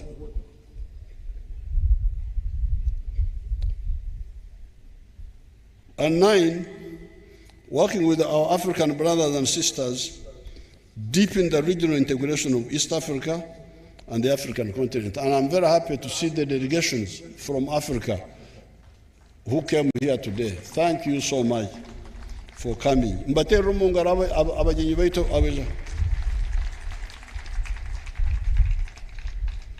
With these aims, given what we have already achieved, our strategic goals of prosperity for all, strategic security for Africa, and African fraternity will be achieved.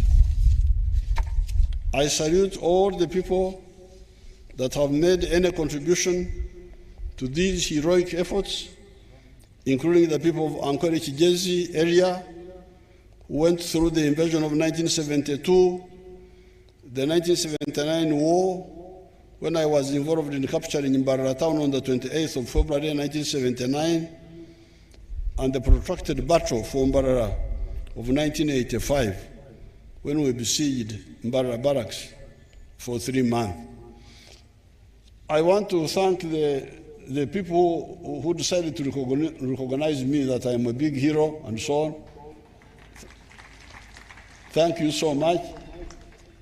But more important, I was very happy that they dug out my people. They are people from Kaberamaido, Ruak me Kaberamaido, Larweny me Kaberamaido, Binokan, come on this stadium, show them this podium here. Larweny me Kaberamaido,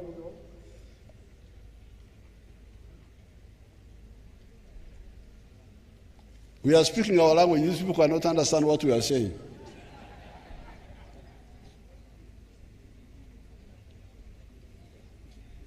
Come here.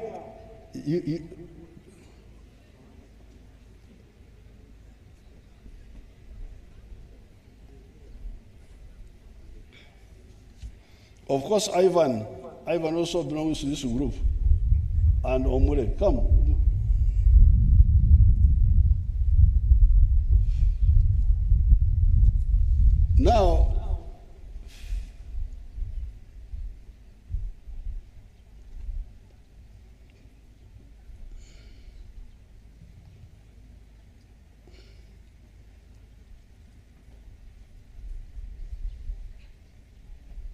Now, these are either children or families or wives of the group of 28, which I trained with the help of Mwalimu Nyerere and Samora Machel.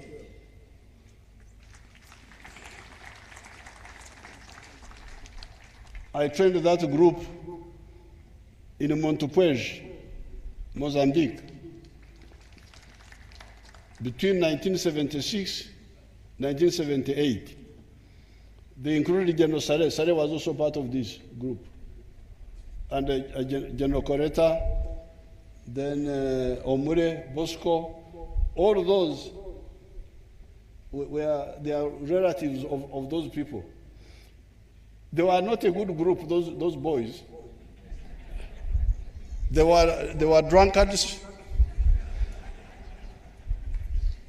They were womanizers. But we locked them up. I locked them up and panobit them into shape. They are the ones who helped me to open the Fronasa on the border with the Tanzanian army. I arrived on the front line in Karagwe, Tanzania here, on the 23rd of December, 1978. And I came with those boys. They had been drinking and all that, but we would lock them up, beat them up. And they are the ones who helped us to build a very powerful force, for NASA, because we trained in Tanzania, then crossed the border, trained here. So I'm very glad somebody has recognized them. Thank you so much. Thank you. You can go back.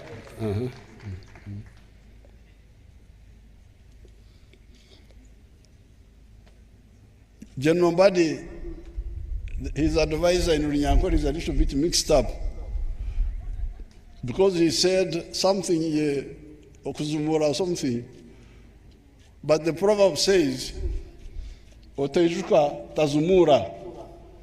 That is the proverb. It is to do with the paying bride price, and when you separate, then you pay back Okuzumura. But anyway, it's the same. He got the same point, only that it was the wording. So Otejuka Tazumura. So if you don't recognize these people, I'm very happy that this committee, it is chaired by Dr. Wabdeya or who? Who is chairing that committee? Who is chairing it?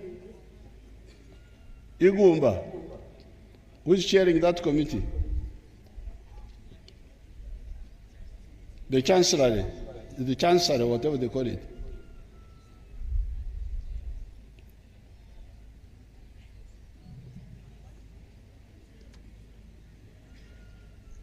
Huh?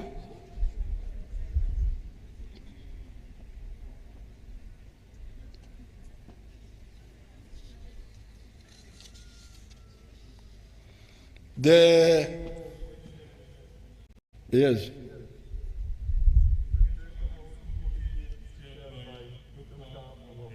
Yes, I thank them very much. Because this group of 28, some were recruited by Otafire. You know Otafire?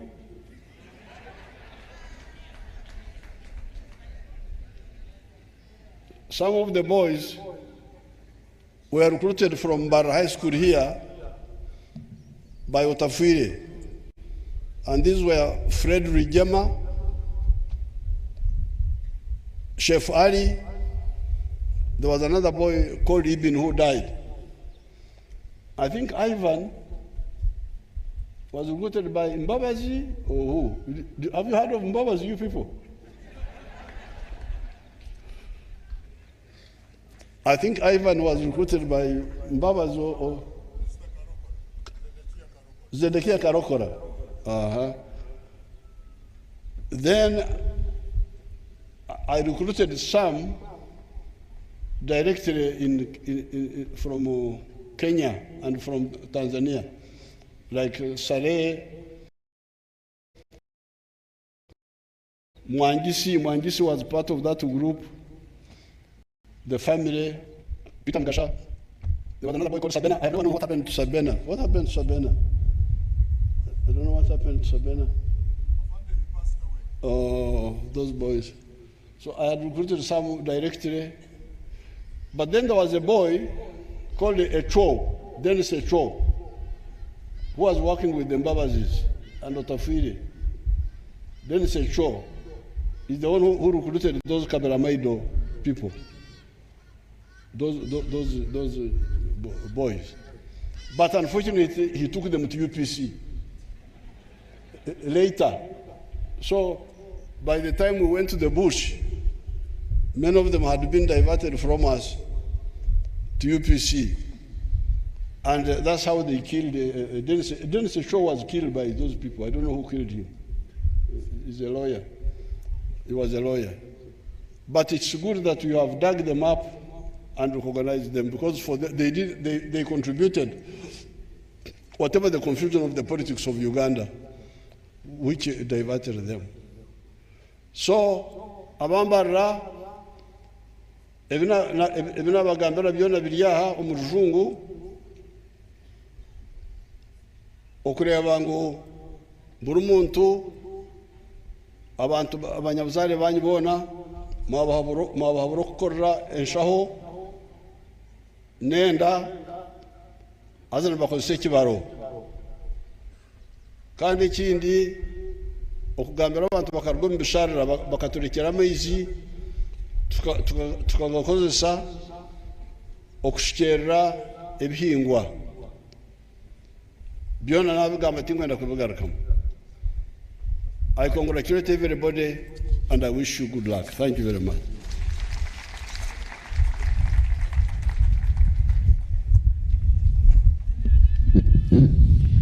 Thank you, Your Excellency, the President of the Republic of Uganda.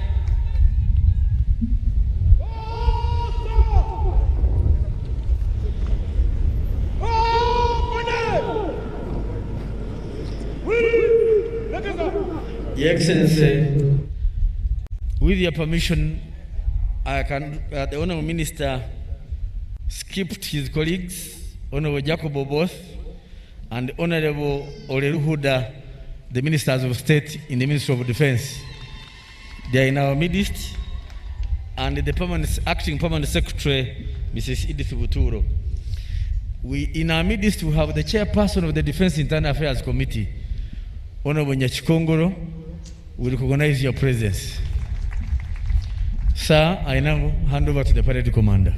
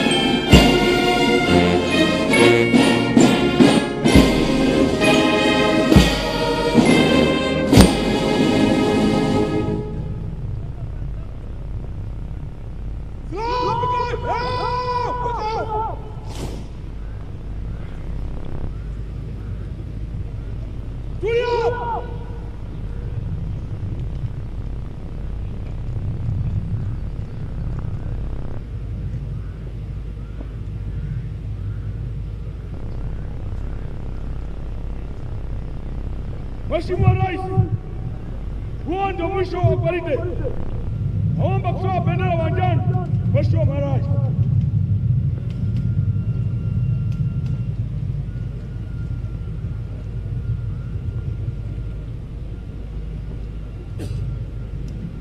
Please resume your seats.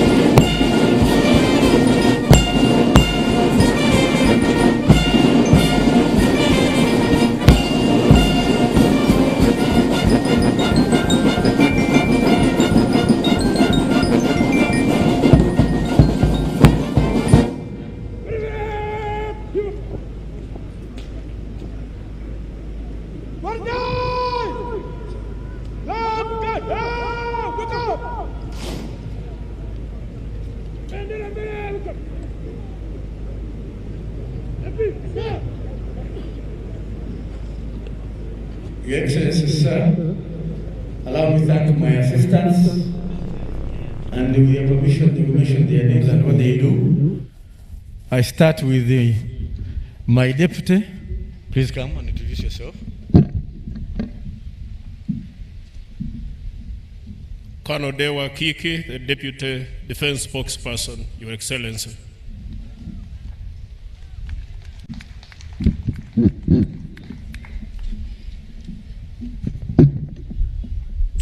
Your Excellency, I'm called Frank Baine, Commissioner of Prisons and Prison Spokesperson.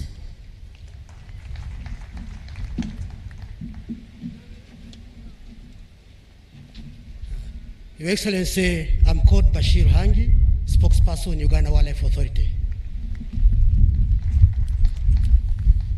Because we work together, we did request these colleagues to help to participate in this year's celebration. Sir, there is a luncheon organized and offered by the Chief of Defense Forces for all the wananchi and our guests at Boma ground. Thank you.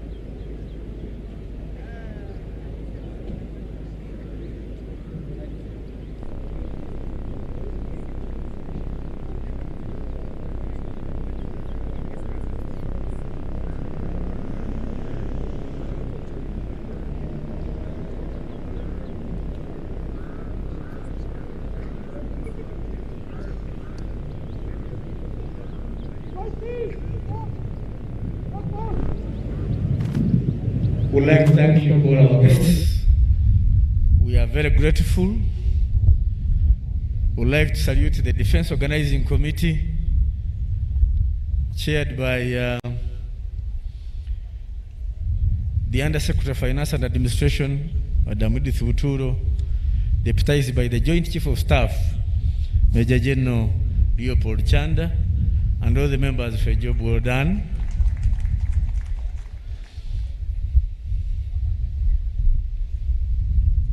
We thank the people of Greater Mbarara and Mbarara City for the hospitality you accorded in the Defense Forces Week. It was wonderful.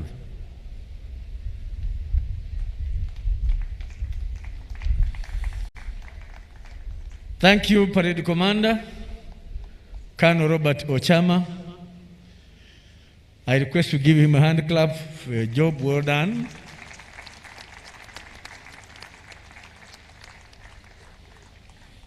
Your Excellency, the head teacher of Mbarara High School gave us hospitality for the training of the youth leaders. I need to thank him before you for a job he did for us. And I salute the youth leaders for the discipline they exhibited during the training.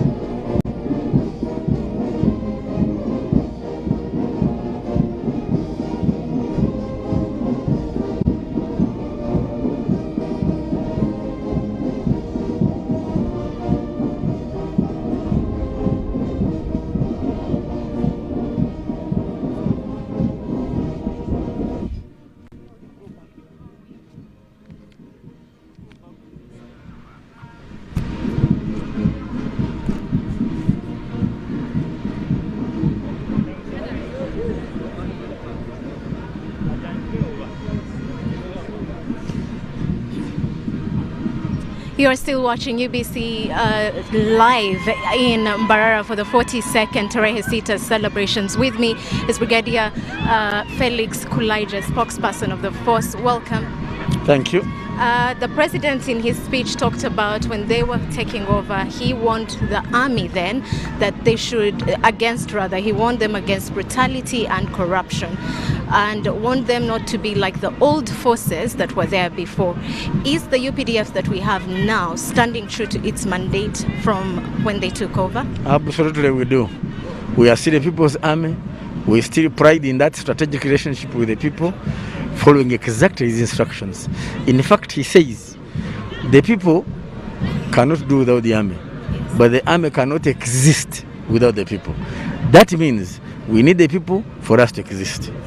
So we still are honoring that. Yes. We've also, let's talk a bit about the foreign policy that the army is involved. We've been involved in AMISOM, the UN Guard, DRC, South Sudan. How do we count this cost? Of course, we have also been involved in Liberia much earlier than that. It shows you that the force has built capacity, not only to guard and protect the country, but also to contribute to peace across the continent. Yes. The president also talked about economic growth and diversification, and most people are not aware of how diversified the force has become in terms of economic development. No, the force has been able to provide the peace and the stability you need for investors, both local and foreign, to invest in the economy. Second, it's because of that stability that the economy has been growing by leaps and bounds. And therefore, the different growth in the various sectors is testimony to what the UPDF has done. Yeah. But also, I'm asking you to talk about the projects that the UPDF is doing, the different industries. You should have done that. The UPDF has, over the years, been involved in production. One through the cooperation of the Ministry of Defense, called the National Enterprise Corporation, which is manufacturing phones, manufacturing vehicles, manufacturing arms and ammunition. The Defense Forces now is involved in producing food for security, for national food security.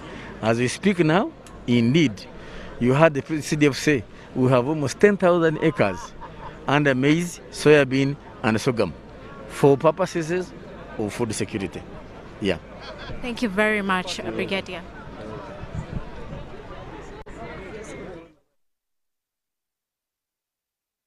This evening here at Kacheke, I beg your pardon, that's Kacheka Stadium in Mbarara. We have been celebrating the 42nd Tarehe Sita celebrations. Now, factors to take away are some of the things that the president has talked about, and he talked about 9 tasks ahead, some of which are fully monetizing the economy, value addition to agricultural products and minerals, irrigation to supplement on the agriculture that he is encouraging the wananchi to get into, and mainly commercial agriculture, to continue expanding and improving infrastructure, things that we have seen the UPDF also involved in, helping in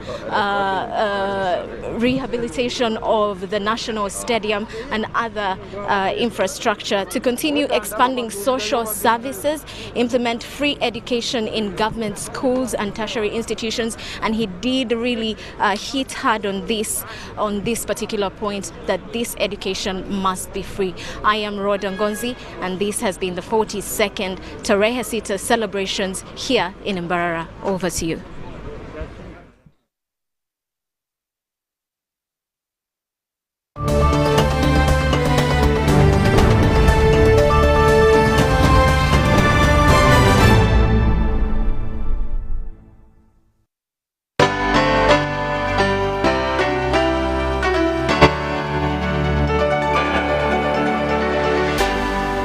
UBC, inspiring Uganda.